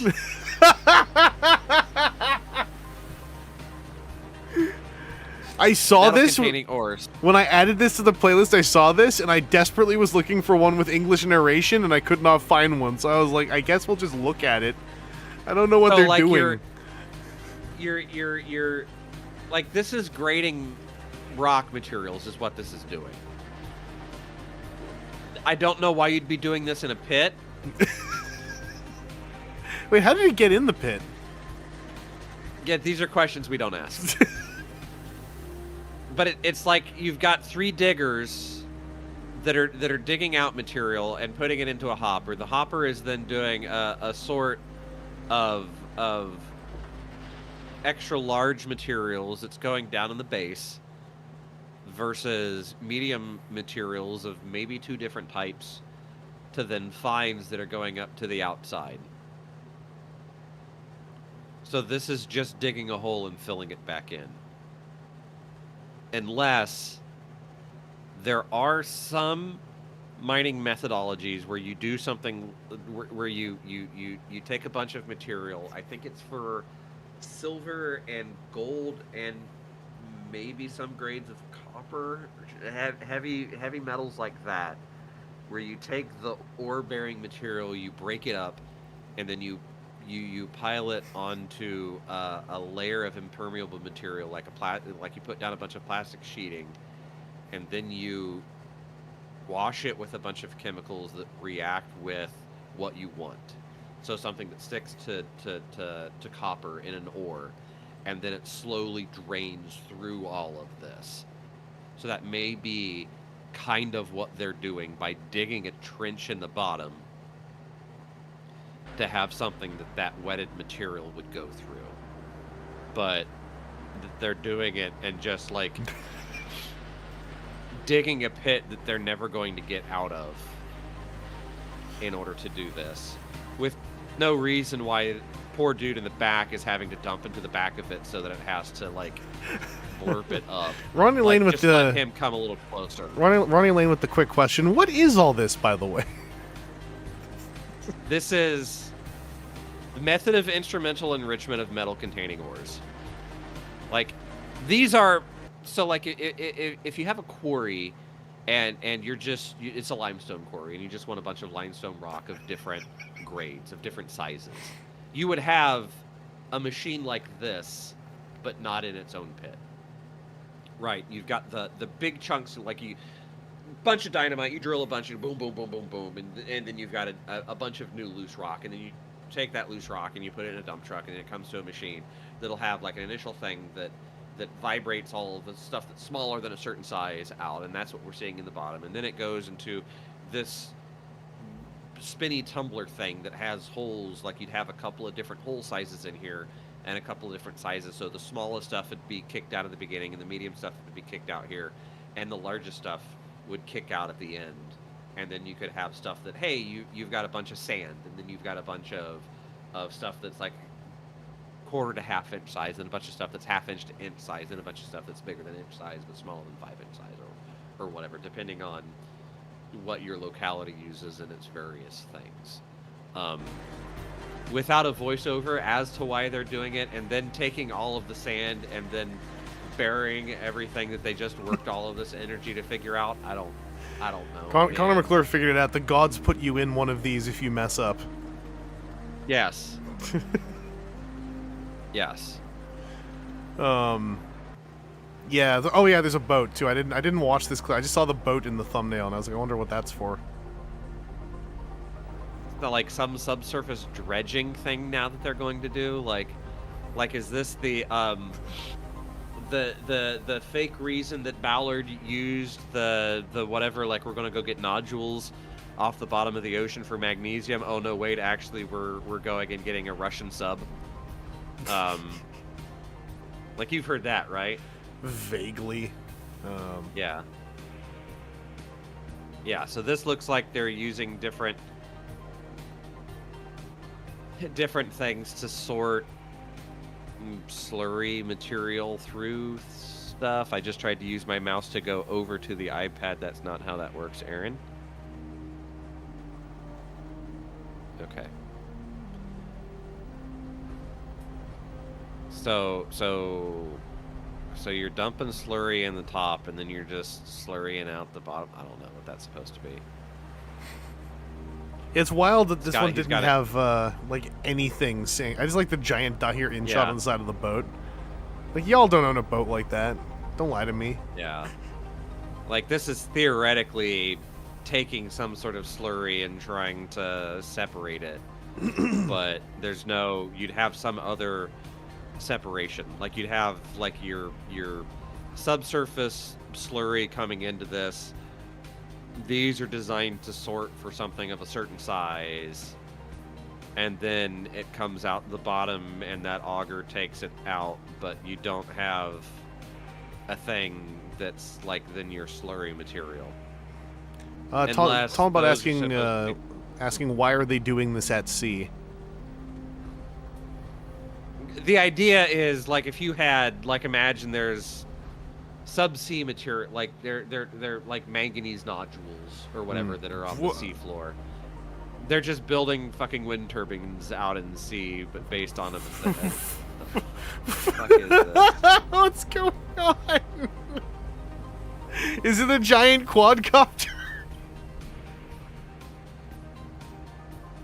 So they're jack standing this thing into place, lifting it up. The wind turbines, I assume, generate their power. And then, so what I'm saying is, like, if they're looking for nodules, like rock. Oh, so it just ends there. It doesn't even show it in action. Okay, cool.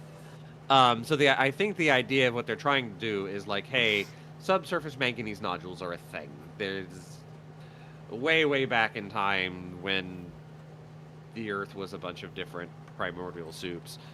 There were cyanobacteria, I think, in the oceans that reacted with the slurry that were the primordial oceans and ate a bunch of heavy minerals and then became nodules that fell in the ocean floor. And then they've just been there for all time. So maybe there's materials there that we want, and so then you could have something just slurp up a bunch of sub-sea floor stuff down to bedrock or whatever, and bring that up to the surface and try to sort that out. I think that's what that was trying to be, but it never actually showed it. But now we're looking at fast home construction technology. This might be a repeat type. I can't remember. I think it is. That looks like they have a pre-existing core, and now that they're taking these wall segments that are very similar, probably filled with straw because it's cheap, to make wall segments that I assume they're going to lift up and then make be the building.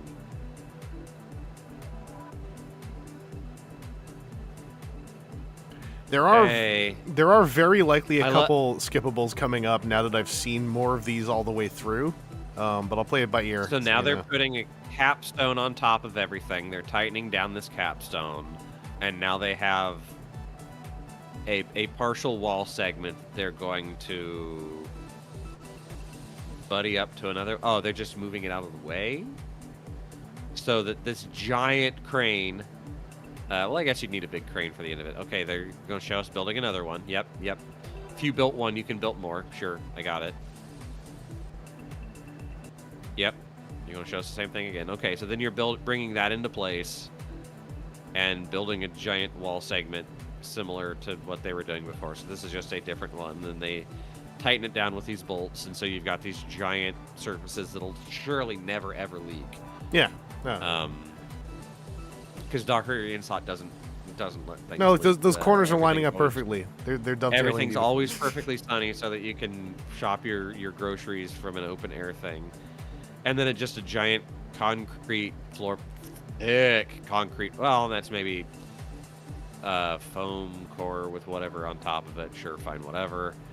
And then you're just building it into place. This is worse than normal construction by every available metric. It's fast though. Look at them it's go. Fast for when you've done all the work off site. Yeah. It works incredibly fast.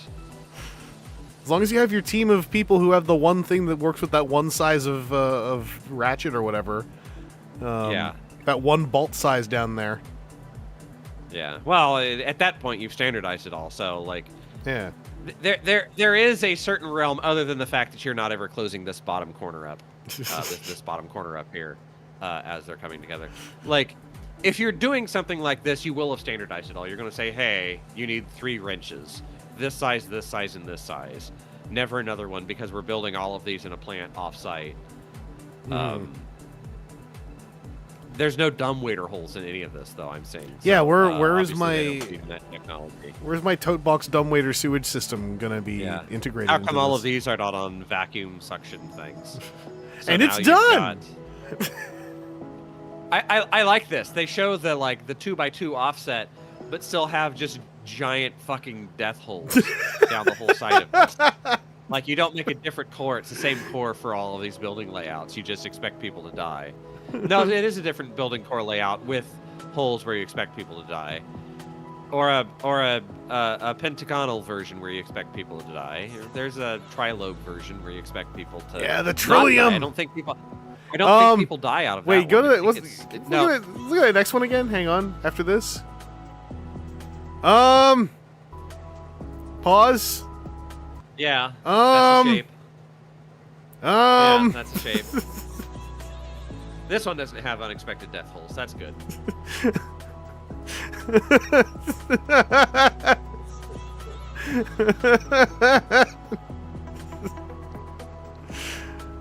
More importantly, this is not how stair cores work. Versprigen pointing out. Yeah, no. Yeah, look at how big that one is. You've got more space probably inside of that central core than you do on the exterior warts. That one, not so much. These are all just different shapes that the dude was like, I don't know. Look at how thick that one's central core is. Look how fast they're building it. Look, it's instant. Look how quick they. Yeah. And like you're still building it, but you have the children's play place down here in the bottom of it. The random park zones. And again, only maybe 80 parking spots for all of this building. Because you have your flying train next. Oh, here's probably where here's where they're making all of those panels. This has a great is how to make is the title of Just this. chainsaw. Just 4 giant chainsaws going through humongous foam blocks. Or maybe concrete. I don't know. It's Warhammer 40k chainswords, motherfucker. Now That's you're a hot wire slicing it cutter? horizontally. There must be foam. It's a hot wire cutter. Yeah. Now you're making blocks. Now you've taken all the idea of these big rigid foam blocks that might be useful. You're turning it into fucking 2x4 thing, so now you can put it into an oven to bake it so that it's good. Oh, hey, at least they're chamfering the edges. These are the swanky blocks. These are the outside blocks. Oh wow! There's an Australian marshmallow company on Instagram who just have videos like this where they wire cut marshmallow into cubes. And see, they're only using one head, so they have to have this overly complex attachment system so that they can attach their different Oh, you have to chainsaws switch the head depending on every how single they're feeling time. that day. On It's this- not like you could even have, like, you've got 4 of these gantry machines and you have the giant foam block come from somewhere. That's somebody else's problem. Yeah. To then come It's already in with there. all of these hot wire things. And none of these blocks have fallen against each other from odd sticks. No, I'm they're so angry I disciplined. am out of They beverage. did that. Those are all separate blocks, and those things would go flying if the thing. Yeah. So we're just seeing another edge of the different ways that you can chamfer these blocks. What is this trying to show me? Oh, it's just you can edge corner cut maybe if you wanted to.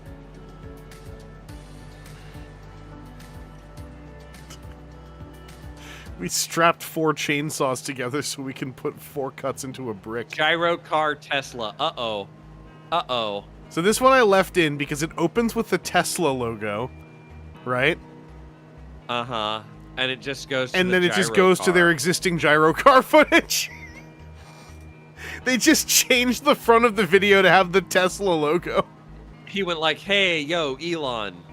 What if we get some of your camera tech because real sensors are bad idea. They're not showing the flappy panel things. This is on a metal rod. This is bullshit.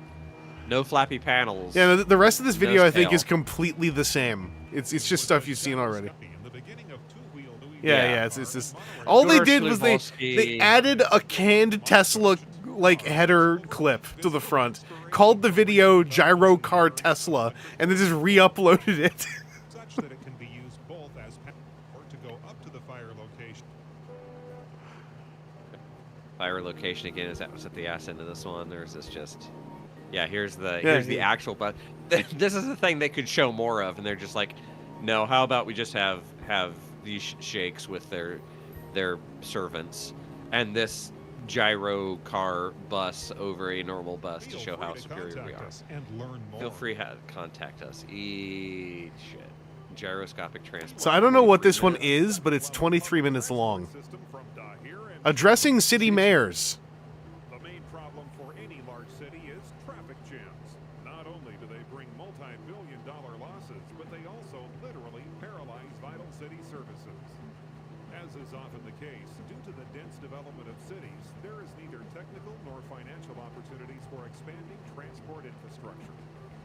We at Dahir are sure the only solution. Oh, this is the sky bus. At least this is like a transport, and we've developed a universal passenger transport. not the gyro, already but now you're like. infrastructure. Imagine being somebody that like drives into the city maybe once a year. Like they live out in the country, they live in a small town, they do their thing, you know, but you know, the niece is getting married, you gotta go to the big city.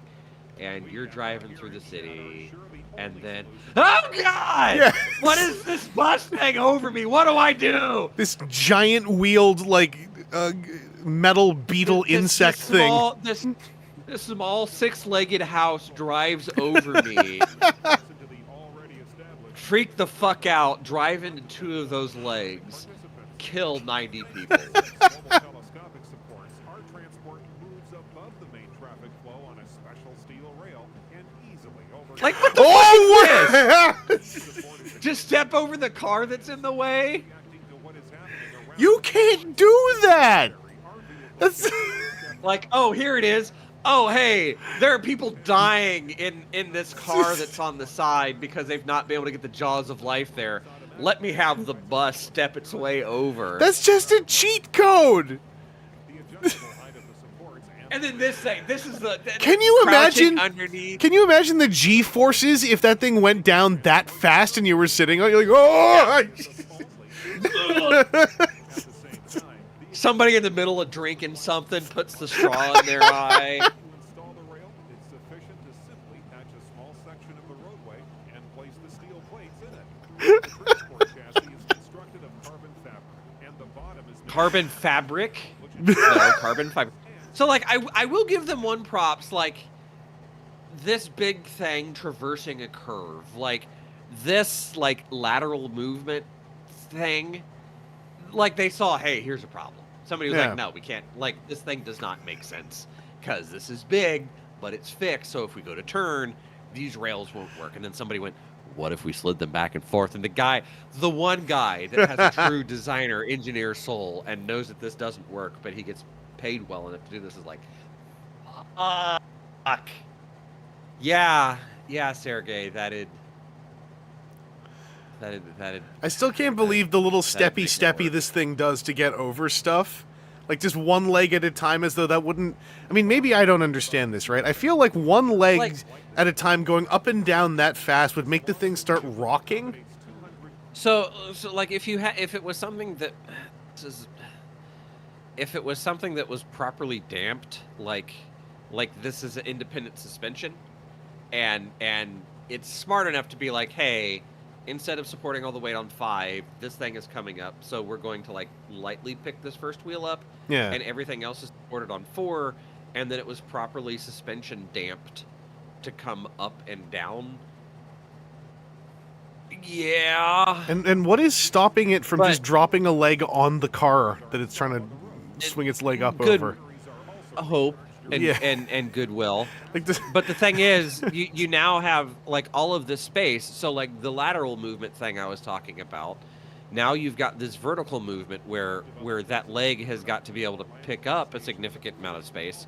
So now in each of those things, you've got to have a blocked out space that is that wide or that deep and that wide, so that all of this leg can go up in that, so it can get underneath the pre-existing bridges or to pick it up to go over a car. on high columns that do not occupy Uh, are designed so they can and so then you've got to design these Why do they love their? I mean, spaces. And I mean, roundabouts are sexy. Like, yeah. But that's also then like where they're showing is their interaction points. yeah. Like Weird honeycomb now ass like fake you're building. you're getting these gyroscopic transport expando leg buses because you can't redevelop. It's too expensive. It's financially impossible to redevelop space to deal with your traffic problems. But instead, what we'll do is we'll knock down a big section of the city core in order to build this roundabout mall bus stop fucking thing. Endertrot also with the So great thing here being pointed out. What happens if you get into like a car accident? You manage to crawl out of your car and then the gyrobus just steps on you. Yeah. is convenient, environmentally friendly, does not depend on road conditions, and does not require any significant changes in the existing infrastructure of a city. Aside Other from the than metal having- rails? Yeah. No significant changes other than having to lay down metal rails that are 2 lanes apart. You have to have extra space around that. You have to have all your bus stops on the 3rd floor of any buildings that you have. You can't just pick people up at the curb. That's for the pleb buses here. If you're lucky, they'll take you to one of the 3-story. Just leaving out stops. these little conversational pittances of logistics. Yeah. $7 billion budget is enough to create a full-fledged second-level transport infrastructure. $1 billion budget. Including a network of more than 200 stops and transit stations, trains, service stations, road upgrading, and the like. At the same time, we create attractive conditions for investors of any scale. Because Investors. the network inside the transport It's the money wank. That's all that any of these are. is a unique opportunity to increase sales activity. Pre-sales activity. Cities in the world will inevitably continue So, okay, so here are ones with just pits, so that like you could be walking, not pay attention, I'll lose just your get ankles down. bisected. Yeah. Yeah. Cleft in half. Here is where madness lies. Oh my So god. your full height vehicles can only be on the inside most lane. Never transit. They have to appear and disappear from that innermost lane, because your second floor gyro cars, your 4-lane wide second floor gyro cars, have priority space there. You can never cross between lanes 2 and 3, because gyro car may be coming at you from Mach what the fuck ever from behind you, and then hit you, and then in the middle you have your other 4-lane thing that has to overlap your second floor height in order to have you all transit at the same location. Oh, there they are. This is Yeah, okay, there they are. So that you're not just breaking ankles left and right. Our transport will certainly transform the beach. Yeah, soon be available around the world. We are so that's what I want. What I'm happens when sitting the there tide looking comes at in? the beach, It soaks then, over. yeah. How that sand got there was water putting it there. Yeah. Look at this brave soul here. This guy here merging across. It's all right. The gyro bus will step over. He sees death coming and welcomes it in its embrace. of the entire infrastructure we build and continuing its operation for 100 years. 100 years. And repair of the entire road. Another century of the gyro bus. Gyro bus. This is a non-solar version of the gyro bus, maybe. So For the this is this fours. just going to be like 20 minutes of B-roll now? I think it is. I would even do a timeline click, like to start to see where it spikes up. Another layer of we're doing the bus. Oh, What the? just do tours. You know, you only have to lay one rail. That costs like half as much. And see they're showing the different angles to keep it level as it's going up and down these pristine hills that we've fucked up with a 6-train long gyro car. Long was here pointing out this is just a train. Yeah. Now at this point, this is just Yeah. a train. Yeah, you just make a train. But you see it has space there so that wildlife could walk underneath it, but any wildlife is actually going to try to jump over it right as one of these things come Get by. cleft in half, and yeah. Endertrawl pointing out this is how you get to the NEOM mountain skyscraper. Yeah. Oh. See it lifts itself up so it can get past this truck accident where this guy could very clearly pull aside. Like these are the assholes that are like, oh no, your back bumper hit my front bumper. We must now stop these 5 lanes. I have of already traffic called the authorities. such that we can exchange insurance. Oh no, the balance was solved by the Russian dude and the other guy that they brought up at the beginning last time, because the middle spins and that's the gyroscopy, and so it can never fall over. Yeah, like these people right here. What should happen is they should be dragged off to the side and shot. Like, you've got 3 lanes of traffic here. There's nothing on fire. Get it the fuck out the road. Push. Look, you've got like 50 fucking people here. They can push this semi truck out the road if the truck's not moving anymore. You can get some gusto and get it cleared. No. Instead, you need the thing that goes. Earlier I saw Talbot was also asking, how would you build this on a beach in sand? Yeah, well, this would be the better version because you've got it on pylons, and then. Oh, okay, yeah, I didn't notice that. But yeah, just a ground floor rail, and nothing. Yeah, that is going to bisect so many people. You're going to have somebody say, "Oh, it's a nice day at the beach. Gotta get the Instagram hot." Just 5 different versions of this. This is NEOM. That's the line right back here. there. That's the line, but built slightly more sane as different buildings. But then you've got 5 of these gyroscopic vehicles all in a row, basically, rather than one Mondo-sized one because they don't quite trust the technology that much. We got any other settings coming up here? Yeah, I've seen that. What's that big spike? Here's a big one. If this big spike is just because that's where people naturally click ahead, I'm gonna laugh my head off. Yeah, that's about the 15-minute mark. This is where people go, is there anything new here? Pedestrians. Oh, this is just one just raw dogging it on the road. Where we're going, we don't need rails. Is this Range Rover going to kick? Oh no! Oh no! Yeah, no, Get that's bisected, not idiot. airbags deployed. God, no. That would have to be the most rigid structure. Because if it's telescoping like that, you know it's hollow. Oh, this dude's just Tokyo The drifting passenger would be right into it. You would be so dead. Someone would be so dead. Yeah. Yeah. No, you've got to have some sort of cow catcher diverter in front of that thing. People asking what those airbags actually are doing up there. I don't know. Passengers dead? No, driver, sorry. Driver's dead? Driver's dead? Yeah. Driver's dead. Like, it's actually how it shows that it's aroused, is it goes... Yeah. Yeah, like that dude, that car just Tokyo drifted. I love that. He's Mario Kart. He's trying to get the speed up to do that. Yeah, okay, so it doesn't scrape the top of the semi truck going. So this is just like when it gets to the end of the loop, it just turns around. Oh, okay. I thought it was gonna do a loop-de-loop for a second. Except for that looks close enough that should like hit. And it has cones. It has cones out for the lifting thing. Like, not for car. Well, I guess it is cones for the cars because you've got this giant barricade in the middle for no good reason. Like, why are they coming this full way here? PT asking the good question: why is it turning in the middle of the highway? Well, you can see the highway actually ends right there. So, like, they've got to turn around with this, like, shrouded thing that grabs it and holds it.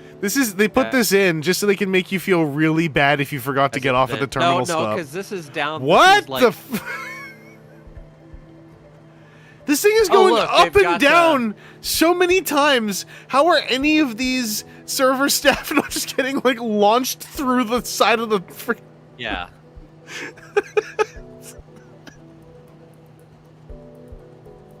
Yeah, and this is a gapped channel, so, like, no poor bastard's going to be driving a motorcycle and cross that thing wrong.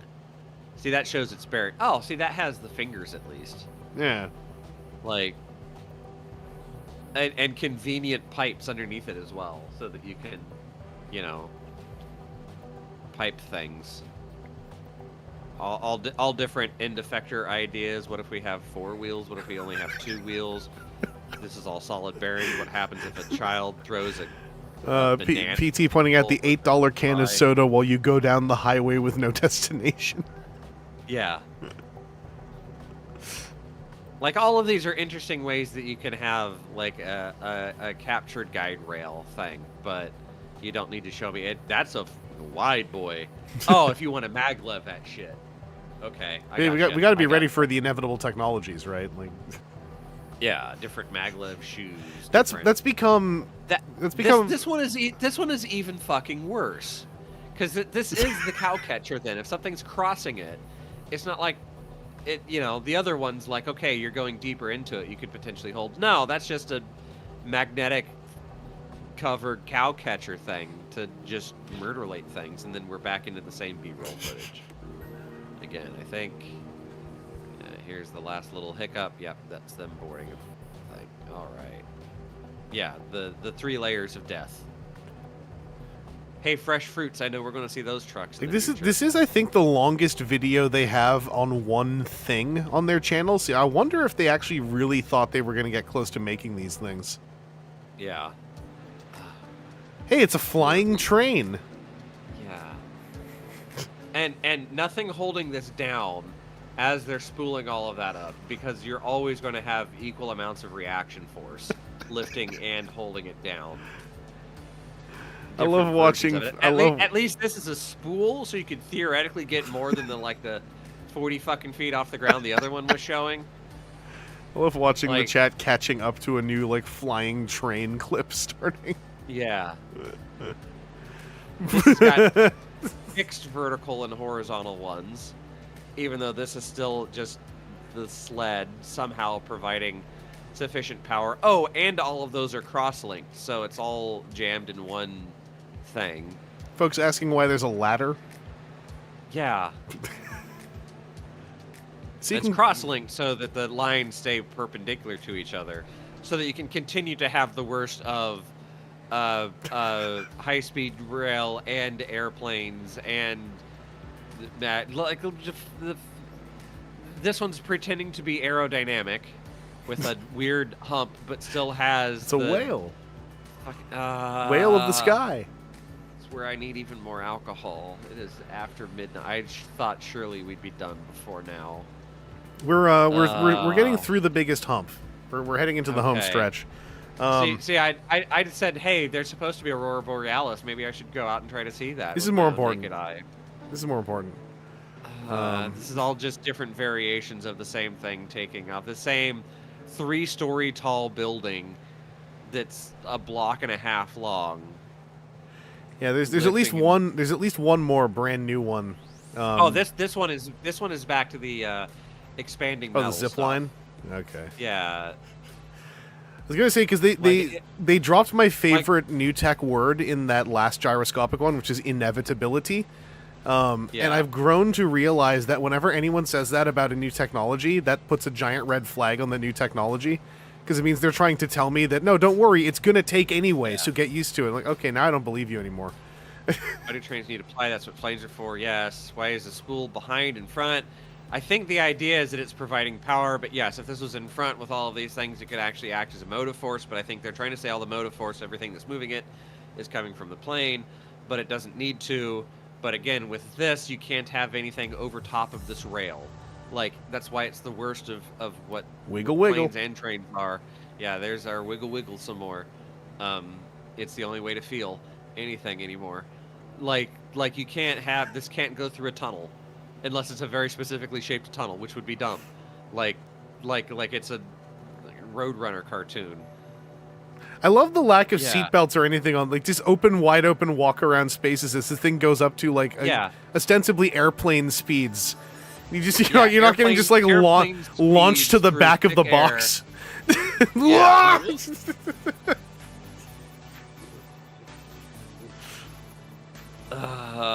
And then it comes back down, and it's acting as a hold down or something. Yeah. Yeah, this is the worst of all things. If it's a straight line, why does it have ailerons to turn? Yeah. Yeah. It's in case the tether breaks, they'll be able to land on that forest. They'll be able to very briefly control it, but it doesn't have the way to provide enough power for all of these propellers, so it just gives the one guy that's the conductor, I'm not even going to call him a pilot, he's a conductor that's sitting in this thing go, oh shit, something's wrong, boom. Like there's a dude up front, but he's just the Japanese tradesman conductor that holds the lever forward. Yeah, all of this is so... And we have the Done question coming wrong, in. Tom painful. asking, what keeps the plane straight? Obviously, the tether, I guess. Like, theoretically, you could, even without control surfaces, you've got enough different things producing thrust. You could use differential thrust. So the engines on the left are going a little bit more than the engines on the right, so it pulls it that Wiggle, way. wiggle. You also have wiggle, wiggle. The giant boxes that you'd need in order to keep that in place that wouldn't allow you people through it unless there is... This guy will need... Yeah, PC's saying this guy will need a conductor license and a pilot license, so his pay would need to be Yeah. astronomical.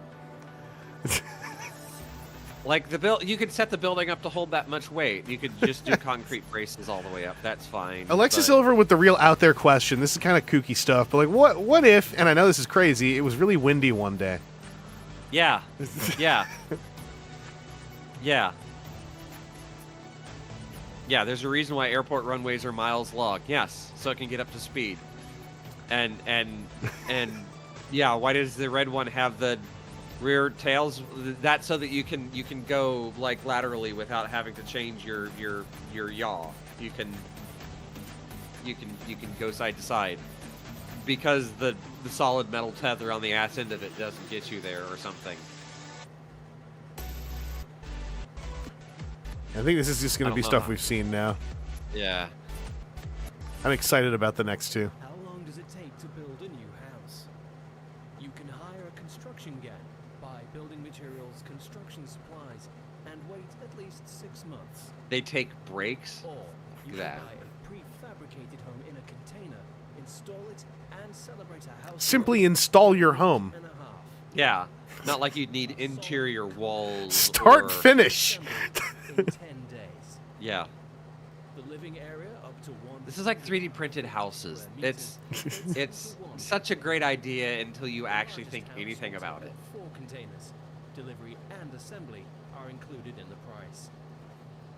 Imagine if they didn't include delivery or assembly in the price. Yeah. You could just buy the thing and then go like, oh, I can't afford the rest. Like, okay, well, we have your money. Bye. Standard projects don't fit your requirements. That's a 2-story wooden house. We don't even know how to make those anymore. Yeah. 3. Look at it. It's got a gable. Oh, that's impossible.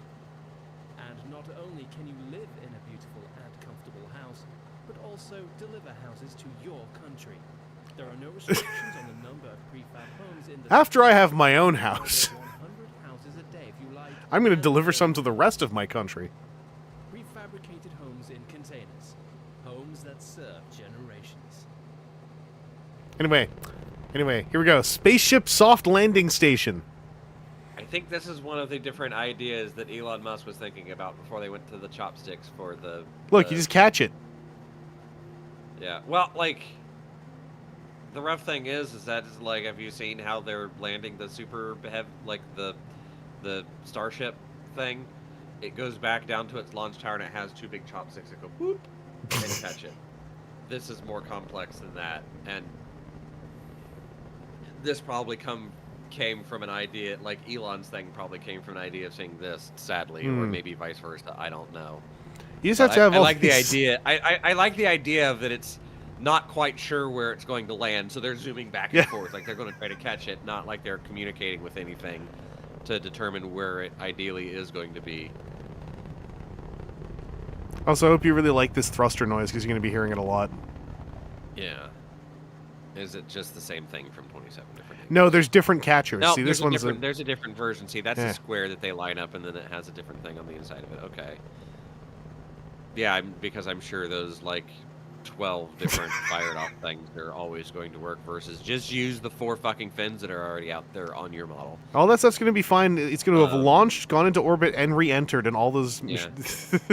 Yeah, that's why I'm saying use the fins that are already there. Why? Because they're already there and have been slowing the rocket down as it got to this point. You don't need added layers of complexity in order to make it catch.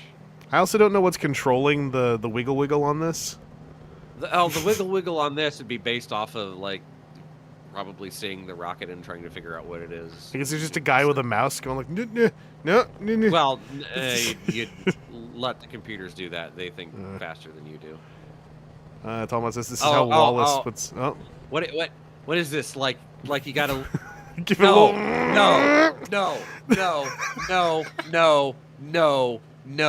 No. You're generating thrust. Use that thrust to make it go up. You don't hold it back. You hold it back to. We gotta let it get up to speed. Build, we gotta hold it back. Build Gotta your hold it back. potential He's going energy. See? No! I'd kick that guy's ass if he wasn't holding me back. It's because you use slingshot technology. They're not even doing. Yeah, this is totally like Starship model. This is like a V1 Starship model that they probably saw, and they were like, "Hey, Elon, we could design this for you. Look, we're going to waste so much energy holding on to your rocket while it's going up. Fuck! Doing. It'll shoot up faster this way. No, it won't because the friggin' Yeah, so I saw this part, and I was like, man, I wonder how Aaron's going to react, because I can't tell what the hell they're even trying to tell me with this clip. Trying to say that they have no idea how rockets actually fucking work. You build up that super meter. Yeah. Oh, here we're doing it on 3 pylons. Okay, so it's just different variations of the same thing. We catch it with 4, we catch it with 3, we catch it with 2. Oh, here, yeah, we catch it with 2. Oh, no, still 3. Yeah, you need that for... Oh, 5. We get fancy with this one, boys. This That is or we're the summoning some Wiggler. Eldritch demon. It can go to anywhere inside of here. Scribe the pentagram so Satan's rocket can land on Earth.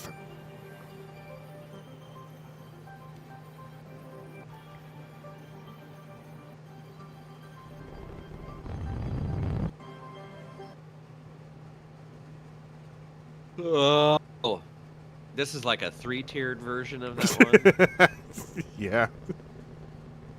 Well, it's because it's more gentle for the rocket. This is for okay. Still with the like 19 extra pop out thing. Oh, so that now you have your laterally.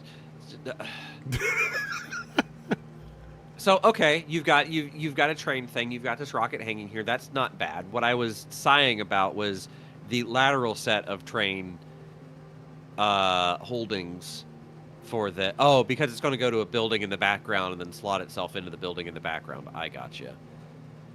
Because more is better or something. So that you slot it in there and then you conjure a new top-end rocket. Okay. I guess. Yeah, so then there's the top rocket part. And then it goes all the way down. But how does it get it all the way back up? It retracts the things, okay, and then we go back. And then it has a different crane that just comes down and hoops onto it.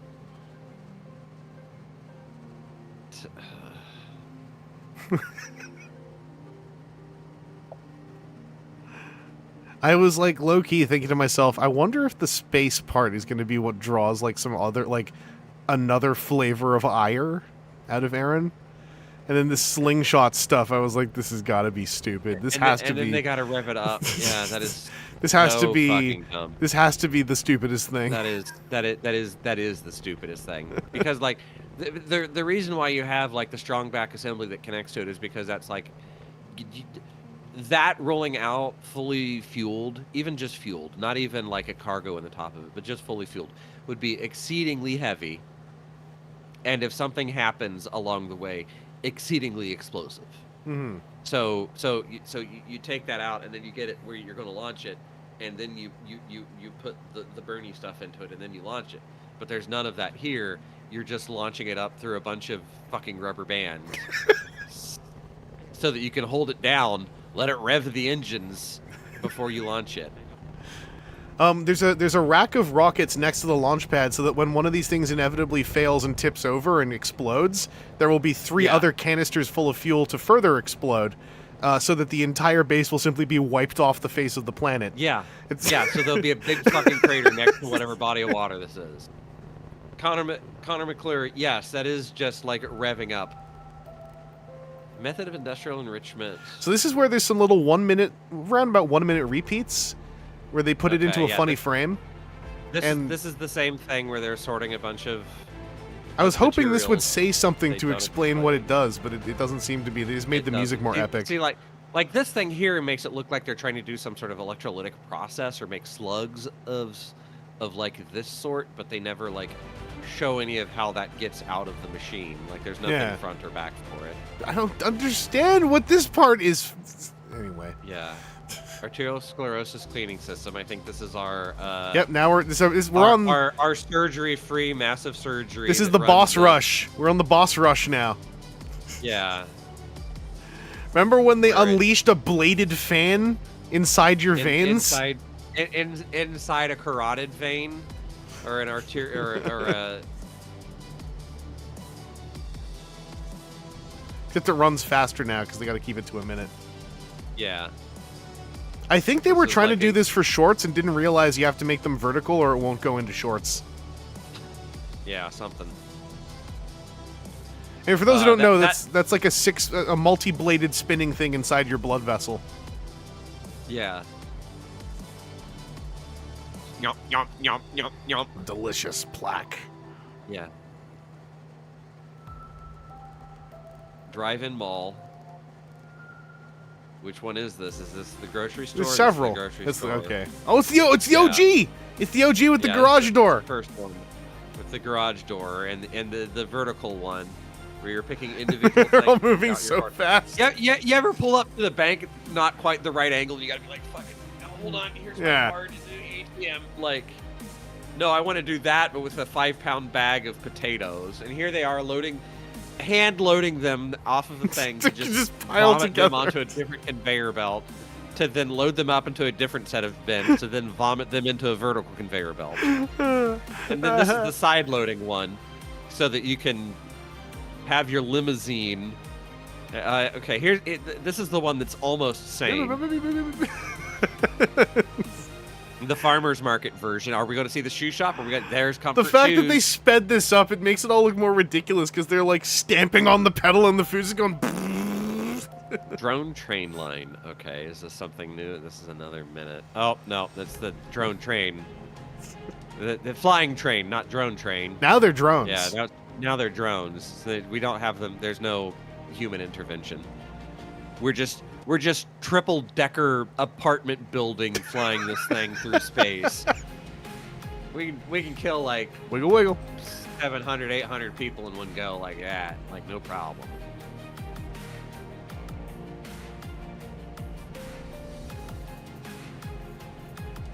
Wiggle wiggle. The part where there's a giant wall that folds down. Yeah. For no reason, even on this one. Like, those blades are small enough and sit up high enough. They're already flying over everything. This is already sitting like 3 stories off the ground. Like, fucking make. It has vertical lift blades inside the middle of the wing anyway, like it's a fucking Quinjet. Like, have these things be flat, vaguely winged shaped, push enough air over it along with the pusher thing in the back end of it, and just. Because look here, inside you can see in the cockpit-ish area, that's like a triple-decker space in there even. But no space for the actuators of the forward canard wiggles. It's also been pointed out, like, there's been no demonstration of how these things turn around. Like, once they reach... No, we did see for the gyro car. There's just for gyro car, but for these things, for the planes. No, it just comes the other way. Oh, this is a hovercrafty one. Yeah. Bearing wheel connectors on the bottom. At least this one pretends to have cover. You can get Burger downstairs on this one. See Burger. And then you just have a giant escalator up to a different level. Is this the flight? This is the flying thing. Okay. There's no seatbelts. Earthquake protection. Here we go. Back to G1. It's going to be at double speed, too. This is going to be even funnier. Yeah. Do you want to sleep up on a giant throne like a pharaoh? When an earthquake happens, get thrown into your own tomb. So that's why the military one wasn't in English, so I didn't add it in, but I could throw it on the end. Throw it on the end, because I have many things to say about that one. It seemed very silly. Yeah. And the number of these, like, you've got 1, 2, 3, 4, 5, 6, 7, 8, 9, 10, 15 liters of water. Now, 20, get 2 more over here, so that's not 20. That's 12 by 1.5. It's 18 liters of water, along with a bunch of food cans, first aid kits, gas masks, 2 gas masks, a fire extinguisher. But you're lumped in this death hellbed thing. At least this one, like, you're not dropping into a death hellbed. You just have a giant platform underneath you for no reason because they've already decided you have to be up high. The roll top lid. Automatic container house. Yeah, we're coming back through. We're speed running them now. Transformers! Yeah, Long was here. Imagine a partner on one of these things. One of you is going to lose a limb. You're both going to suffocate as the 2 of you are smashed against each other in this, like, single-sized bed space with all of your mattress folded up around and on top of you. But it's okay because you've got like a week's worth of food and water underneath you. Best part is if your partner doesn't know you have the Dahir in-shot bed, so they're also in their final hours saying, What is this? What? Like, don't worry, it's my earthquake bed. You're like, oh, so you know how to get us out of here? You're like, nope. No, because the rest of the building has collapsed around us because collectively all of us tenants put another 40 tons of dead standing load in this building we didn't think would survive an earthquake. Yeah, you don't get to those supplies, Lee Cal, but they're just there for whoever finds your body. Here's our automated wall panels that were way dumb. I'm just skipping past this. Oh, it's all the different types of panels, so even the wooden panels that were worse than any other option available ever.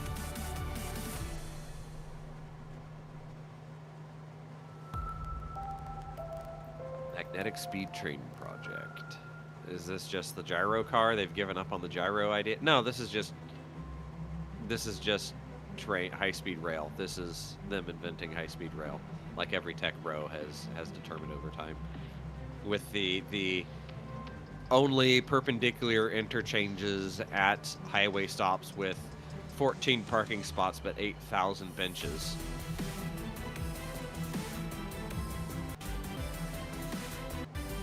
Yep. All the different train cars with all the airlocks at the ass end of them. Light wall panel construction system. Oh, I found our spawn now. Yeah, this is a best of the speed quick run. building, the quick building with the shape that we shouldn't. We'll skip past it. Next generation fast food restaurant. Fast food restaurant. The other was a sit down, unless they're Fractals. Fractal sky plates. Look, Fractal Skyplate is my favorite transformer. Yeah, all of these plates that get grabbed by UFO grabber arms and dumped to a waiting table below. You can only have 4 things on any one plate because they're all in their own containers. So just to update, tables you can never move. I think I've added most of the military ones to the playlist. So once you get to a certain one, which is called Steel Frame House, you'll have finished the chronological version. You'll need to go to the playlist and resort it by, like, I'll do the sort once you get there. Okay. I think I've got one more long one in me because we're at 12:30. Yeah, no worries. The road construction machine. Actually, a lot of these are repeats, so why don't you pause for a sec? I'm just going to set us up to look at the military ones. Let me go sort. Date added newest. Is that what I want? Yeah. Okay, so click on the Dahir Insaadventure link on the very top. That's the name of the playlist. Let's double check the... Yep, there we go. So start at the top. And that's a long one, but we can probably skip around through it a bit.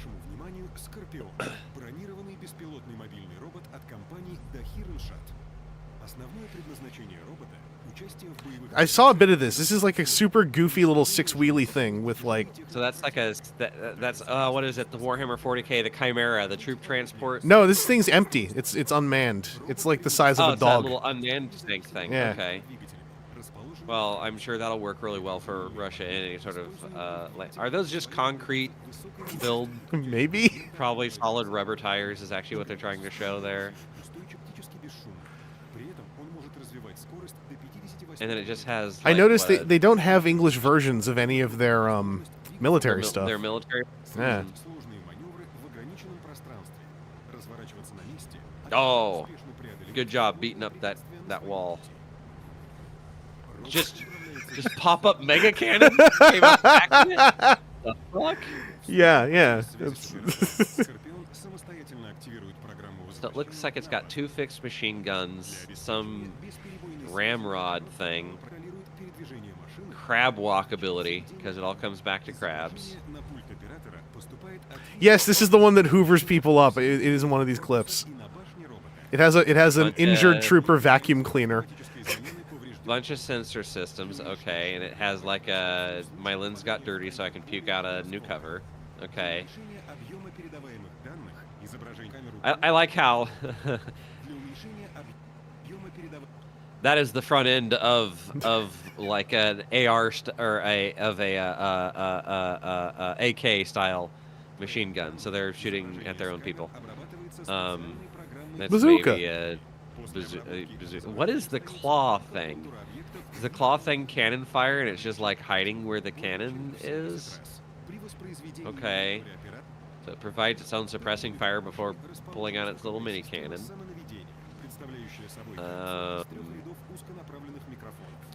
I think that's reactive armor. Yeah. All those little bricks on it like come off or something. Yeah. So the idea of reactive armor is if you have something like a rocket-propelled grenade coming at it, it has a sensor to it so that rocket-propelled grenades require very specific geometry in order to do their thing best. So you have reactive armor that like explodes outwards back at it so that it intercepts it just before it would get there. This thing has sound profiles for different guns. Sound different. Well, yeah. Theoretically, you can say, "Hey, that's an AK." There's no reason. Yeah, that's literally an AK. A Kalashnikov shouldn't be shooting at me. I'll shoot back at it.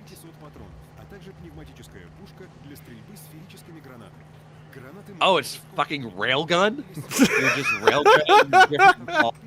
Buddy, okay. Maybe it's compressed air. That's why it has a close on the end of it. All right, and then just the fucking the fusion cannon. Tail rocket pack out the ass of it.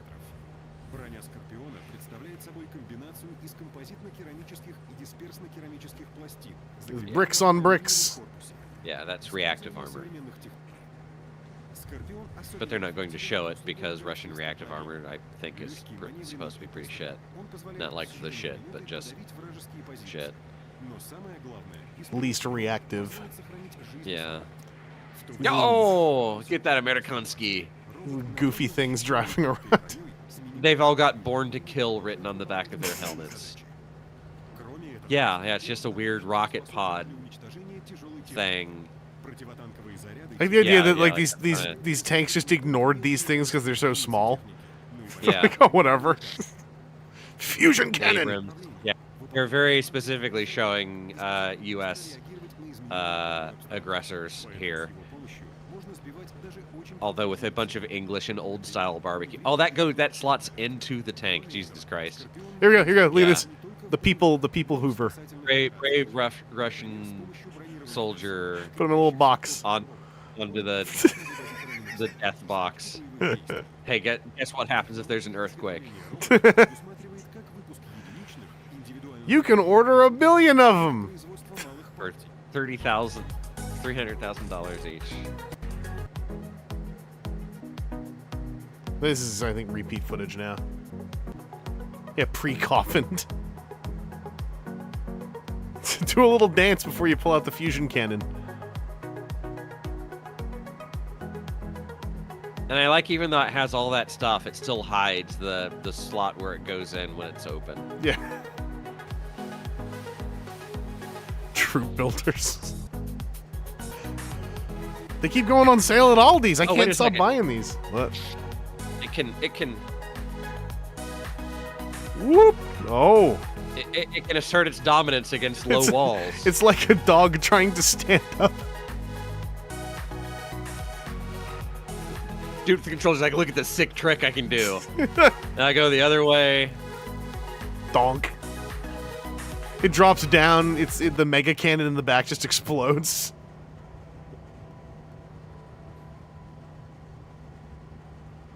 This is a massive, oversized, manned vehicle. It's doomed.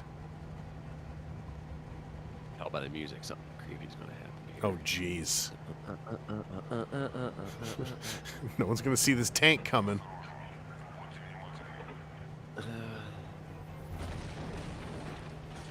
that's what you get for being manned. Yeah. Oh God, I am on fire. My shoulder.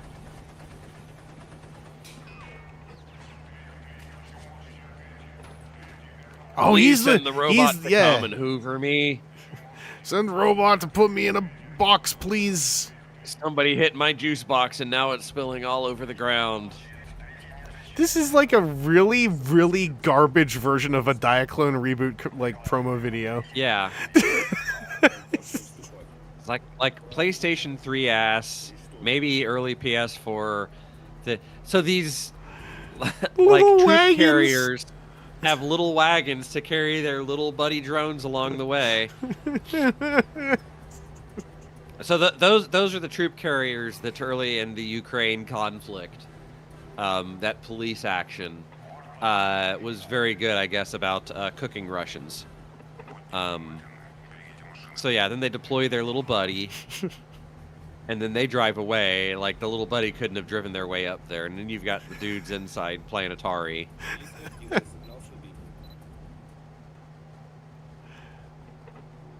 This is kind of giving away the part where it's like, hey, if you see these funny little like remote control cars driving around, go find the troop transport and flip it over.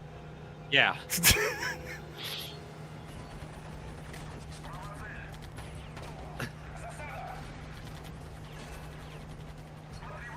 Did that guy just walk away? No, Oh, he got shot and fell down. Yeah, so now this. Silly, silly American. It doesn't have a mega cannon. Yeah. Boom, ha, what did you think? This car was going to get in my way? No.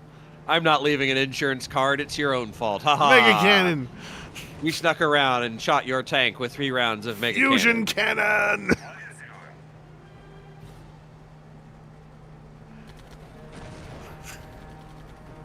Oh, ragdolled.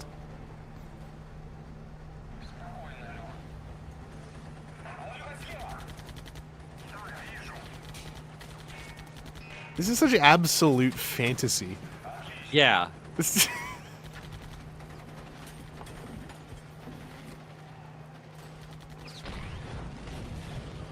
Amerikanskis can't even shoot straight. Ha ha ha. We don't even need armor on this. They are so bad at the warfare. Where's the fusion cannon?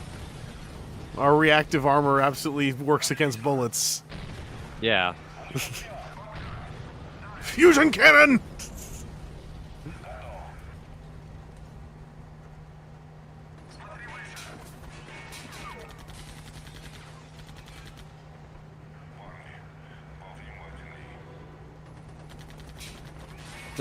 Just find the next window. Are these not their own buildings? Whatever. Conflict logic. I don't know. It's Yeah. Paint and hardware. Ear.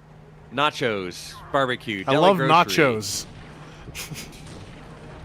$4.95. Get fusion cannoned noob!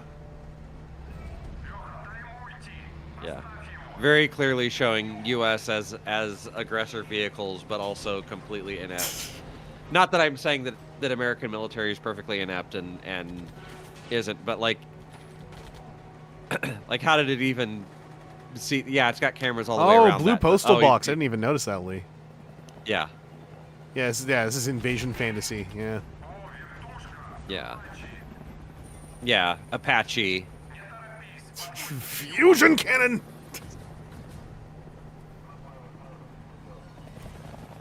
Vaguely like New York or Chicago architecture, and then you're going to like the Apache is going to be low and slowing back and forth. Oh, we got especially like if I mean maybe I'm overestimating like the cinematic logic side here, but like you just watch these things shoot their fusion cannon like 400 times. one. Yeah. So you're gonna come in low and slow up on them while you watch them deploy the fusion cannon to shoot at you. Yeah, you're not going to be flying over with an F-15 going, what is that? Hey, fuck that thing. Our king! King! Oh, it's all gone. Parking on a building that is very clearly not a parking garage. Oh, true. Briefly mourns its brother. It's looking at the... This is ridiculous. We'll remember this. Never forget. But it took 2 Apaches and a tank and a Humvee to take it down. And even then, it used its self-destruct feature so that the Amerikanskis couldn't figure out the superior technology. If only we could figure out how Now to have a little fusion cannon slide out the back of a small vehicle. Thermals. Okay. Activated. Dude is pooping. Look at the robot dude. Dude is pooping. Whenever I see like magic vision tech like that. I don't know anything about this, but I kind of make the assumption that it doesn't just work like Superman X-ray vision like that. It's because it doesn't. So now it's going to Oh, show railgun! it's either railgun or giant smoke paintballs grenade. or whatever. Oh, smoke grenade. Yeah. Damn, we didn't prepare for smoke. Yeah. Yeah, and the enemies weren't speaking the noble Russian language. That was very clearly English. Oh no, let's go. Go, go, go. I've been here for an hour and a half.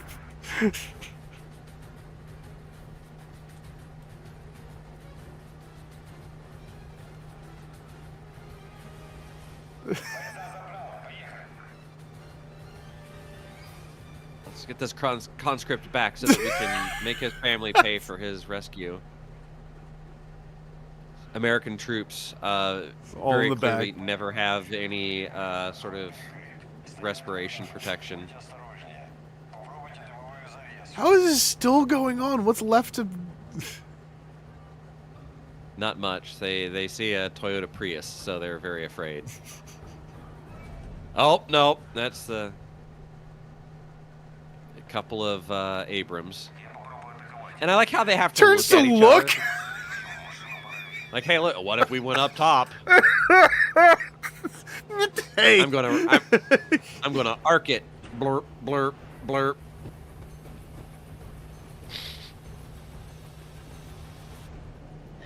It's like a global predator, global hawk aircraft that is somehow on the Russian side, but sure, whatever. It was whatever drone assets they had. Now we're going to run through here, and little buddy's gonna like come in the middle. Fusion cannon, fusion cannon, fusion cannon, fusion cannon. 360 no scope.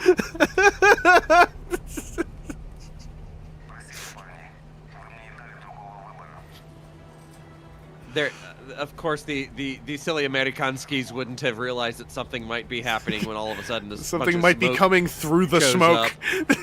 Yeah. The reason why I also Triumphant didn't music. immediately assume this was invasion stuff is because there was a whole ass Russian base that these things came from. Yeah. Yeah.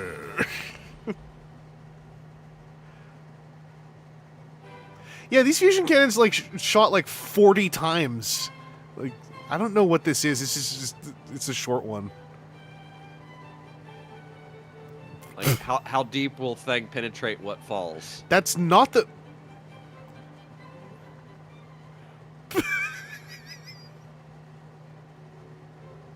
Thing fall farther, fall farther. What are they doing? What is this supposed to be?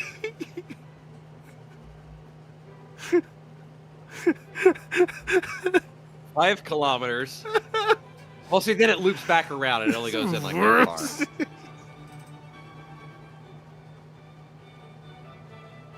What? It has an extendy butt? That's The it. fuck was that even? I don't know. So this is like a C5 Galaxy. 22 Raptors. We got some Michael Bay music. Is this just Rapid Dragon? Endertron is saying they didn't show the turret section of those missile things. Okay. So I guess- this is just Rapid Dragon. So the U.S. Army is actually and Air Force have actually developed a way to turn big cargo airplanes into gigantic fucking missile trucks. And Hey, that's it's conveyor basically what belts. this is. Yeah, it's more conveyor belts. Rapid Dragon is not even this complex. Rapid Dragon is what we do is we just have a crate and we say, hey, we're going to launch like 7 Tomahawk missiles, so we have 7 Tomahawk missiles on this crate. Yeet it out the back of the airplane, keep flying, and then the Tomahawks go do Tomahawky things. This is just very expensive mine laying, apparently. But C5 Galaxies is U.S. aircraft versus No, it's turrets! What the fuck? turrets.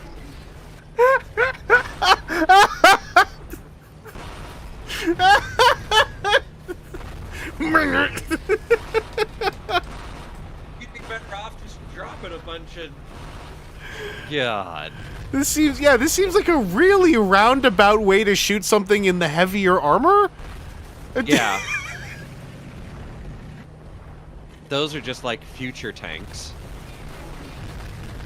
Why wouldn't you just drop them on with the explodey part in the? Yeah.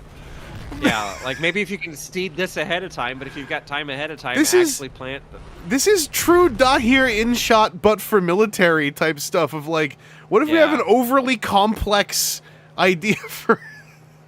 So now we're dropping a bunch of something on solar panels. Or with solar panels. Looks like tank treads. Is this going to be some stupid get underneath the tank bomb thing? Or are we deploying mobile solar panels to the good and happy comrades or something? I guess just silly. Oh, suck the parachute back in so you can use it again. Slurp. Oh, and you don't even keep the higher ride height, and then you camouflage. Where'd it go?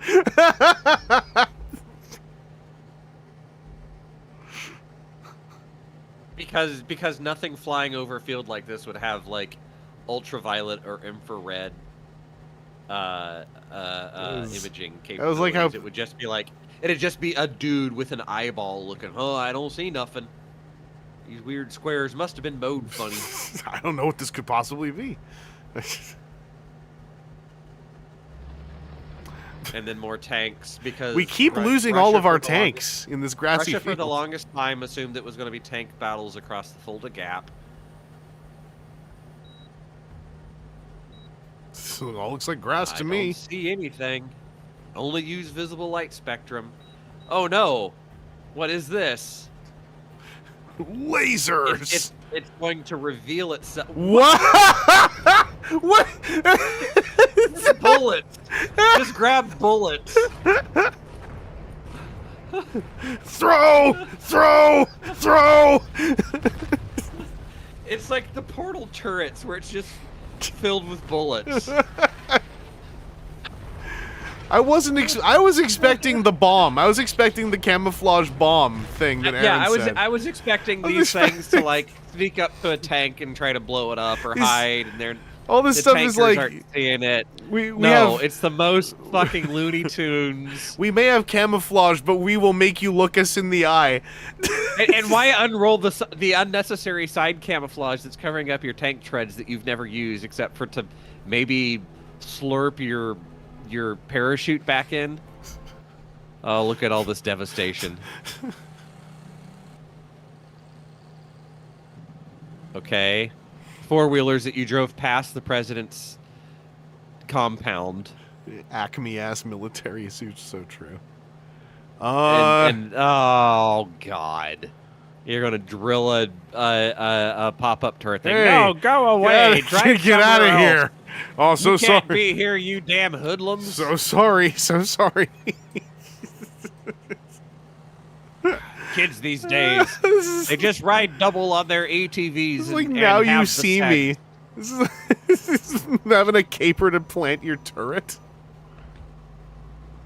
Yeah, and then no one notices this odd metallic dandelion that's just Hey, now we just popped had up two where these ATVs kids just were. stop outside the mansion like 5 minutes ago. Oh, well, nothing. Couldn't have been anything. It has a computer chip. That's the right number. Surprise rocket! It's the way the piece has to flip forward. It makes it so funny. Ah! I get you. I get you.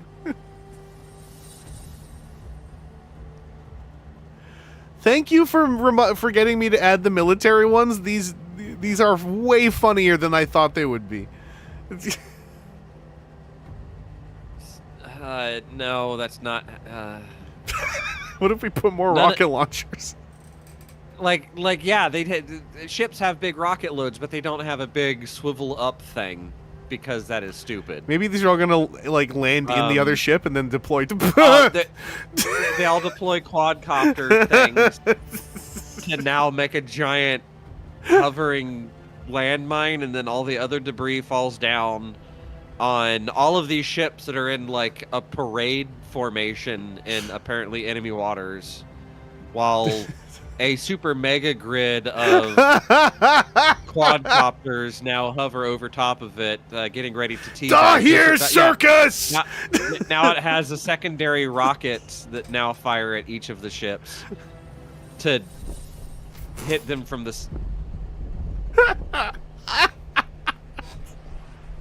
Like, chat, I'm gonna give chat a moment here for the 20 some odd people watching. Does anybody need me to explain why this is so horribly stupid? Like don't be afraid. I don't mean to say stupid. If you think this is a good idea, please shout out. I can explain why it isn't necessarily, because this is about education and learning, and maybe raising some more funds for the children. Look, there's a QR code you can scan. It's the part where there was like multiple levels of grids of them all just hovering there. Yeah, there's like 8 tiers of the grid of them, because just dropping them straight down, they're going to perfectly avoid every. Just yeah. The and death onion. Hit them all again.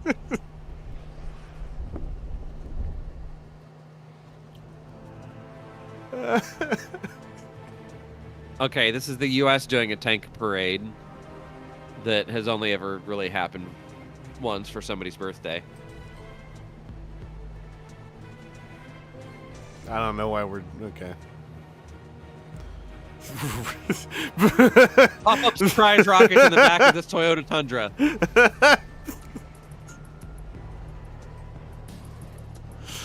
With the same idea of the like the butt cones that are going to fall and hit them perfectly, but now these all stand here and go, yeah, we see you. Hold. I got to push all the buttons because even though we have this wonderful autonomous tech, Dahir circus.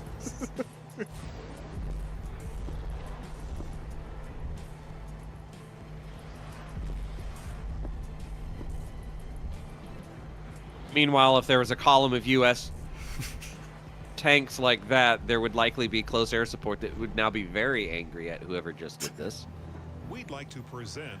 All right, that's all the military From stuff. Dahir. It was bolted onto the front of the list, It is a basically. store Did where you not customers get make the purchases. quadcopters? I couldn't spot them. Here, let me see if I can add them to the list. I'm just gonna look up Dahir InShot quadcopter.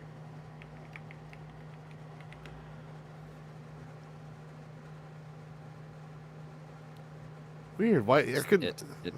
This is the one that I thought was going to be in here.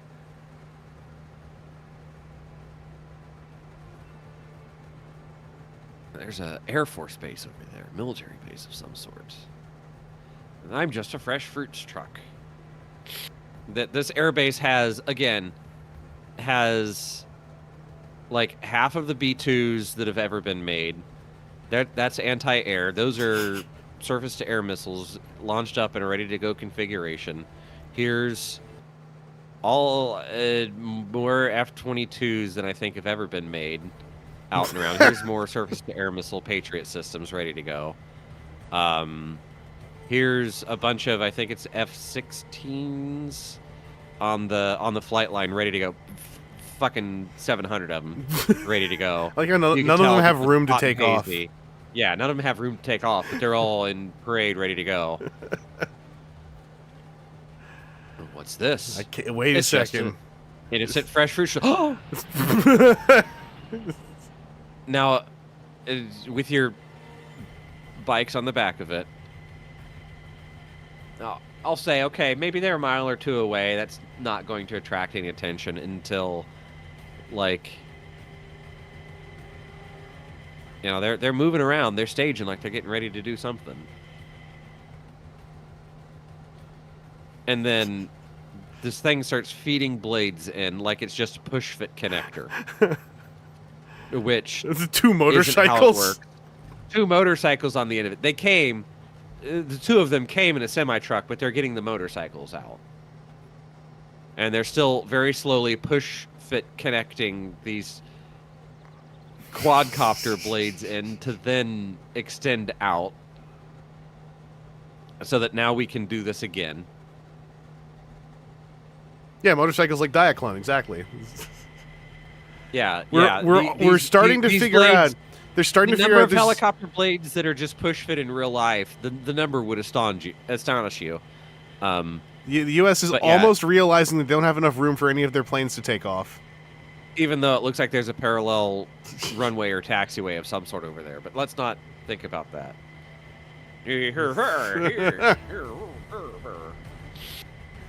Are these gonna like? Look at all of these missiles. It's gonna no Ready to clip straight go. up. Yeah. Yes, Lee, they make folding rotors. It would work so much better for this, but that's not what we're talking about here. Yeah, there's a whole runway ready to go. They could theoretically do a bunch of aardvarks that like only Australia uses at this point in time, or has for quite a while.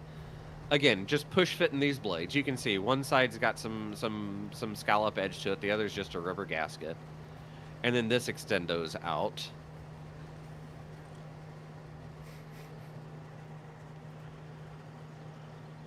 So, this is one that has plenty of. So line. excited to see what this thing actually Oh. does. Oh. So everything Is there else going to be has a been guy on automated. there? Oh, no. Okay. Everything else has been automated, but connecting these two machine gun links, because that'd probably be a little bit too far-fetched. Carefully connect. All driven off of a tablet.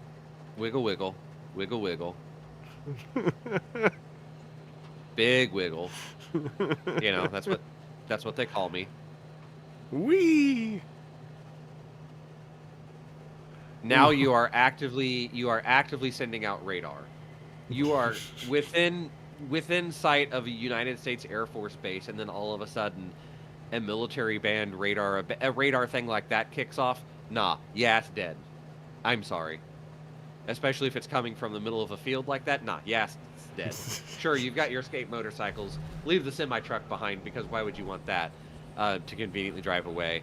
Oh, But here it no, goes. Yeah, grass dead. Now, this giant flying fucking Quad! thing pops up where there was radar. Nah, all those SAM things, all of that has just gone, I don't like you. You're Quadcopter Emperor 1! And now, like this, let's say even those first ones happened. No. The pilot's those fine. surface-to-air missiles back there have killed you. The surface-to-air missiles that are this way, they've killed you. Like that radar is still going, and those SAM... Oh, now it got the SAM missiles because they were too slow. No, those things, if they're up and active, they are looking at everything. They're seeing those commercial aircraft and going, we don't trust you enough yet. We're keeping a lock on you until you are out of our range. Something with... Oh, here we go. Yeah. They finally figured out how to launch a few. Yeah, they get 4 missiles off, which... Those things fire, they go now. So I've been told. Now we're back to shooting the aardvarks that did again. Shooting the ones in the back feels yeah. really pointless because they couldn't take off Yeah. anyway. Yeah. Hey, Harrier jump jets that nobody uses anymore. F-18s that the Navy uses. We're back to F-16s there. F-22s that never sit out in open air. They all have nice cushy hangars that they live in. Bunch of fucking Dassault jets, I think. Like, this is just all NATO hardware because NATO hardware. This is why we've been shooting these. They're just... Well, because that's multiple billions at a time. Like, if you wanted to fuck with somebody, like, those are expensive boo-boos, but also wouldn't just be sitting out on open tarmac anywhere, ever. And what are the SAMs doing right now? Yeah, nothing. They got 4 missiles off, and it doesn't show what happened with those 4 missiles they got off. So here's aircraft carrier again. Bunch of Harriers, Naval Hawks, Harriers, F-22s that don't fly off of aircraft carriers. But what's this? More fresh Oh fruit. no! And one-time freshness delivery of water. It's a super quad. Got the quadcopter! With laser docking. Got I! Each with its giant rotor. It'd just be as easy, like, these just push fit together, and then these just push fit together. You could easily have a different folding blade. Oh, and look, each of them have 2 escape motorcycles. The birds But chirping. look, now you've got this giant gun. So is it just a bigger gun? Yes, just bigger gun. It's just like diagonal drag box Yeah, bigger gun? that they still have to manually connect the feeder lines to. Look, it's Bullets. bullets.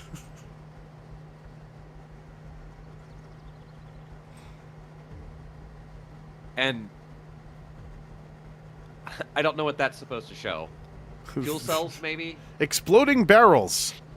Yeah, they're Weak red, points. so they must explode if you shoot them. And then escape motorcycles that you just drive off, and then They should look now get off the vaguely motorcycles cool. and go over to the semi-cab and drive away. Wiggle, wiggle, wiggle, wiggle. Now they all drive away. Except for Rider! whoever drove the blue cab.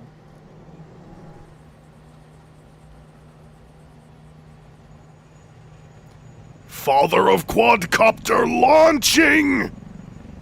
So now, even more so, with an aircraft carrier nearby, they're flying their own close air support right now. There's a pilot that has at least guns, more likely a bunch of fucking missiles, is going to see this thing and go, "What did you just do? Oh, you're all dying." I want this thing to shoot a giant quadcopter beam. And the thing is, like, that aircraft carrier is not flying by itself. It has a bunch of support craft around it, too. All of them have Sea Whizzes that would have done something as well, especially for giant missiles. Yeah, are these gonna deploy parachutes and quadcopters and float around? And No, I think these are just, like, slam-style missiles, where Ah. it's just boom, boom, boom. So this is after. This is a different 5 semi-truck quadcopter with just, like, 6 missiles. Because you could just, like, have that come out of one of those, like semi-trucks. Just pop the top and then go. I think this one, yeah, this one's all rocket pods. Which is the most least feasible. Or least most feasible. quadcopter brother missile! To just shoot at a bunch of tanks. That are just tight packed in formation. Again, somewhere near it, within a fucking short walk from an army base.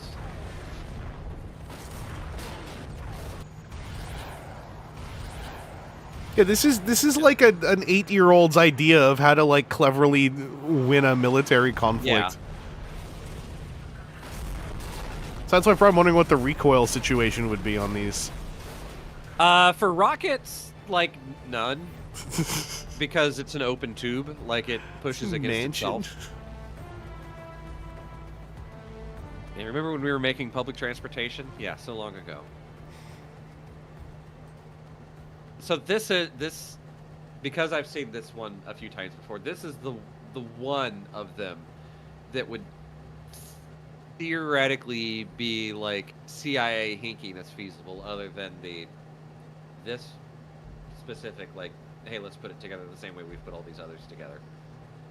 But like, hey, I've got a camper shell and I am 5 or 6 miles away from some like narco guy's outpost, you know, where he is, or from something like that. So we go, I'll just skip forward, putting all the blades together, to then have some sort of like, hey, clandestinely shoot rockets, but then again, you could just arc a bunch of those rockets in anyway. You wouldn't have to have this, like, tethered, slow rocket connection. My mansion! You could just send 2 dudes with some rockets to take care of this. Or a helicopter. These faraway shots are so funny. Yeah, aren't they? Just like they're supposed to be cinematic. Pew. Yeah, classic Bumblebee and Wave Rider. Yes. Yeah, Verspringen, I don't know that Dahir InShot has ever shipped a single product in their entire lives. Apparently, that is the end of it. apparently Sideswipe Prime linked something in the alternate chat. I'm just taking a look, see if there's anything we hadn't seen Break yet. everything. Whoa! Excuse me. Am I still here? Am I still there? Yep. Looks like it. Broken. Oh no, we did see this one. This is them dumping stuff out the back of a cargo plane. I think we saw all of these.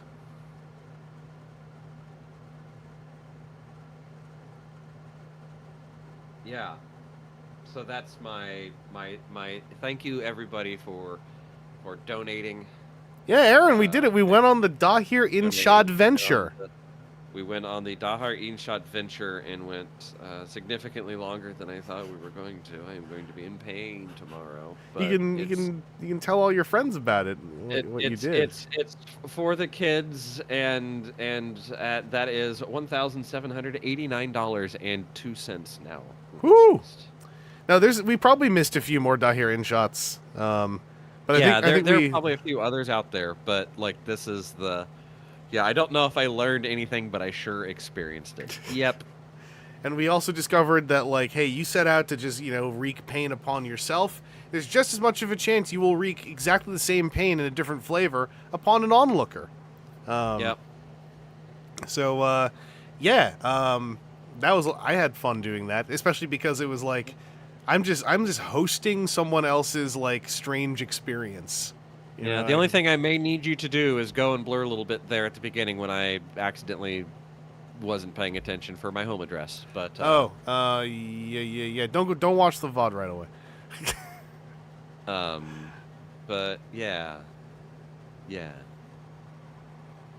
I learned anything, but I sure experienced it. Don't worry, I'm in pain right now. Yeah, Verspringen. Yeah, this is what I did to raise money for children's hospitals. That's what. And what you do, people are always like, "Oh, how many peppers can I stunt eat?" And it's like, that's nothing. That's nothing. I was trying to incept this now. Where's the subscriptions? Can I get this inside of this inside of this? Whoa. No, I'm not going to do that to you. Just I actually now I can see chat in the window, so it doesn't look like I'm on. But yeah, that's pain. That's like 4.5, 5 hours of pain. So very easy VOD to just leave up because yeah. we got right to it. Now I'll go try to find that Google Maps thingy, and because that's early on, I'll see if I can cut that bit out. It may exist for for like a couple hours because it takes a little bit for YouTube edits to take. But well, I'm not too terribly concerned that somebody might know my address. It's probably you know my name. I know I've said my city before. It probably wouldn't be too hard if somebody was overly ready, but just not to make it too easy. Let's all ourselves keep it our little secret. Yeah. But yeah. If anybody else wants to donate to get me to the $2,000 mark, that'd be cool. Sometimes Extra Life has prizes that show up at the end of the year for $2,000. If you want to donate to Vangelus, that's I think also a thing that you can get to from that link. I'm going to see if this should link be will able scan to. for me and my see where my it personal goes. link is also in the description Goes underneath to the team link. Yeah, that goes to the team page, I think, because it says team captains cannot join another team, which means I think it's trying to force the team page. Yeah, I'll be doing some more Extra Life stuff this month because, as you can all hear, I'm a lot more vocally functional now than I was for the last couple of weeks. So I got a couple ideas of things I want to do. Outside of Extra Life, there's also there's so many things I want to catch back up on doing stream-wise that I've wanted to do for weeks. So we could maybe do news dives with my face on here too. Yeah, we can. Yeah, Instead we can of have just you. the barking dog, or maybe I just say screw it and I don't want to shave my head again. It's up to you. It's up to you because the patch in between. For news dives, you don't need to do the OBS thing. That one you can just webcam into Discord, and I can just slap that in as a block. Yeah. Yep. Yeah. No, a lot of people had varying different reactions to the Braun review voice. And that was me already like 50% healed. It sounded worse before then. Yeah, we chatted a little bit in there, and you were extremely froggy. Yeah, no, I'm still like, it's only to like yesterday that like I can get squeaky again. Because for a while, if I tried to get really squeaky, you can still hear it happening. If I got all the way up to the very top of my vocal register, like it would just cut off, like just dead silence. The folds were just out. Got the Dahir in-shot phlegm breaker. Yeah, I stuck the whirling rotor blades down my throat to get the phlegm out. It's It had to individually assemble it onto the rotor head. No, I can now do lonely person karaoke by myself at 2 a.m. again. So I'm back to stability. Yeah, mine was from coughing. It was a week straight of coughing that killed my vocal cords. And then I lost one more day because I burned the roof of my mouth with some overly hot stir fry. And that took like a day to heal, and it felt exactly like the vocal cord. So I think all of that, I had some kind of sickness that was putting phlegm in my throat. The vocal cord thing was simply a physical injury. Why does it always go to top chat, not live chat? There we go. Because YouTube is aspirated vomit while sleeping. That is less than fun. I've had that acid reflux before. I was gonna say is an occasional thing. I've had the acid creep. Yeah, and it ain't cool. Yeah, but all right. Well, I am going to clock out now because it's going to be like 1:30 before I get to bed, and I've got a 8 o'clock phone call. So. Hey, just tell them what you were doing. All right, I'll catch you later, Aaron. Yep. Take care, and thanks again. Yeah. To you and to everybody that came by to watch my pain. Well, you have a good night. I'm going to switch back here to face cam so it doesn't all just evaporate on the spot. Bye-bye. I'm going to back out of this call. Oh, I bet you heard that, didn't you? So yeah, things I would like to do. Aside from some gaming and some news diving, I have toys to open that I bought in BC. I have 3 or 4 unopened deluxe Transformers that have been sitting here unopened for over a month because I got sick. And I would like to stream opening those sometime. I also still would like to stream going through a couple of those, what was it, X-Transbots Blades video instructions and the Fans Toys or whatever, per Fantastical Machines Ironhide video instructions. I still haven't watched how either of those work because that came up weeks ago and then I got sick. I still want to do those too sometime as a chatty. Yeah, over in the District, I got some retros, and I got a concept lady robot. We got it going on. But yeah, other than that, that's the stuff that immediately comes to mind. As far as gaming goes, I am probably just gonna like get back to my long abandoned due to my mom's illnesses Elden Ring run is the main gaming I want to get back to. But there's a couple other things I might poke around at. I'm just going to kind of do my thing and experiment and see what happens. However, I've also been yammering for nearly 6 hours, and even though my throat is repaired, for the most part, I'm sure you can hear that it is growing tired. So I have to remember where I put my music file, because it's been just long enough that this is not muscle memory anymore. Set that to here. There we go. Oh, there's music playing.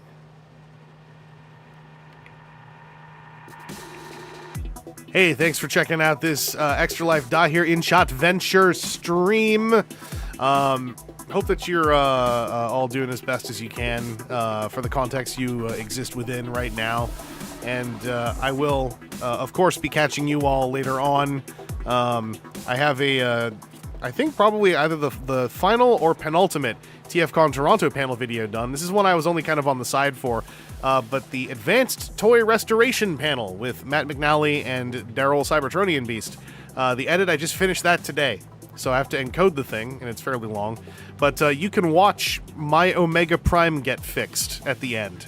But also there's a lot of interesting tips and tricks that come up during the panel. It has received the full edit treatment I've given all the panels so far, along with an audio pass to try to even out some of the audio. This time it was a little harder because there was some crowd chatter that was unmiked, so that's going to be a little bit like muffled.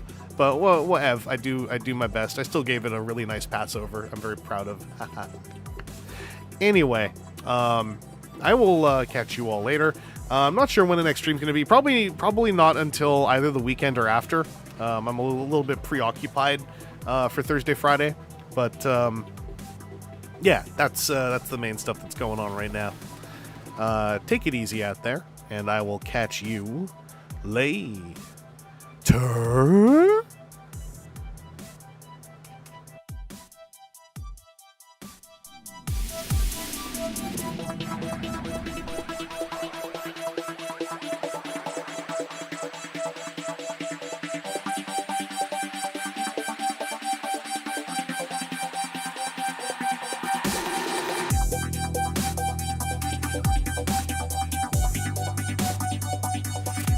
I can move my mouth again. I can taste my tongue again.